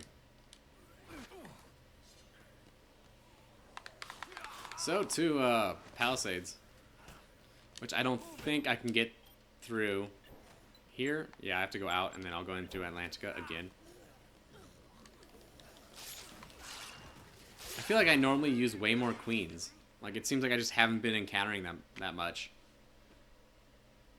Because, like, queens are a big deal in Dead Rising 1 on those later days. Like, maybe it's because they're smaller hallways, so you just have to, like, bring those... You have to, like, bring these queens just to break through crowds. Or just to save survivors. Like, maybe that's it. I really haven't been looking for them either.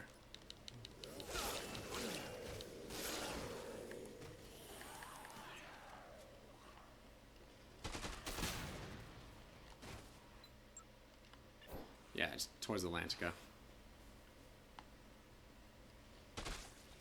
Kinda wanna ditch this gun, so I'm just gonna kill zombies with it. I really should have made a Blambo. Blambo is like one of the best weapons to have in your inventory because it just lets you launch dynamite so you can be like, crowd. Gone. Also great for survivors.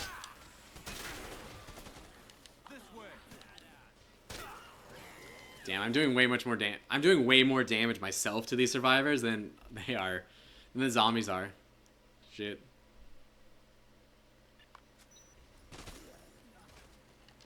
So I get the battle axe if I really wanted to. Keep it moving. Trying to think if there's anything else. I like it when there's zones that have like hidden things in them that are actually really useful but a pain to get to. Like the sniper rifle or the Blambo, because it lets you kind of judge like, do I have time? Okay, yeah, I have to. It scared me.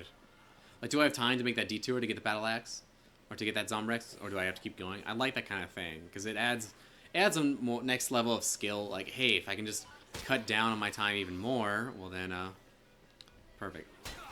So I'm gonna go do that botany one right now. She wants a plant that's only found in one store in the strip. It's the same store as that painting scoop. I think they're called cases and missions in Dead Rising 2, not scoops. Where's my knife? Gotcha. It worked.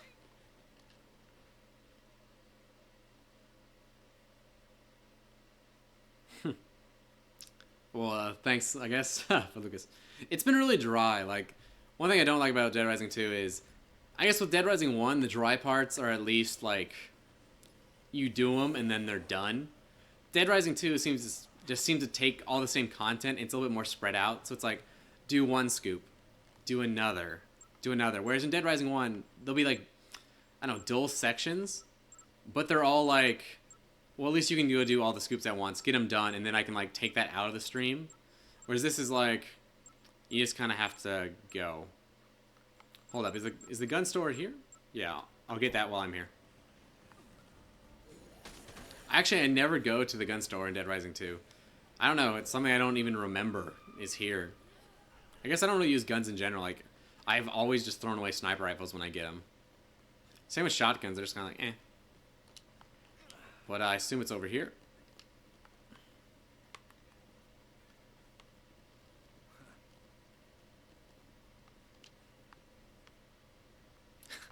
That green is a nice, very nice touch.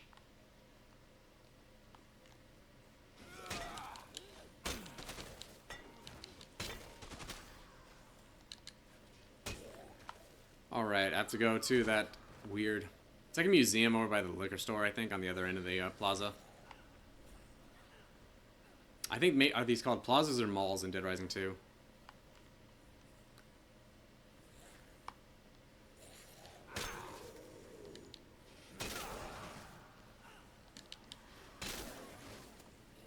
Come on. It's like, honestly, sometimes, like, streaming will just, like, wants me to, like, fall asleep if I don't drink much coffee. Because, like, there's these, all these fans going around, like, my computers, and it's just, like, slow and methodic, and then it's just, like, the game's just, like, kind of trudging through, like, yeah. But, almost done with it. I believe the game picks up after Katie gets Zombrex. Because technically, when, that K6-1, that's when the game ends. So... that's a little perspective for you if you're new to Dead Rising.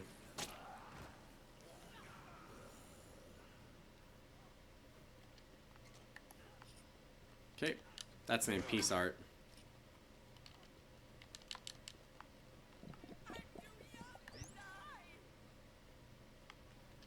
Keep going. Let's go back, save Walter. I guess he won't give up his trophy. And that's why he's just getting torn apart. I'm gonna go on the other side.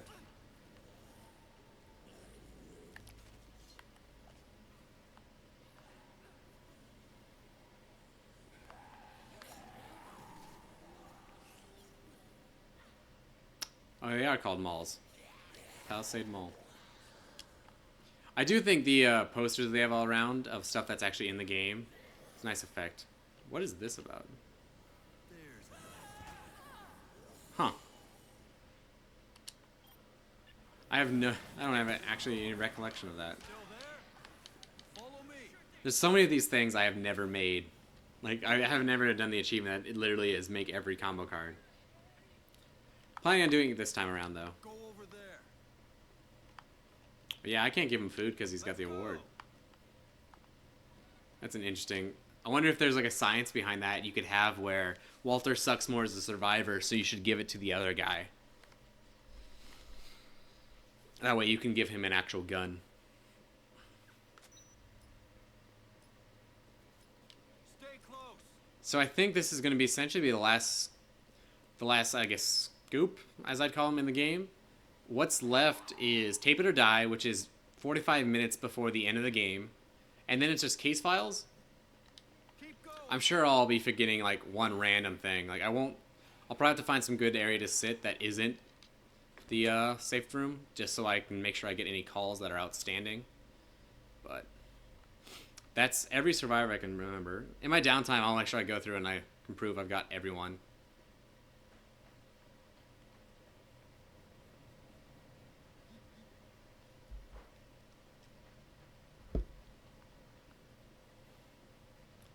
And go.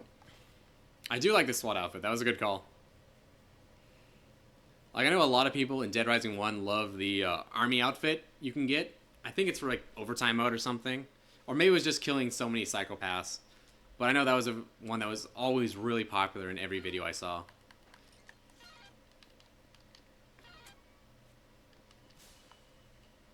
I think there's a book that increases your PP from survivor activities in this game as well. I really should get that because that would probably be, like, level 50.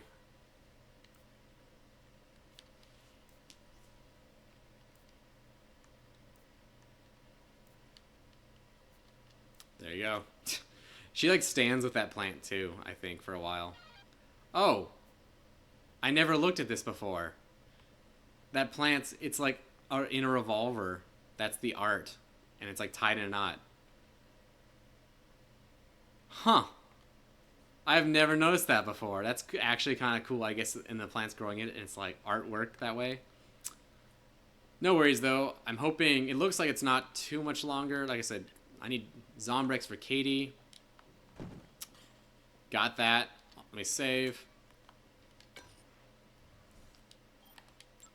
And then after that, it's just kind of a formality of ending the game. If I had achievements, let me go, let me look. I can leave the game running, luckily, while I do this. Let me check what they have. Angie's Notebook, done. Easy. Every type of firearm, I can do that one.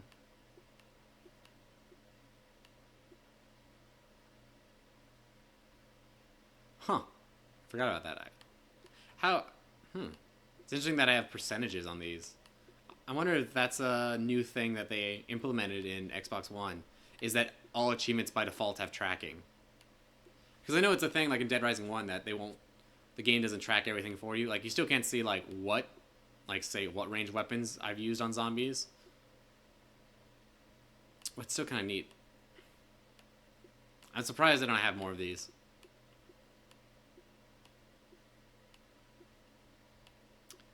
Oh, I can totally go do that one if I need to go kill some time. I don't like doing achievements on stream because it can be really boring if it's just like, hey guys, watch me wait for this thing. In the future, I'd like to hook it up so I can edit videos while I stream, so that if I'm... Look at that, it's a Cats magazine. So if I was, like, say, doing something like this, I could Alt-Tab over, and I can, like, look, I'm going to edit this video. What do you guys think of this transition, or what have you? Like, I was thinking about doing a Infinity Mode run through where I essentially do that. Like, say, I set up a couple different scenes in OBS where I can set up my green screen, test everything out like that, so that in the 20 minutes of downtime, I can just, like, kind of stream some other stuff. Like, what do you think of this? So, hey, look, how's this green screen work? Or do you like this background? What have you? Bunch of cool stuff I'd like to try, but it just takes so long to, like, develop those. Like, that's what's interesting about it, is just, like, one of the things I have to do as part of, like, the YouTube stuff is just developing technology, or, like, myself even. Like, sitting down and, like, I gotta learn how to edit. I gotta learn, okay, let's make a pipeline, and that just takes time. Like, okay, I'm going to sit down, I'm going to record audio with my little studio, listen to it. Oh, look, the microphone, it sags because for some reason this microphone's really heavy. So it's like, well, I can fix that. I can, like, tie this thing in here and whatnot. And it just takes time. Or, like, I know, like, one thing I'm really bad at is I need to schedule time for YouTube videos to just brainstorm, essentially. Like, sit down and be like, okay, here's my, I'm going to say stories, essentially, because that's a programming term. Here are my stories I want to achieve. Let's break those down into actual, like, goals. And then you have what's called sprints. So it's like, okay, in this 2-week period, I want to improve my stream. I want to specifically develop green screen and artwork and whatnot. So, okay, doing that, so let's sit down. I'm going to draw some designs up on how I want the stream to look, define what requirements I want to have, and get some feedback. That's something that's, like, in theory, I should be able to do, like, while I'm driving, like, oh, it'd be cool if I had a blue background. But in actuality, it's not easy to do that at all. So let me confirm, there shouldn't be any new scoops, if I recall. There shouldn't be no new scoops before Zombrex. That's just like a thing. But I do want to be up. There's still some more scoops down the line. Because I know you have to go to save, like there's the two, there's two of the military that once they show up that you have to go save. But here, I'm just going to go quickly look over all these cases.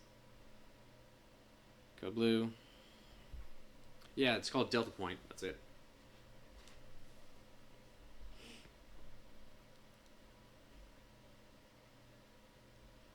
It seems like I have everything.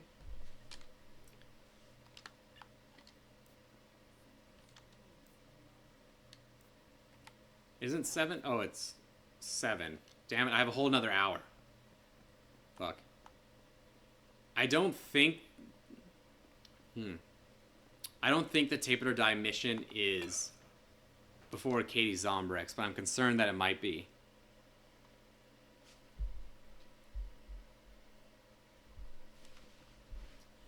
The only reason I think it might be is because once the, no, I'm pretty sure it's when the military arrives. I'm, like, really sure, because I pretty much remember getting the wrong ending because it took too long to Tape It or Die. So anyway, what we need to do is I need to go get queens. At least one queen for the Tape It or Die mission. So right now that's going to be a priority. I could use the Blambo, so I can probably go get that. That might be a little bit too long. I guess I have time. So I'm looking for queens. Queens always have their arms in the air pretty much, and they have a red dot on the back of their neck. I'll point one out when I see them. They usually are in crowds, because I guess the idea is that the queens attract the crowds, or you need like a certain mass to like grow another queen. They're harder to see in Dead Rising 2. Is that one? No.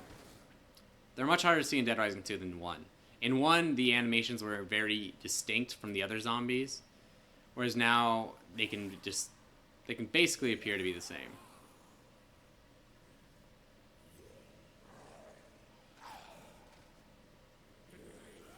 I'm not seeing any. I'm sure it's also way more obvious on the stream. That's one, isn't it? No, she like moved. It's like she's kind of doing the animation, and then they move, and it's like, oh, I know it definitely wasn't.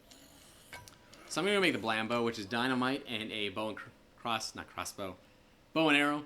Bow and arrow is really easy. It's by the safe house, but the dynamite you have to get up here. You can also get stake and a sniper. I want to make sure I use this because I want to get that achievement for firearms. That was like my bane of the Dead Rising 2 originally, was the fact that I never did the... God damn it. Okay. I never did the firearm achievement. And to do that, the one thing I didn't have was... Oh, I think you don't get fall damage? Yes. I think the one thing I didn't get was the sonar gun that you make into a combo weapon. So I had to beat the whole game again, essentially. Or I didn't have to, but I ended up doing it anyway because I had other achievements. It was this whole thing. So I'm going to drop this fish. I'm going to drop... I just need to snipe anything I can drop that.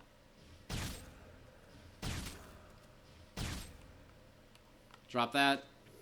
I can get 2 bows here. I'll keep 1 dynamite.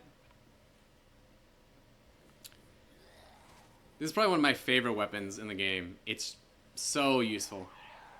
Like, if I had to give, like, tips for new players, one of the biggest tips I would give is the fact that you can go up to that location, get a gun for psycho fights, get the Blambo, get some steak, and it's just extremely convenient. But that's given they don't plan on saving everyone in one run through, because it does take some time to go all the way down there and all the way up here and fix everything.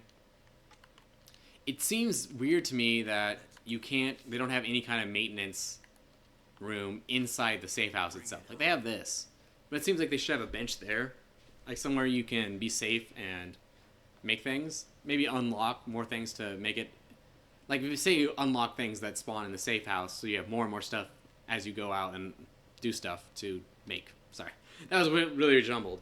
But I know I heard in Dead Rising 3 people didn't like that you could make combo weapons out of vehicles.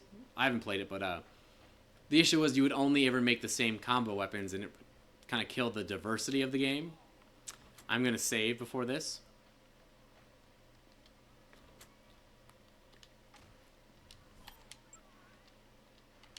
I could probably go get another car. I have yet to look it up. Oh, I haven't even used the car, actually. I should do that.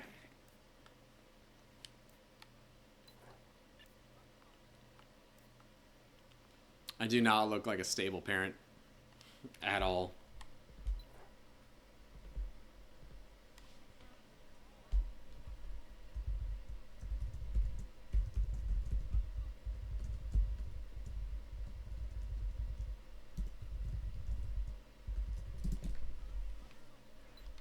Damn it. I almost wish it was a thing where I could just, like, when you're on the watch, you could just say hold Y and it would be double time. Something like that would be really cool to me. And I know it's something where it's like they would never go back and do that, and you'd have to put it after a bunch of unlocks, and even then I'm like probably in the minority for someone who'd want to speed up the time on Dead Rising, but it would be such a big tool for someone like me. It must be so creepy that Chuck's literally just waiting next to Kay like 658, 659, stab. Dad, it didn't let me get to the save point. I'm gonna have to restart. I think it's a thing that she's playing Mega Man because it's Capcom. Time for your medicine.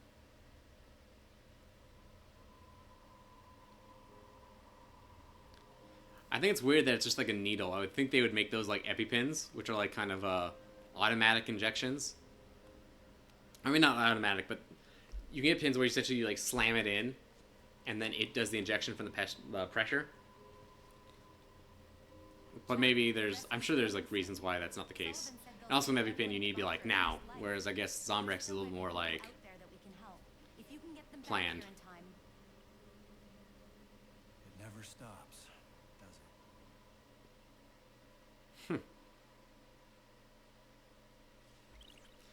does it? It seems like that's a lot of cases for what's left. No. I'm trying to think what other cases are left after the military arrives. It's like the military, and then you have to go fight the military guy, and it's this whole thing. Military arrives at 9 a.m. So that means that mission for Tape It or Die is at 7:15 or 8:15, something like that. So what I need to do is still need to go get that queen, because I'll need that to clear out the Tape It or Die. They're like a big issue, actually, is the Tape It or Die people. By far one of the hardest survivors to save in this run. They have like really weird requirements, a extremely tight time window. You can only get them if you have gotten the shortcut. I don't think it's possible to get them across the entire strip in 45 minutes. I want to say that there's usually supposed to be a queen out here too, in these like kind of zombies. Can't confirm, but I thought I saw one.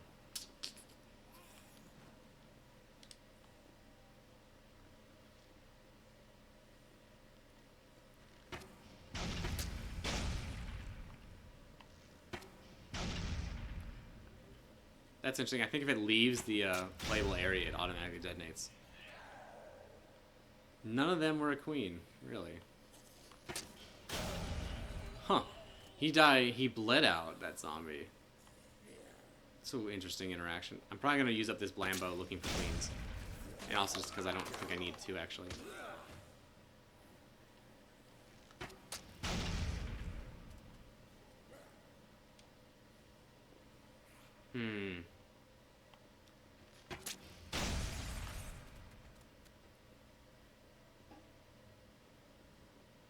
Show this. Now I thought some of those boards have like oh, there's a queen, has zombie jokes on them. Perfect. I totally use another too, probably if I could find it.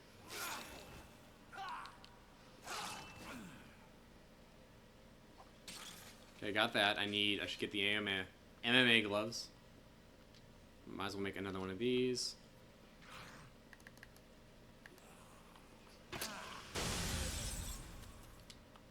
A lot of this is just essentially gonna be prep. I'm always amazed that there's that achievement for going to every store in the game. I'm always amazed that despite how long I've played games like this, I still had to look up a guide and do that. That guy has no legs. Okay. Like, it seems like you would eventually just be forced into every single store, but I'm sure, like, I pretty much actively avoid jewelry stores.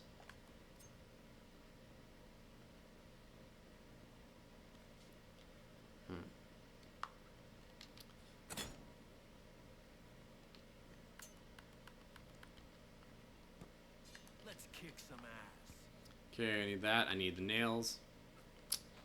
Essentially, I'm going to get all amped up here. And then at 8:25, I just have to be ready to go on that shortcut. Answer the call and just go. Like, it's not an impossible time window, really.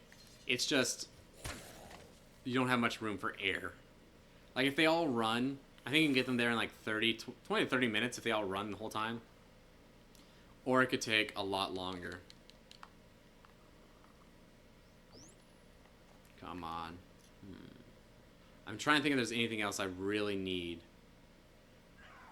Or even like small little achievements I could do.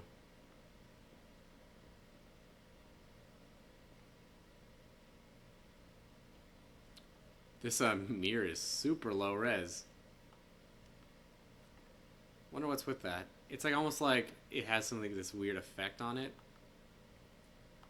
Huh. If I still had my gambling books, now would be a good time to go get that. There's actually like no ATMs in Royal Flush Plaza. I think there's one kind of by the strip area. But for the most part, there's like nothing. I always found it kind of odd because normally I would come here and like if I had nothing to do, I would want to farm ATMs just to get more cash before time ran out. But you actually can't.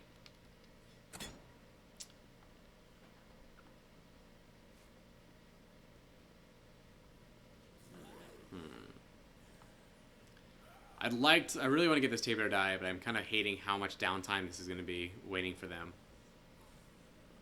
I know, I can get a... Let me throw this dynamite. Actually, I'll do the Spore Transform. I don't even need that. So you can go make money on this thing. This is usually pretty reliable. It's got... Oh, no. I need to go. 8:25. Already wasting time. So there's that golfing minigame where it's like hit A at the right time, but every time you do it correctly and get like all three, you get $10,000. And it's not the I'm in the wrong way. It's not the best way to farm cash in this game, but it's pretty good because you don't have to have like the gambling books. You don't have to go have a network connection. You can just kind of go anytime. Like I know when I play it, play a little bit more for fun or for achievements. If I have downtime, sometimes I'll just do that for like 20 minutes because it's like something to do, listen to like a podcast. You get it down to like a rhythm after a while. I think, and if you do want to go and get like all the gambling books, your best bet for making money is to get all the gambling books and go do like the video poker stuff in the casinos. I'm told there's a money glitch. I don't know what that is. I'm gonna have to look into that because I'm curious about it. Because if I could just get like $1 billion, I would totally do that to get some unlocks. Plus, then all of a sudden, pawn shops would go from useless to really fun because it's like, well, I have $1 billion, so yeah, give me that weapon. It would give me a chance to use all the weapons I don't normally use because they're a pain to make. That's honestly like one of the main reasons for a pawn shop, I would think, is the fact that all the weapons that are a bitch to go out and do, like a paddle chainsaw, you can just buy. I don't know off the top of my head, though, if their inventory is randomized or not. Each pawn shop might only sell one specific thing, like set of things. If that was the case... hold on. Let me confirm this. I thought the call was at 8:15, but it's at... it's at 9:15 a.m. Hold on, let me read this. Oh, because it's the military sets off at 9, and then there's a cutscene, and then I save them at 9:15.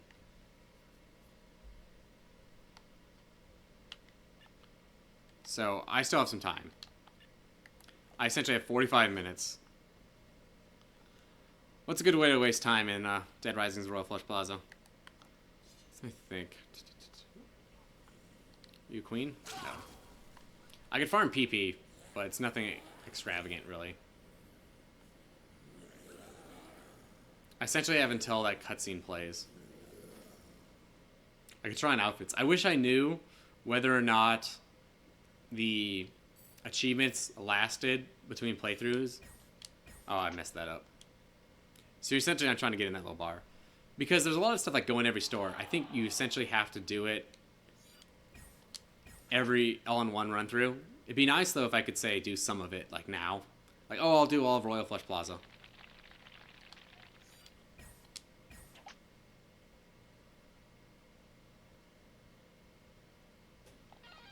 Yes. Nice.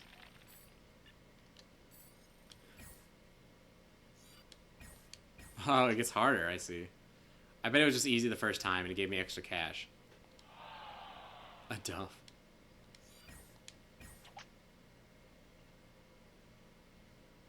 It's actually, all these minigames are really fun. I've always wanted to beat there's that one cash win machine. I'm no good at that in this game, but in theory, it's like the best way to make cash. It almost makes me wish I had like a turbo controller, so I could just like hold down A and get max cash. I view that as less, oh wow, this is hard. I don't remember it being like this. I view that as less, I don't know, cheating, more of a tool, though. I mean, like, I'm not going to go on an online multiplayer game and have something like that, but for a single player, God, man, that's hard.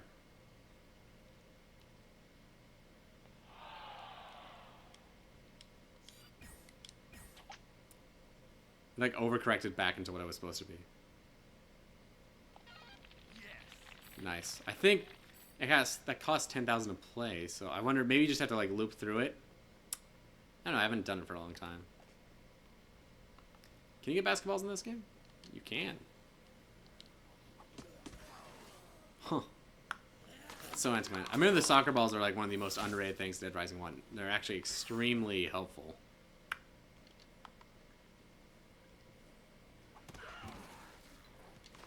So we need to start going back. I'm gonna get a cutscene here in a second.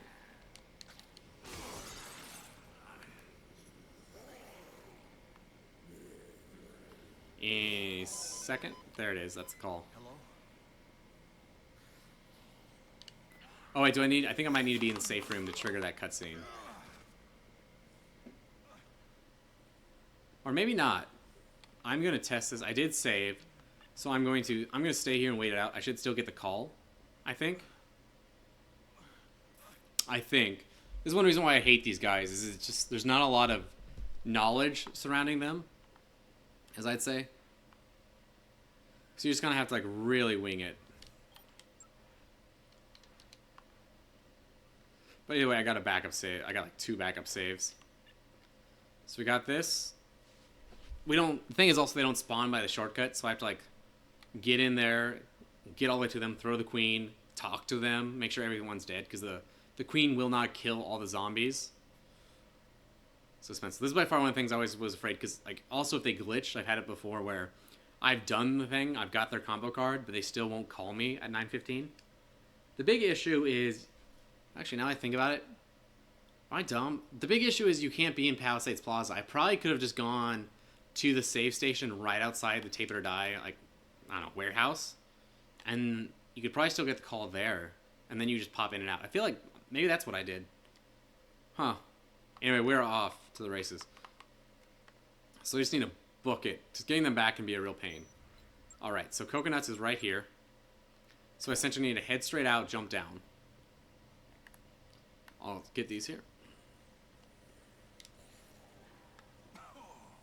And really the name of the game is just avoiding all zombies, because it's just, I have until that timer runs out to be in the security room.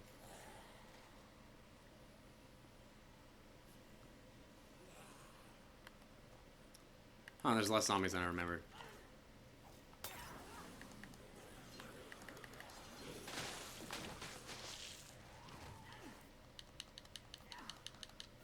Alright, everyone come on. Keep close. It's going a lot better than the last time I did this run through. So now I need to get back up to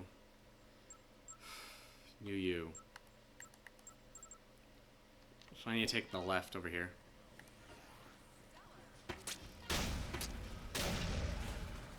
This way.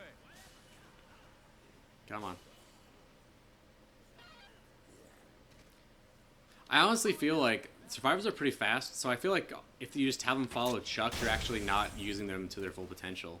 Because if I told them to like run past me, they would speed up, but now they're slowing down because they're constantly like keeping in pace with Chuck, I guess. This is closer than I want already.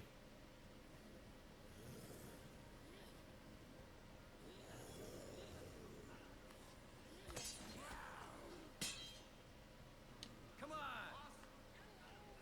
Stick with me. Doesn't look like they're caught, so it's good. We're good.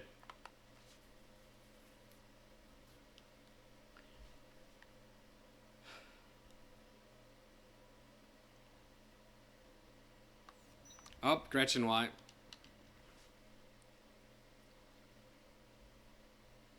God, I'm tired. I need to get some more coffee. Normally I drink like 2 cups of coffee in the morning.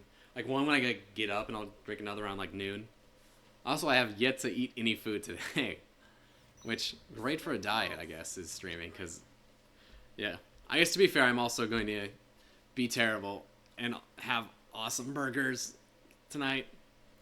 Make some awesome fries. I'm probably going to watch Supernatural. My girlfriend's a huge Supernatural fan. Move it. And she's always like, oh, we should watch this episode or this episode. So I finally talked to her like, okay, well, I like the show. Let's watch it from the beginning. And that's great, but there's 11 seasons of that show, and every episode's like 45 minutes. Keep moving. So it seems like I've been watching Supernatural for half a year. Even though we watch like, I don't know, 7 episodes a week or something. Hurry up. This way. Good show, though. It's really like, when you talk about it, it sounds like it's like, why? That just seems like a really dumb, cheesy show, but really well written. Great actors in that. Stick with me. Very aware of their audience. Stick close. Keep it moving. Okay, we're cutting it close. So I got 15 minutes to get them all in, otherwise they're not safe. Perfect. And now I gotta run up. It's definitely, I've cut it closer before, and it'll be like 9:59 and you're not in there, and it's just like, sorry, tough shit. And I think one of them gives you a thing. There you go.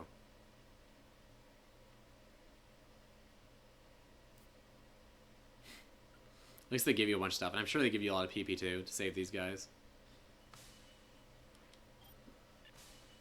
Damn straight. That's one you can make in the safe house, like right here too. Oh, it's close, it's close, it's close. There we go. I think I'm good. Yeah, I've definitely had it before where I thought I hit B and it actually, I timed out right then. It's a huge pain if that happens. Aren't you supposed to be watching TK? Didn't want to miss the rescue. Don't worry. So this is gonna spawn a, this is gonna spawn an event essentially. Hey, looks like they're coming over the bridge.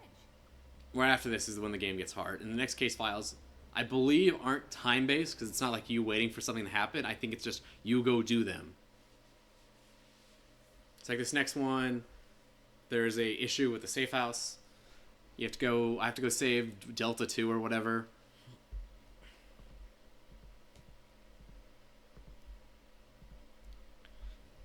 And then yeah, I have to go kill him, save Rebecca. We're at the first checkpoint. Raise the bridge. I'm gonna get a quick stretch during this cutscene here.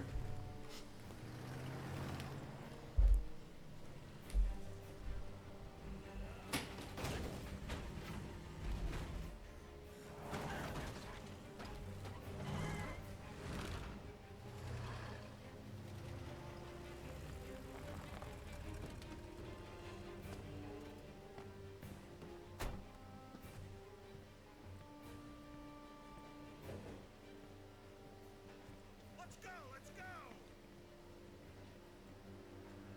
Ready to kick some ass, ladies? You know the drill. First we mop up, then we grab the survivors. Start with the north end, move down. Sir, yes, sir. All right. Whoa, whoa, hold your fire. First kill belongs to Daddy, sweethearts. Nice shot, sir. Have at it, boys.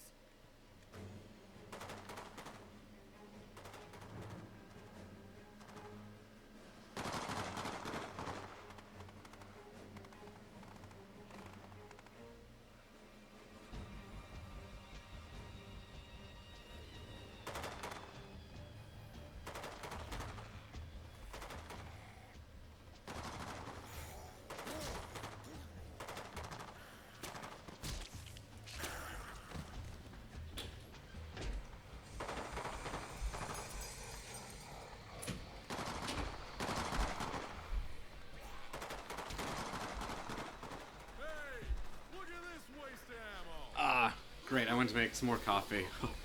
Oh my god, I hope my mic didn't pick up the amazing amount of like cracking that just happened when I like stood up. It was just like crunch, crunch, crunch. I talked about this before. I essentially just sit on a metal bar when I stream because that's all this couch is. Like I could sit back on the couch, but then I'm like way far away from the mic. Like this is me like on the couch. Ugh. If I had another stand, I could fix that. But even on the couch, essentially the couch doesn't have a back. It just has pillows. So it just like slowly falls apart. Like, what even is this? Look, I'm hoping to get like an actually like good gaming like desk chair that I can use for both, but I don't actually know anything about that, so I have to research some stuff and figure out what's a good value without just getting a bunch of like overly expensive stuff.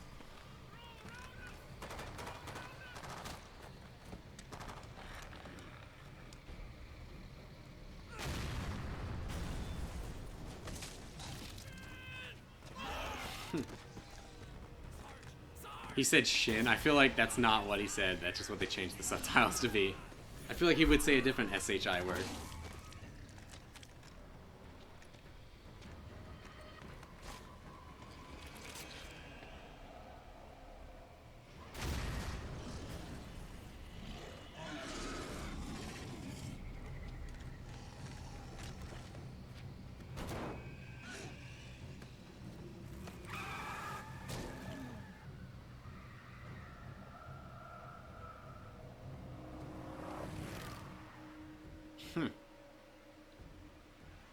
It does seem like it would bring the game a lot more to life if you could see like Rebecca Chang just around. So she seems to be essentially be like Frank. I would even, honestly, it'd be kind of cool just to have. I'm surprised they didn't let you play as her at some point. You technically play as Isabella in Dead Rising 1 for a small portion.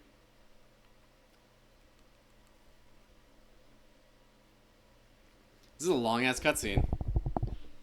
I like rushed to get all my stuff because I think wouldn't have time, and yet, here I am. What the hell just happened? Zombies can't take out a military column. They can't, can they?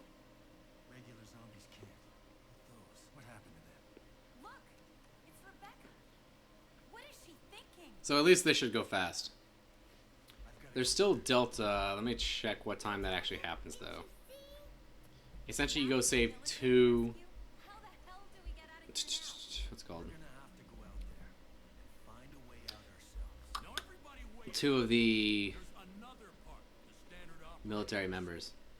My That's it. understanding. I don't think you get a call about them, and I remember they were kind of weird. Like, you can't have any guns on you for them to follow you, which isn't really an issue. It looks like there's But survivors.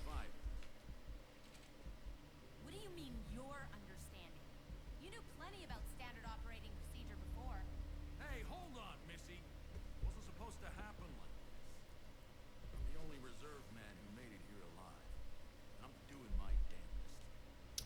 so And it's what if that Delta. rescue failed? Huh? Delta Everything point 1. else has gone wrong so That's far. it. But I think it's weird. Like, it's not until after. It's after. Yeah, it's after 6-2, the last stand. Not before, and that's kind of like the weird catch with them. And they're another one that's like super easy to miss. I have to go get Rebecca. Chuck, be careful. If those things can take out the military, And I think it's just case files from here out, which shouldn't be too bad. Hopefully, it'd be nice if I could actually finish this. Okay, cool. I actually am going to save. I don't even know if I saved during that cutscene, but I'm going to do it again. I think that's what that prompt was, but... I have a bad habit of, like, not paying attention to dialogue stuff when I stream. Just because, like, there's so much else that's going on. I'm like, okay, gotta do this, and I hit A on a bunch of stuff I didn't know what it was. I wish I had a little bit more. I know I had the same issue with Dead Rising 2 originally.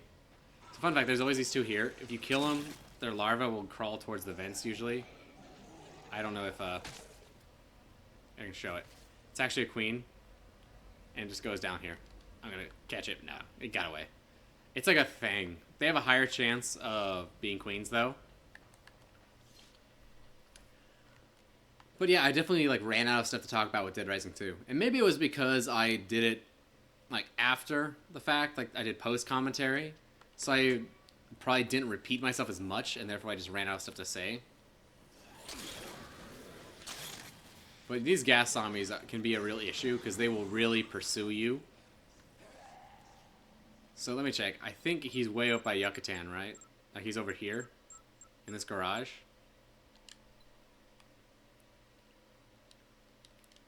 So I think I probably actually want to take this shortcut. But anyway, these gas zombies will like really pursue you. So like it's a thing where later on you'll see I'll have that sonar gun and I'll carry that around. Just every once in a while I'll turn around and kill a bunch of those zombies because they'll pile up behind you and there'll be like 6 following you and you can't do anything at all. Like if you have to stop it all for like a survivor, then they'll just like start swarm you. And normally if it's like 1 or 2 of those normal zombies, it's fine. But if you do that like across the entire plaza and you're slow, all of a sudden you have a whole like horde of just the special zombies.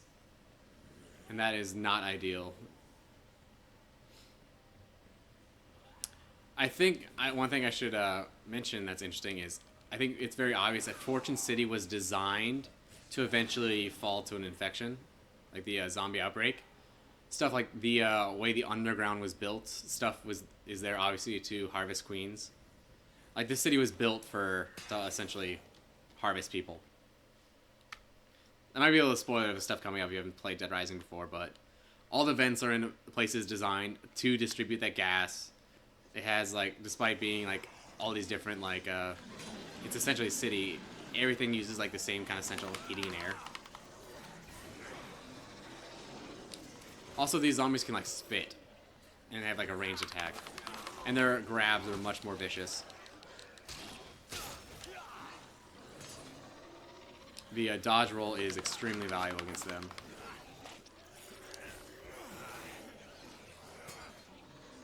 So also, a fun fact if you didn't know, oh wow, this is taking me a weird way. The prompts you get when you're grabbed are dependent on how many zombies are grabbing you. You can actually be grabbed by multiple ones. So whenever you see like the multi-button combo presses, that means it's actually like a horde of zombies grabbing you. Or like when I went down there, technically what was happening was I can escape from a single zombie, but because the gas zombie was also there, I got knocked down before I had that option to escape.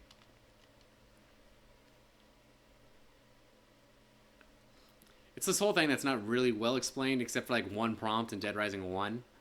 But that's technically how it works, and there's technically times where like whenever you see a button prompt, that means you can stop wiggling the stick. And then it's just like bop, bop, bop. And I think you also only take damage. When you get the button prompt, it's usually like Chuck or Frank will like hold the zombie's head away from you. So technically you can't take any damage from them until you get the button prompt. So you want to just be like slow and methodic essentially. Like you want to be like, and hit.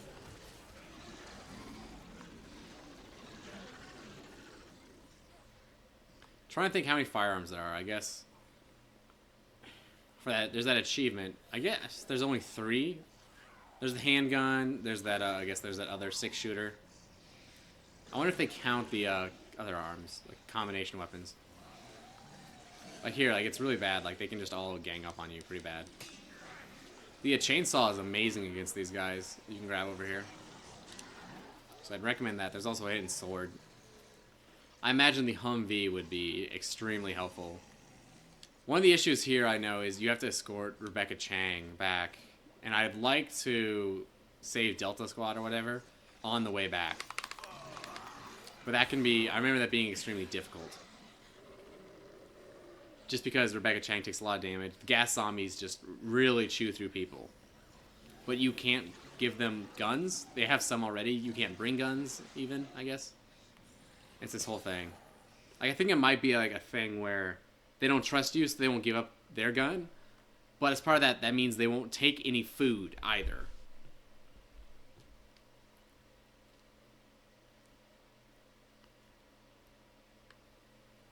As for this guy as a boss fight, he's going to be pretty easy, I think. I think this area only opens up once they crash into it or whatever.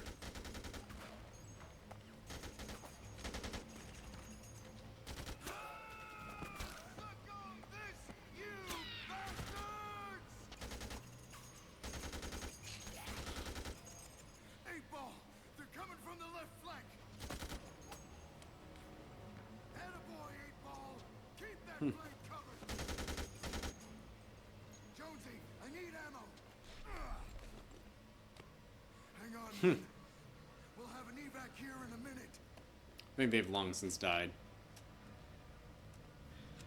Left flank! Chuck?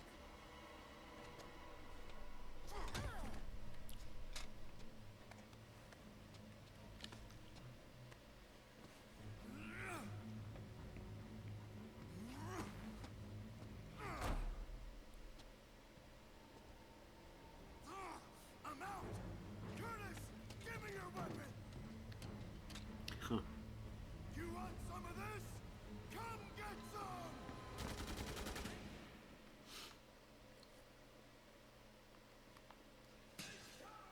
Oh, he's gonna throw grenades at me. So as long as these like hold out, I should be okay. What? Oh, is he gonna be a dick about it?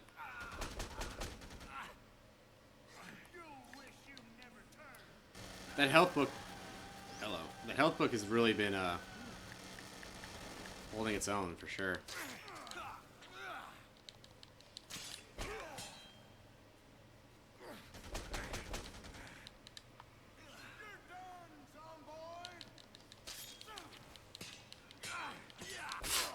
Did every single one of those miss?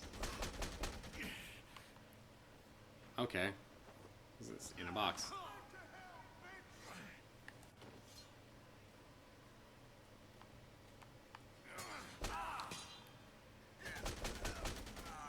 Come on, this is like not even hard, it's just awkward as hell right now. Can I get on there?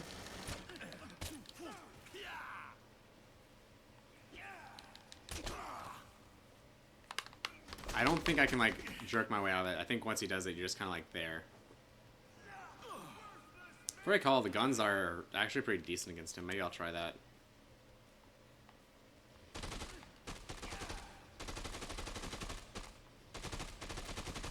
I guess, yeah, I think that's pretty awesome. I assume there's probably another light machine gun somewhere.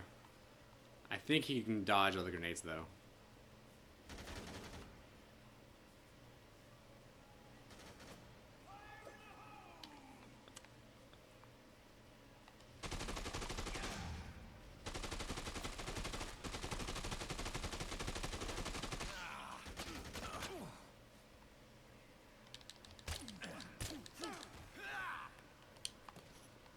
Damn it. This always seems to happen where it's like, I'm gonna be like down to one block, but he's like, so is he.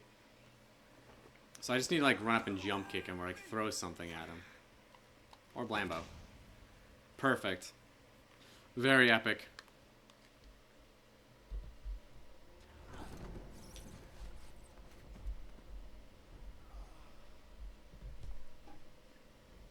I can't believe a worthless zombie did me in.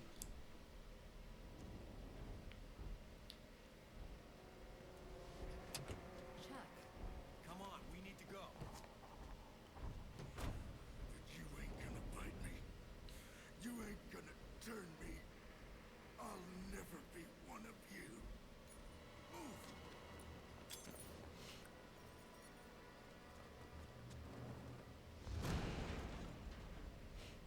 Damn. Are you okay?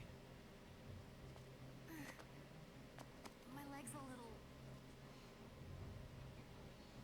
We better get back to the bunker.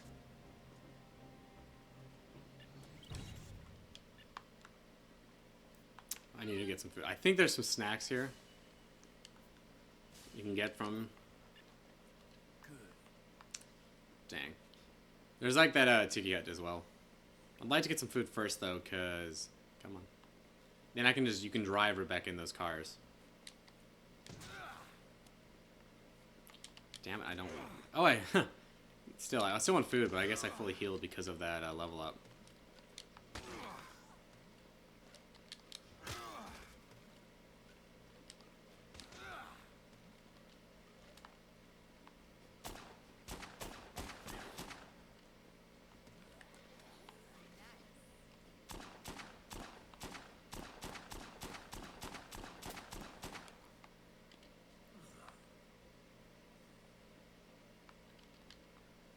So I got to drop all my guns, drive her, and we got to go get that Delta Squad or whatever. Oh, come on. They're like a huge pain to get in your party. Can't have any guns. They're really... What was that, a cone or something? They're really... They take forever. You can't heal them. So you have to, like, juggle, like, having Rebecca with you and them at the same time. So you have to, like... Because of the gas zombies, though, you can't just, like, wait around. So waiting for them to, like, get up to the door is really lethal. Because you're just getting, like, attacked over and over by these gas zombies.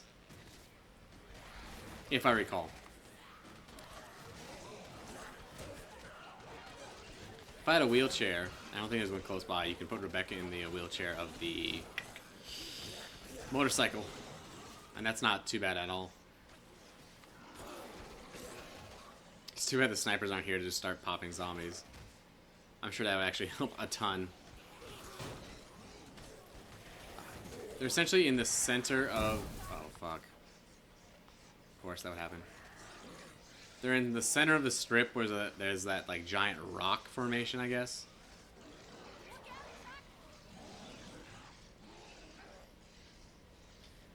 I think you can do it anytime after. You don't have to necessarily do it while Rebecca's there.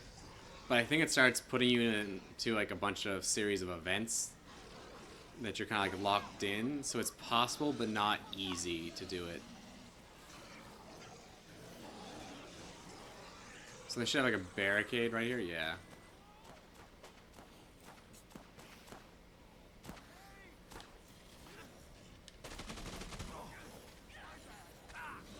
Are shooting at me or the zombies?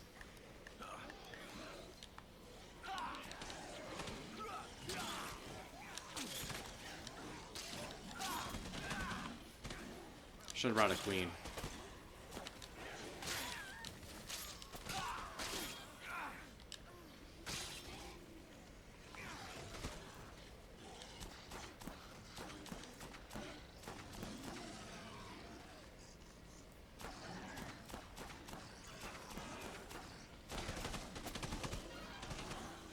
Oh, that's why it's so bad. I need to score both of them, don't I?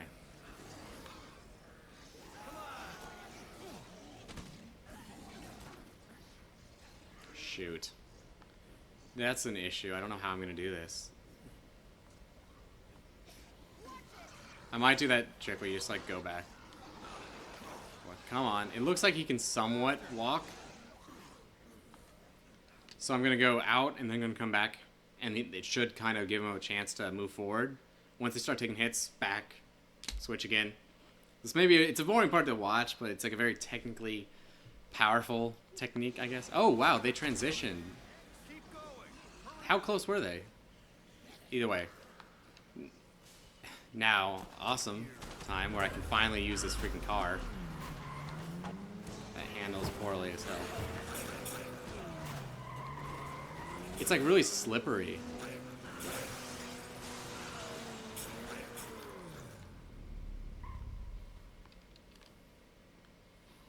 Keep close. Still there? Follow me. Keep moving. Don't fall behind. Keep close. Stick close. Stay right there. Damn. They totally know what they're doing. Oh, it's because I had the leadership book still, I bet. That's exactly why he was able to walk. Well, yeah, shout out to that book again. I think there might be zombies down here, but no. Okay. I think it's just that one intro to introduce you to gas zombies, so they put them there. Move it. Still there? So I want to make sure, absolutely sure, that they're transitioning with me, because again, I'm pretty sure it goes straight to a cutscene Keep moving. where TK lets zombies into the safe house.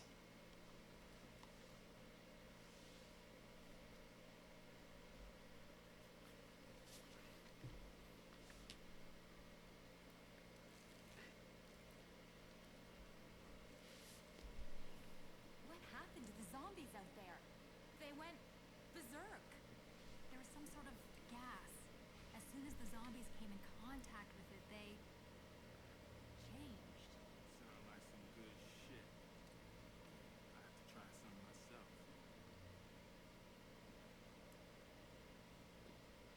What you looking at? We need him alive. That's a real shame.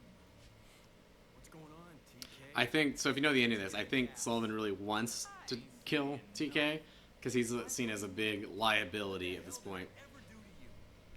I don't effing know. You're just the name they gave you. They? What are you talking about? Somebody had to take I'm gonna go grab my coffee. I'm gonna let this cutscene play out. motocross superstar, angry over his wife's death. You put the pieces together. DNA is probably all over backstage. Prints, hairs, probably some stain from where you pissed your pants before the show. It's not worth it. He's not going anywhere.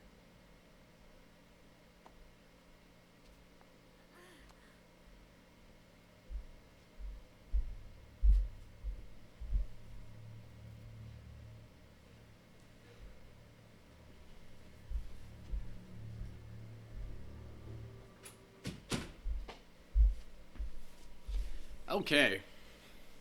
Perfect timing. Yes, save.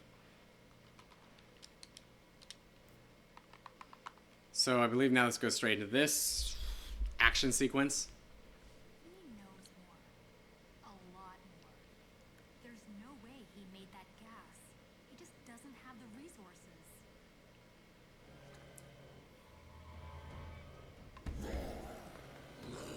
The door, it's been breached. They say the door's been breached, but in that same like shot, they show that the door's closed. Stay here. That means I think though it's a double door, so it's like the back one opens, they let people in, they make sure there's no zombies, and they let like the next group in, like the next door opens, like an airlock. I think that's what happens. Essentially, you have to find 3 different things. In theory, this section is easier based off of how many survivors you have in the safe house. For the most part, they all do a pretty good job. I think there's specific survivors, specific survivors you need though. Not need, but like you'll see Terry. Like Terry's like a badass, so she'll do like really well. You can lose survivors, but I think unless you're the one hitting them, you're pretty well off. Because they're just normal zombies, not even gas zombies. There's a Nim from the beginning of the game. One thing that is nice is once this is over and they kill all the zombies, this area will just be full of queens. So if you need any.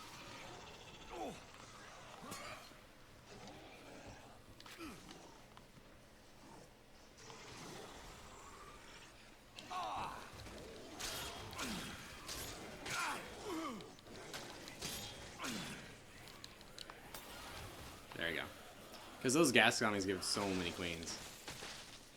And actually, like, if you really wanted to prep, you could just get lots and lots of queens for this section, and you could probably just plow through it super quickly. It'd be definitely a tougher section if they made you actually find this stuff on your own. But then it would just also be a matter of, oh, go look it up.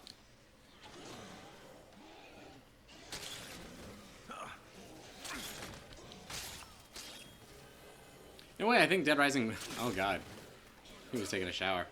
In a way, it seems like Dead Rising works best in a world without the internet.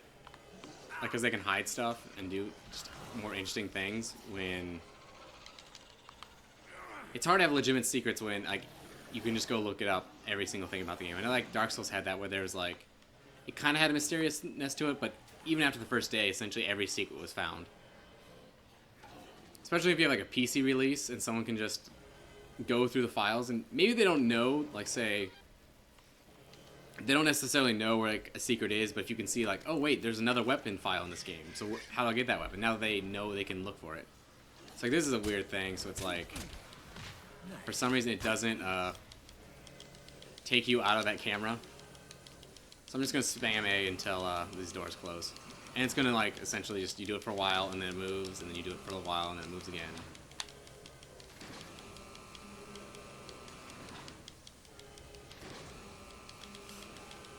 I don't think how fast you tap it has any necessary effect. It might be like, oh, you have to tap it 60 times or something, but... I think I got most of them.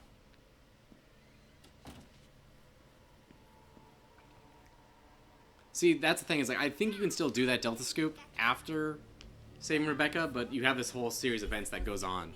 So I don't usually like to, because it's also its unmarked scoop, so I don't know how long it usually lasts.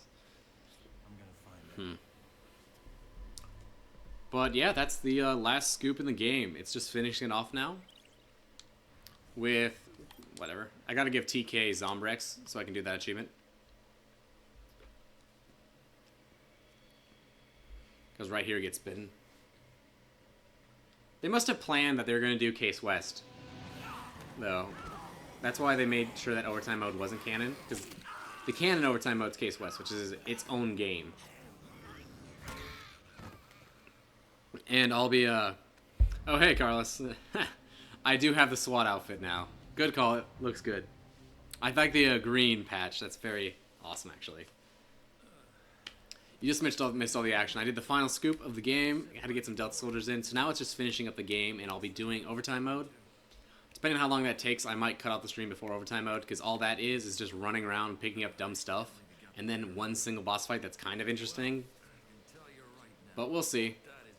I might do a save, and I'd like to do a guide to overtime mode boss fight because it's actually really hard if you don't know what you're doing. But on the other hand, I got people coming over at like in 2 hours, and I have to clean up because this took like way longer than I expected. I thought I was like pretty close to the end of the game when I left off last night, and now it's like I started at like 10 and it's like 4 and 2. You gotta help me. How long does he have? So that's what's asking you. You can get Zombrex for him if you want, and whether or not you do affects whether or not you get the S ending or the A ending, I think, which really have no effect on the game. But since there's achievements associated with the overtime mode ending, and I don't necessarily want to go play through the entirety of this game again, I'm going to do that ending. With the rescue team was abruptly lost as they attempted to exit the city. They are now presumed to have also perished in the outbreak. In light of this new information, the president has ordered the immediate eradication of everything within I've never read like the subtext under there, like the scroller. I don't know what you call that banner thing. precisely 7 o'clock. You might not have been able to read it before until they did the remaster. I always thought it'd be kind of cool. Like I can't wait until games start coming out where every little detail can be seen. Maybe that might cause a lot of work for people, but like for a game like this, it's kind of so cool that you can read like every book and stuff. It just makes it, I guess, like realistic and a little more believable. You out of your mind? Look, let's just try and stay calm and think our way out of this. I did not work this hard just to get blasted off this rock. I've got to get in touch with my station. They'll come get me. Hell, they'll come get everyone. This is the story of the century. Well, no one's gonna hear it unless we get the hell out of here. There's more going on here than just a heist. First the gas, and now this. Ticker, that's it. Yes, Ticker, that's totally it. But there's no way you could access the media. I think that was meant to Any click design like when you old stock tickers, this and then it became like for TV. Obviously, was the thing. way bigger. Look, you know we've all been through As someone who works for like an investment firm, I don't know anything about stocks at all, really. Like I'm having to write like this tax software, and I'm like, what exactly is an option that I'm doing this software for? It's like, well, you see, it's this and this, and you can do this. I'm like, oh, okay, that's cool, I guess. Happening so fast. The gas. It looks like it's coming from underground. and that's where we'll find out more. If I recall, I think Gonna be crawling with thousands of what's her name? Rebecca Chang features a lot more prominently in Off the Record, since Frank's a fellow reporter. Oh, I'm curious. I don't even like. Surely Frank's not a reporter, right, anymore. Like he's still a photographer, but I think doesn't he work for like Phenotrans or something, and that's how he gets sent in. Don't go losing your head over this. That was an interesting phrase to use. I thought that was the cutscene where something happens. I'm gonna take your beans. So, alright. Underground gas. This is a super easy scoop. It's like you just go down there in the underground tunnels, you drive around, and you fight, like, what, 2 guys? It's weird, because, like, they're technically psychos, but they're just 2 survivors with handguns. Yet they have this whole scene, it's like, bang, bang, and then you run in and you kill them in, like, 2 hits, and it's kind of sad, actually.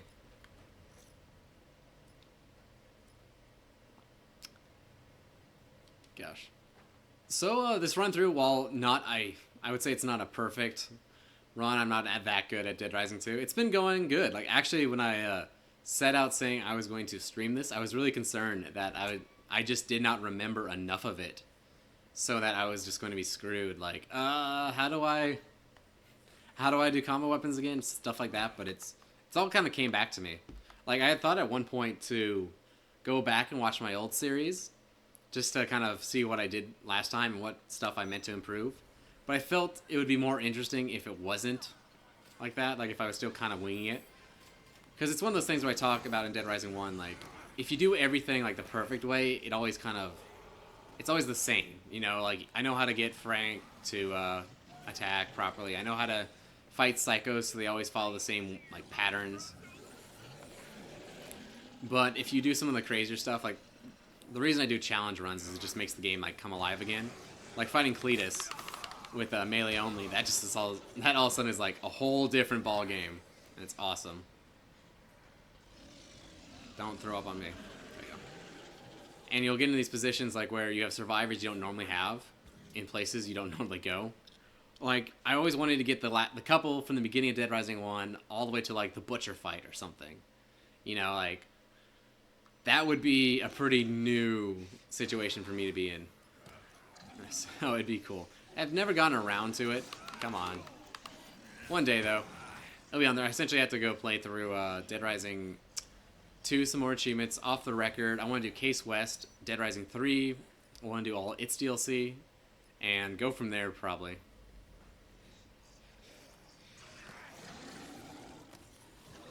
I just had a thought. Someone on the subreddit posted an image, like, the true canon ending of, like, Dead Rising 3. And it was just, like, I think Chuck Green making out with, like, whatever chick that is in that game. I just realized, is that Chuck's daughter? Like, I knew people were making a lot of comments, but I thought it was, like, his, like, a niece or something he had. But I know a lot of people were just, like, wanting Katie to be playable, so maybe, is that Katie, like, all grown up? I never actually made that conclusion until now, but that totally would be that, right? That's not class. There's already, they're, like, building another Ultimate Playhouse. Why would they build another one in the same mall, essentially?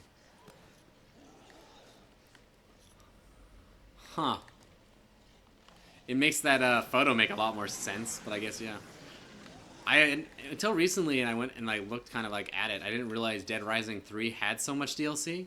I'm excited because it reminds me of like Borderlands, how Borderlands has a lot of DLC, but it's all like really big, meaty DLC. Like every single one was like worth getting. Borderlands 2, that is. Borderlands 1 is also pretty good, but it's mainly the last two that are really awesome. So I'm wondering if Dead Rising 3 is not going to be like that. Like, I wish they did that for 2 or 1. Like, if Dead Rising 1 seems like a game that would fit so well for, like, DLC. Because, like, oh, you know, expand them all just a little bit. Come on. Expand them all. Then you could just add in more and more survivor packs. Like, that's what I would do, is essentially just, like, take the survivor count, like, up to 100 people. Like, see if you can still save them all. Or just, like, more and more interesting stuff. Or maybe variations, like, oh, are you going to get the easy survivor spawn this time, or are you going to get a hard one? Damn, he's still alive. I won his queen.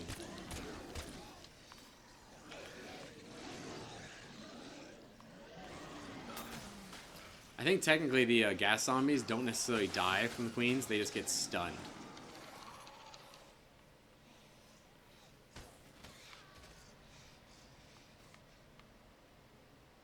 Okay. So much of this game is just me driving this dumb little cart. So this is where it starts to get like cinematic, if I recall. All the zombies start moving in one direction as you enter this area. Yeah. It's actually super creepy, but I think it was a cool way to like escalate the story. There we go. You can see them start like going towards this. I think it's a cool way to escalate the story. Make it like, again, I talked about how I thought Dead Rising 1 could have gotten by with just a simple zombie virus. Like, oh, it broke out from a lab that we're experimenting on smallpox or something. And then, yeah, that was the story. But they actually went out and made their own story. I thought that was super cool. Because at the time, it's not like zombies were even that big of a deal, so they probably could have gotten away with it pretty easily. And then they didn't have to like step up the story like, oh, look, it's a giant conspiracy, and oh my god, they're collecting queens and killing people. That's cool. That being said, I have no idea what Dead Rising 3 is. Because it takes place in, like, some city. I know that. But past that, nothing. Let's heal up. And I'm super looking forward to the blind run-throughs of Case West, Off the Record, and all that. Just because it's going to be, like, weird seeing new Dead Rising. And I've heard good things about 3. Like, I know, like, I think overall the consensus is like Dead Rising 3 is like a good game and awesome, but I think it's also maybe not be like, it's not necessarily the best Dead Rising game is what a lot of people seem to say to me, at least. Like, there's a couple things they would fix to get the same kind of style of Dead Rising 1, but overall it's still like a fun game in itself. I'm sure it's like, I always compare it to if you were like a Saints Row 1 and 2 fan and then you skip and play 4, you would just be like, what is this? What happened to my game? Even though that it still was an interesting game in itself.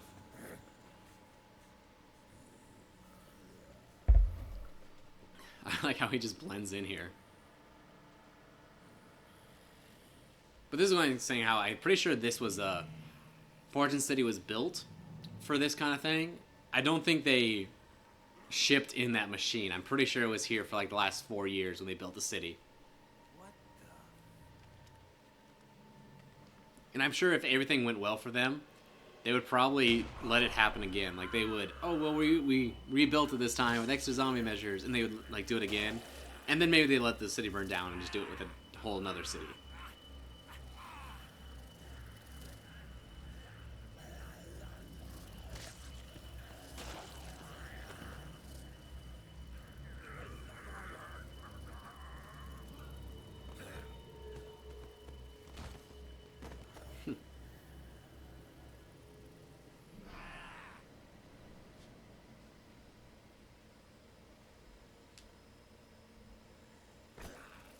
Okay, let's get this bunch done. We're almost at capacity, and we gotta get these damn bees ready for shipping out. Bees. Let's get the stragglers. One thing they have yet to do in a Dead Rising game is it'd be kind of cool if they had a section where you play as someone, like say if you had like the movie theory of, there's like movie theory for Dead Rising 4 where everything's a movie and that's why Frank's so weird supposedly, and it's actually then things go wrong and it's like on a movie set. What if they let you play as like someone who you thought was your main character, and then you get bitten and you get to play a little bit as a zombie or something, and then you get to go to the main character. It'd be kind of interesting. Come on. What is this? A lead pipe. I got like nothing. A grenade. Oh, sure, I'll take it. A grenade and a keyboard. There we go. Why would there possibly be a machete down here? And a whole pizza. What did they do? Anyway, let's go up here.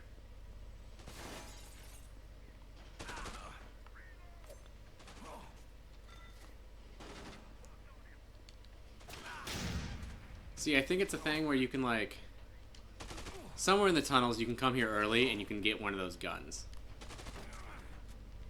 You're still alive? I hit you with, like, fucking... These Merc rifles do, like, nothing to him, too.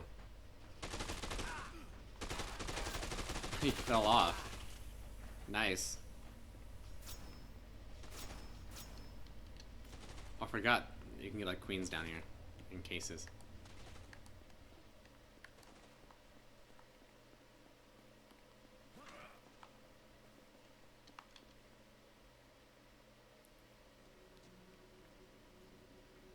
These bees are fully mature.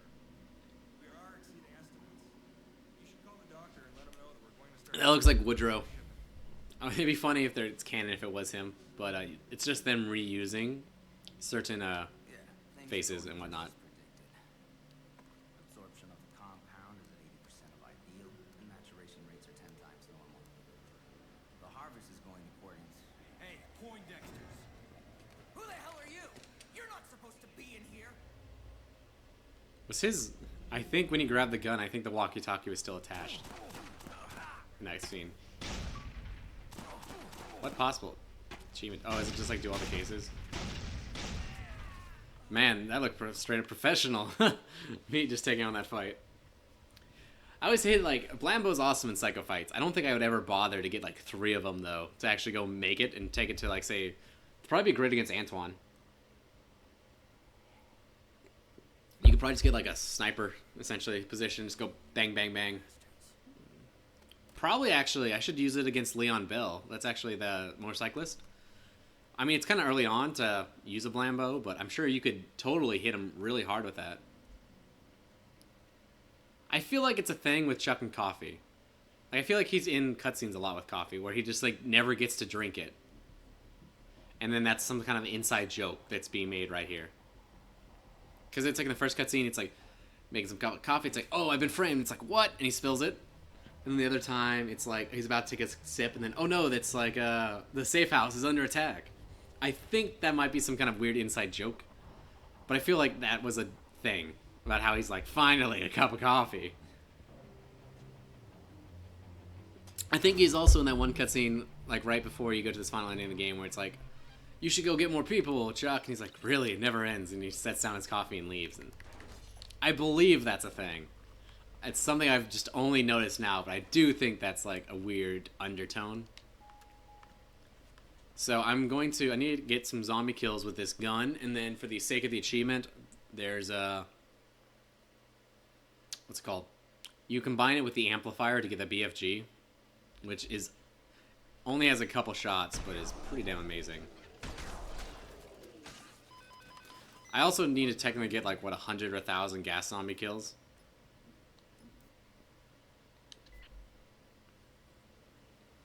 Oh damn, I need to give TK Zombrix. I hope I didn't fuck up. And I'm always concerned, like, the game gives no fucks about screwing you over. Maybe not screwing you over, but like, sorry, you thought you had time to still give TK Zombrix? Nope. So basically what the BFG I'm gonna make does is, this just stuns zombies, other than the gas zombies, but the BFG will kill them all. It's like super limited use, but it's essentially, I don't know what you call it, like, it acts like you're firing the queen, essentially. You fire these giant, like, balls of static. It's very good. You don't usually need to use it, but, yeah. I wish this game had infinity mode, because what was great about infinity mode is it completely changed the context you would do things. So, like, there's a lot of stuff you wouldn't get in the story mode, but infinity mode, when you have all this time, combo weapons would be amazing, because it's like, well, I have all this time, so as long as I'm careful, you know, it'd be worth it to go get, like, 6 Blambos, 3 paddle saws, that kind of thing.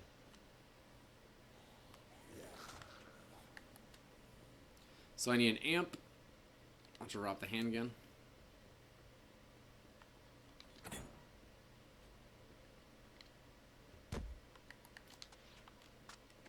Just like Mom used There we go. So this just kind of wrecks.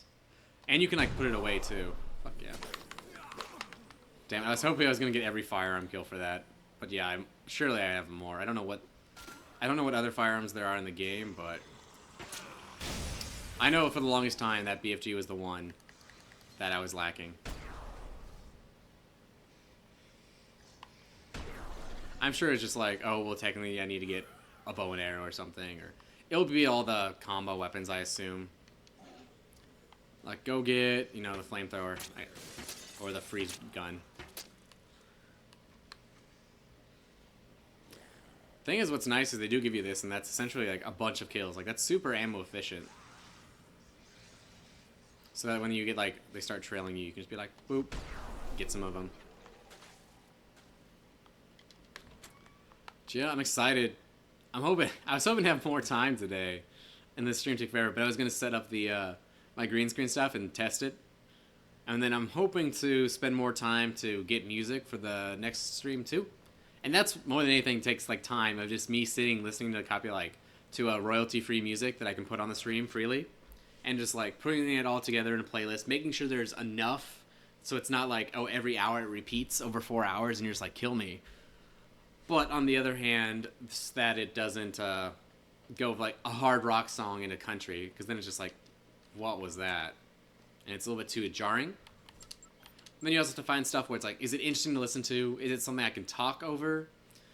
I could do different playlists, like, to kind of DJ it a little bit. So it's like, say, if I know I'm going to, say, wait the time out a little bit, I might do a little more action-based music, because I'm not going to be talking. Whereas if I know, hey, here's me giving an explanation in a boss fight, well, then I'm going to do a little bit more calmer stuff, so you can actually hear me speak.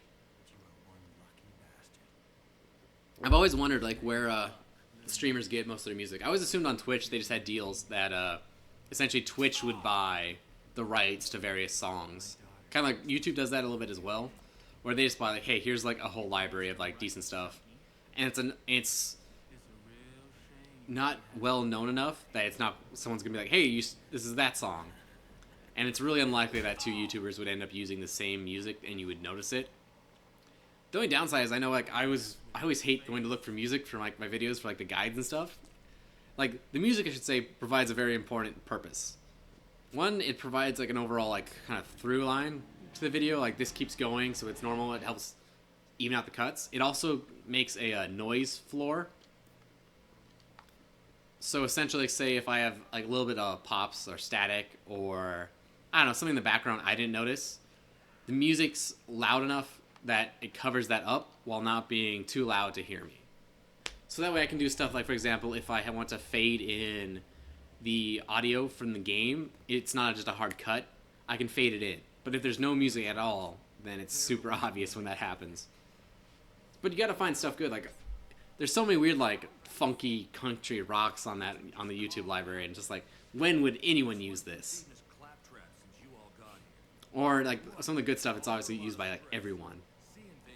There's also a lot of stuff on there that's kind of like, I don't know what you'd call it, but like, almost like parody music, where they'll name it something like really close, like they'll call something like "Stairway to Hell," and it's essentially a very similar "Stairway to Heaven" song. Essentially, not exact, but it has like very similar like chord progressions and stuff. We're like, okay, I kind of get it, and that's not so like people would think you have like the real song as much as it is like you can go like, I like the tone of this song.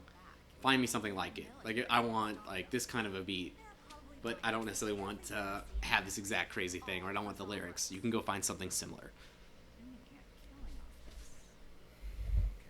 Big plot dump here. You're saying that Phoenotrans killed all of to drive up the goddamn stock price. This is just crazy. We have to get this information out. God, I can start, since it's now like the afternoon, I can start feeling the heat in this room build up. It's one of the main things I'm looking forward to.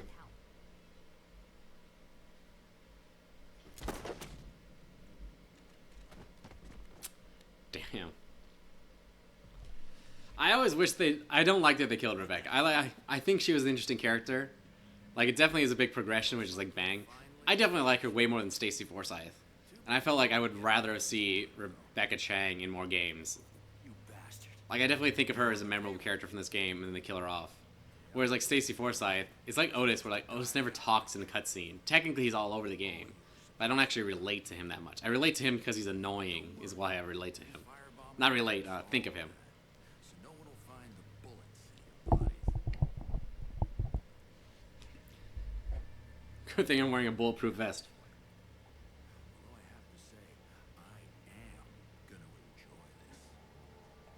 I knew you were the bad guy. Katie's saying what we were all thinking.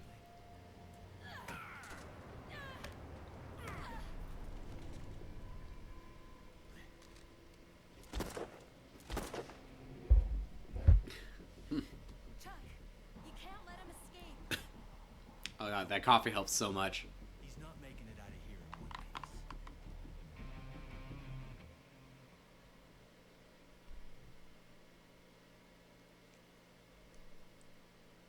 I've been meaning to, like, I've been so far behind on my own stuff. I've been meaning to make a bunch of, like, essentially silly videos to post on the subreddit. And I just haven't had a chance to do that.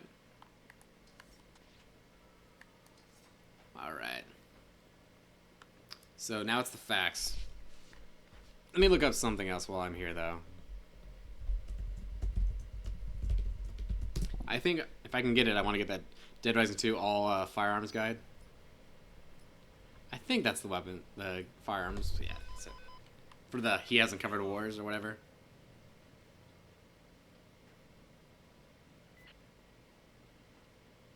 Handgun. Let me look this up. What would I not have used on a zombie? Because, like, there's only so many things. It must be the mercenary rifle?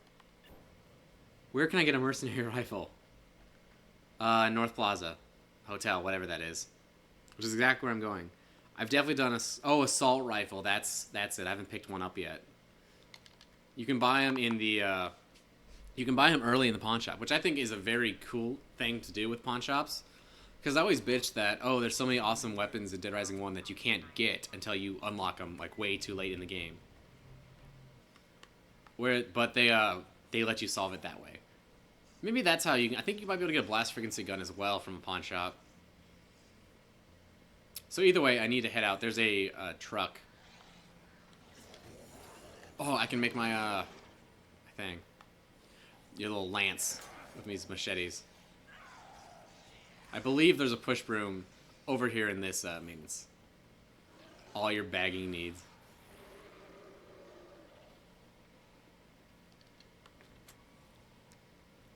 I still want Capcom to make a Dead Rising where you could actually like in real life go to a location, like as a demo maybe, say like, oh hey, like that'd be kind of a cool experience. I don't know. That or I want to see a Dead Rising VR game that has so much potential to like just like let you like slice through things, or like there's a blunt weapon, just flail around with it. It might be a little bit too violent for a VR game, and not like violent like, oh my god, that's gruesome, just like, but the sheer amount of just like like, sorry, of smashing around the controller you would have to do for a game like that would be really brutal on the wires and stuff, I would think. But at the same time, like Dead Rising, if you didn't have like that third person view like above the zombies, if you had to like run through a crowd or like literally push through him, that would be insane. But then also I feel like it might be hard to do without some kind of like force feedback. So there should be one here. Nope, just grenades. Granada.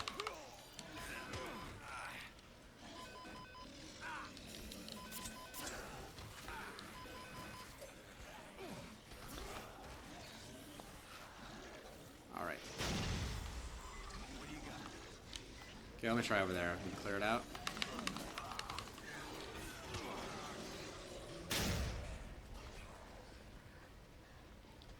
Ah, come on. There's one of these overturned Jeeps that has an assault rifle. I know there's a pawn shop. I would imagine the pawn shops would be closed by now, but I don't actually know off the top of my head. There, I bet it's that one. If not, I guess there's some military guys there either way. Anyway. But I think this is essentially, this is it, the game. I mean, we'll have overtime mode. Really? Oh yeah, there we go. There's the pop. It's always the worst when you're like, and achievement, and it's not there. I almost feel like, the way the Xbox One behaves is it's almost like it's emulating the 360. I guess it's not, because it doesn't actually do the whole like loading screen the 360 would. Don't grab me.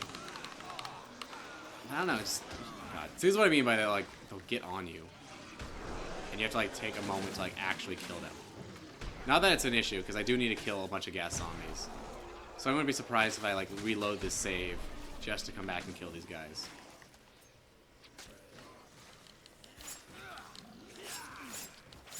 This health book, though, is going to be very important in the next fight, because he's a bitch.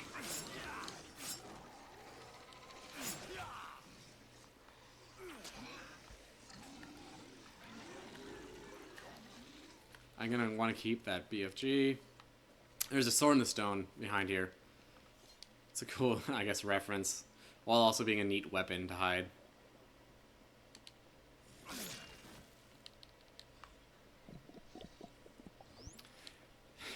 It'd be neat if sushi gave you like a 10% chance to get like food poisoning. I mean, maybe I think that's neat. It would actually totally screw me over constantly, but...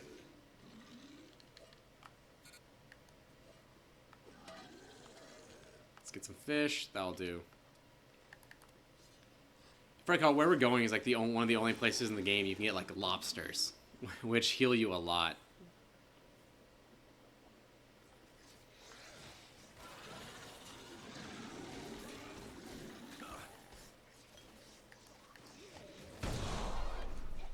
Brutal.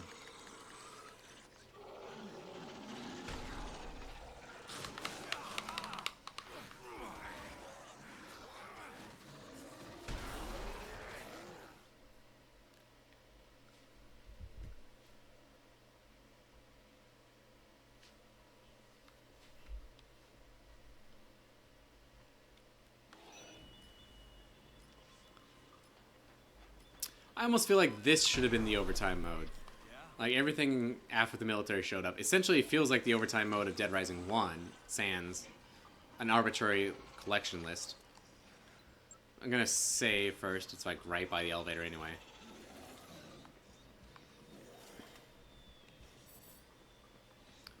Roll.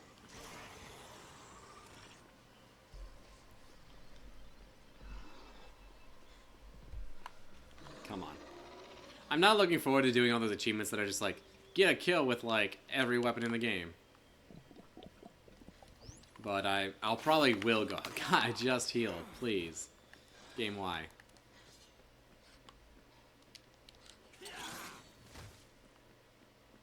I already got that one, okay. I remember that was another one. The combo weapon that's combining the bear with the light machine gun. It's like a really cool weapon. It's like super powerful because you can like make it like a sentry. You can like put it in the corner of a room and it will shoot zombies for you. But as I've shown, like getting a bear, like a stuffed bear anywhere and still having it intact to use is actually a huge pain. And I know there's probably actually like some great areas for that. I just haven't found any. Like there's got to be some area where it's like perfect, like put up in a corner like right before a cutscene transitions, and then when the zombies load back in, it just starts mowing them down. Or hell, I don't know, maybe it'd be awesome in a boss fight. Maybe you can make like 3 and then trigger a boss fight and it's just like absolutely brutal.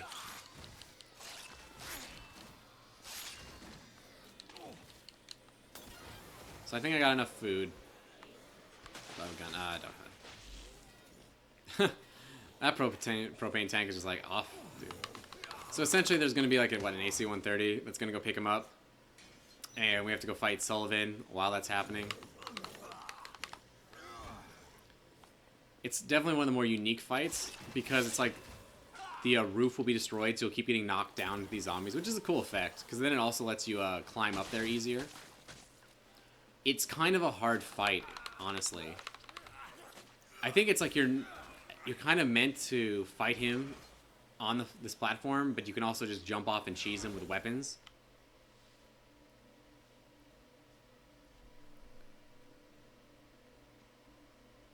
So you're behind this.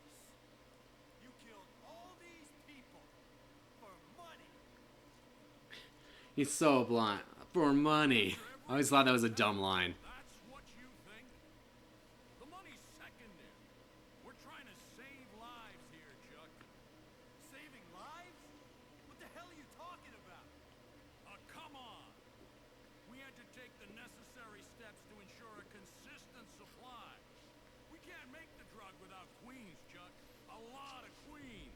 You can thank Isabella for that. Name drop. And TK looting the city, but that's not about money? He went off the rails. He was well paid for his part. Then he just got greedy. Honestly, I feel like TK looting the city doesn't matter. They're going to bomb the city. I don't know why Chuck cares. Open your eyes, Chuck. Do you have any idea how many people are affected in this country? Doctors, politicians, CEOs. Some of our country's best are infected. Even your little girl, Chuck. What would happen to your cute little time bomb if she didn't get her drug?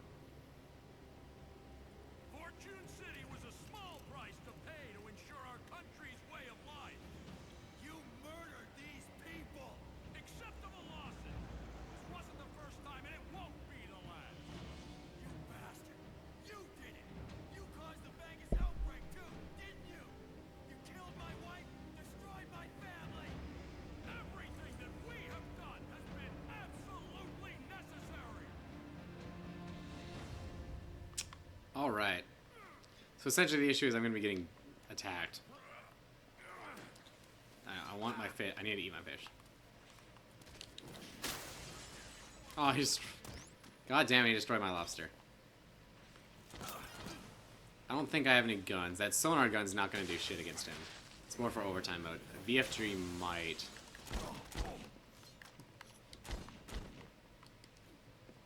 Essentially, I just want... You can, like, sit, like, right here and just shoot him with a gun. That's what I did, honestly. Otherwise, he tries to fight you and knock you off the platform.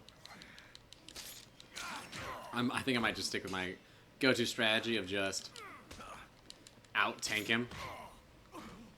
Because there should be plenty of food around here. That's what's kind of nice about this fight, is as long as you, like, pull back, there's usually a lot of food.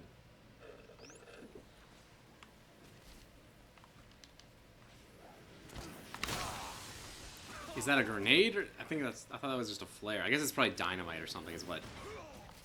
Oh, and it's marking it for the AC-130 to shoot. That must be exactly what he's doing there. I think... don't do it. That's cool. I think technically you're meant to do, like, a bunch of cool moves. Like, you can trip him like he trips you. I think he really only has stuff you have. Just a bit stronger. He's not that bad to fight unarmed. If I could find a gun, I'd rather do that. I should have brought that light machine gun or assault rifle.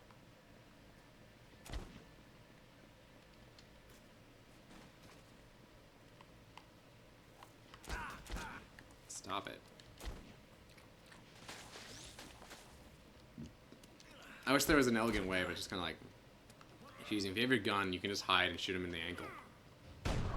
Oh, that has no effect on it. I don't know, or maybe just dodge that. Chuck, why? So much of my experience is just that, like, get on it, come on, stop. And then, oh look, he knocked me right back down.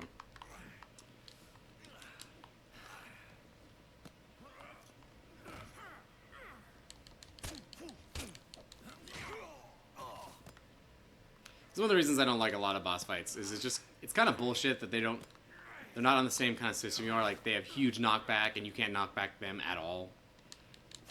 And usually it's all, like, every fight's about, oh, holy shit, that was a lot of damage.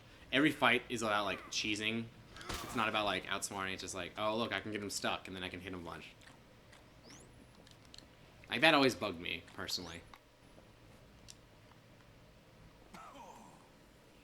So I'm just going to go look for some more stuff. I know there's one area, there's like a kitchen here somewhere with a bunch of lobsters. Here's one. So I can stock up. Oh, that'll work. Wine. I think there's some weapons hidden around here. It's just they're not too great. You can see like there's areas that's patched white, and that's where the AC-130 is going to blow holes. Some of them you can jump back up. And actually, like, some will even unlock, like, more food, because you can't get to them from below, but if there's a hole above and you fall into it, you can get some more lobsters.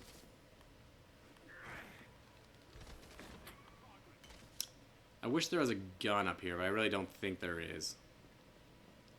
Because I think they don't want you to fight him with a gun. Because it does make it really easy. You can throw stuff at him, but that's always weird. That's never, like, a good strat for a Dead Rising game.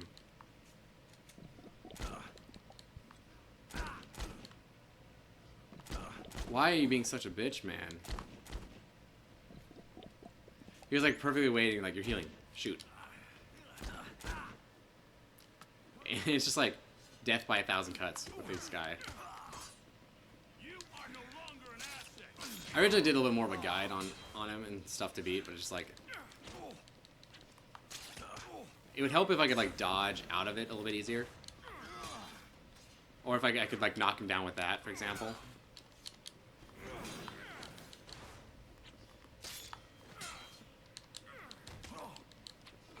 Or if like I could knock him down. That's what I hate, is really the fact that like he can do all that stuff to you as a player that you can't do to him. It's always one of the things I always appreciate about like Dark Souls is like you always follow the same rules as the bosses. Like, so you can stagger them, they can stagger you. It's harder, but it's possible.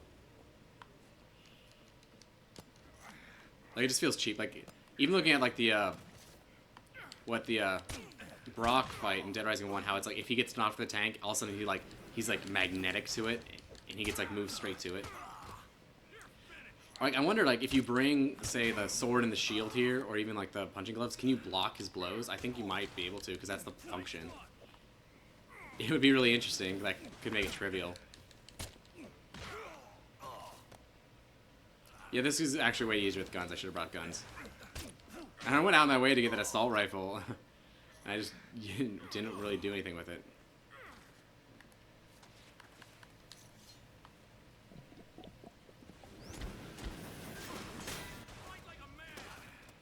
God damn. Oh, he got hurt by that.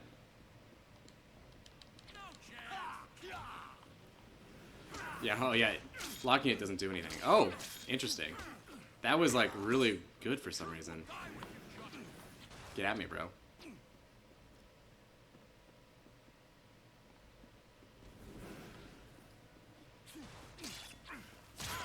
Oh, he swept me, but...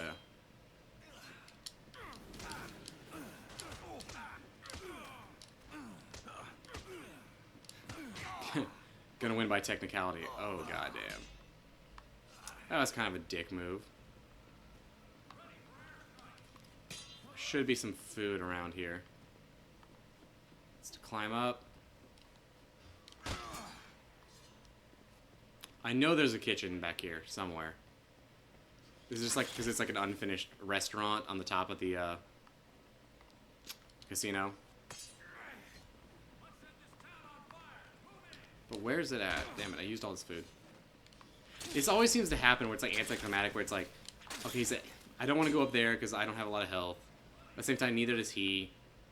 And it's just like this slow finish, usually. There we go. Wait, was I here and I took all the food? There should be lobsters on here.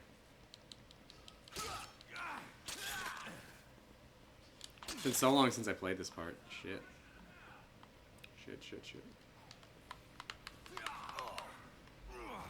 If I'm not careful, I'm gonna lose the rest of my health just running around looking for food. There might be some more up on the roof, but the AC-130 has a habit of destroying all that just by its bombs hitting everything. You can sometimes get a snack, I believe, if you break the purses, but I'm not that desperate yet. I think I can beat him if I go up there. It's just like... I thought one of these had lobsters on it. Did I get that too? Or was I just wrong? It's like I don't want to go up there and instantly get wiped.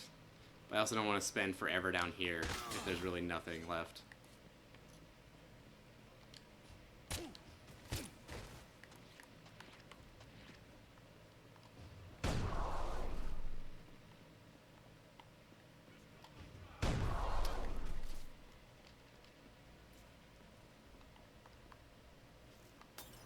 So there, I'm just trying to make sure I'm not gonna, I don't want to take any more like additional damage from just like a random zombie while I look for food out here.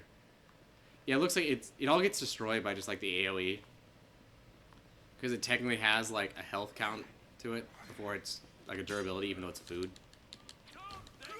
So yeah, it's like that could have gone one way. Like he could hit me down and be a one-shot kill. That was a really lame fight, but yeah, if you bring a light machine gun, I think normally what I do is you can just find a good spot to cheese him where the gun won't shoot you and the AC-130 can't hit you, and you just proceed to like shoot him in the ankle with a pistol. It's boring, but since it essentially kills all the zombies for you, it's the best way. It's one of those things where it's like, if the fight was actually legitimately a lot harder, I would recommend like, oh, go get your pain resistor, what's it called? Pain medication, choose painkiller, that's it. Get like a bunch of really good weapons, because technically you have a lot of time to do this.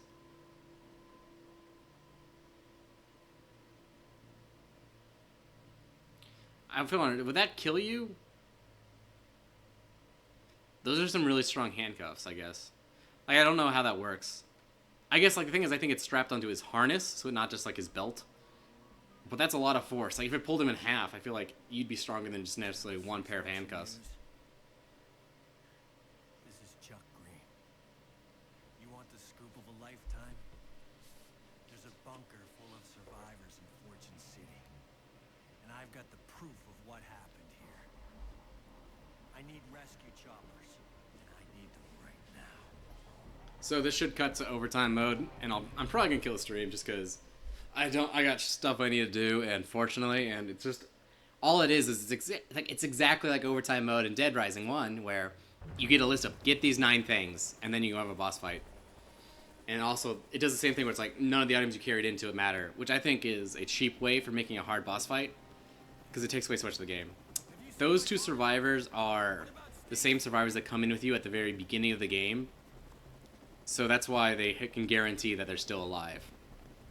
She's like, oh, I can't get a signal, and he's like, oh my god, I didn't save her. It's because like his wife dies or something. But yeah, it's those 2 specific survivors. I have to find my daughter. Go!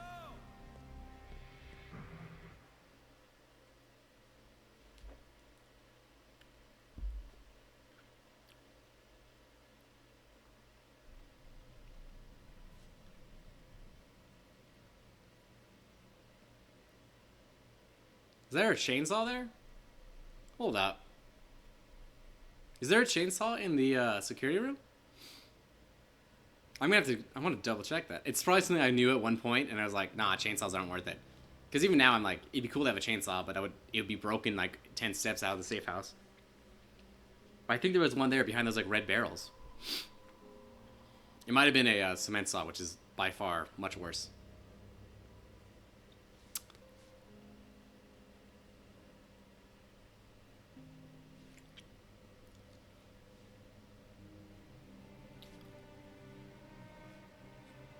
And Dead Rising 2. I'm going to skip that. I think there's technically... It might be overtime mode. It might be this, but there's a screamer at the end of... the credits. So I wanted to skip that, because that's dumb. It totally got me in overtime mode. Even though I knew it was there, it happened again. I was just like, ah. Because I was like, at that point, I had like...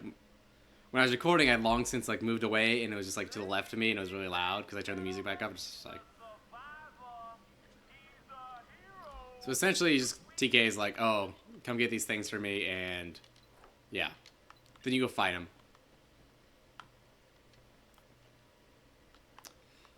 But I'm gonna make sure I save here, and I'm gonna do that all off stream because it's super boring in my eyes. But I want to make sure I save this. I recall it didn't give me a nice like ending title card, but either way I should be able to say Notebook. I don't think there's anyone dead that shouldn't be dead. I'm not gonna go through them all. I wish they showed you like you could have saved this person, but most of these like you don't even recognize because most of these are like in the background somewhere. It'd be nice if like all the savable survivors were still there.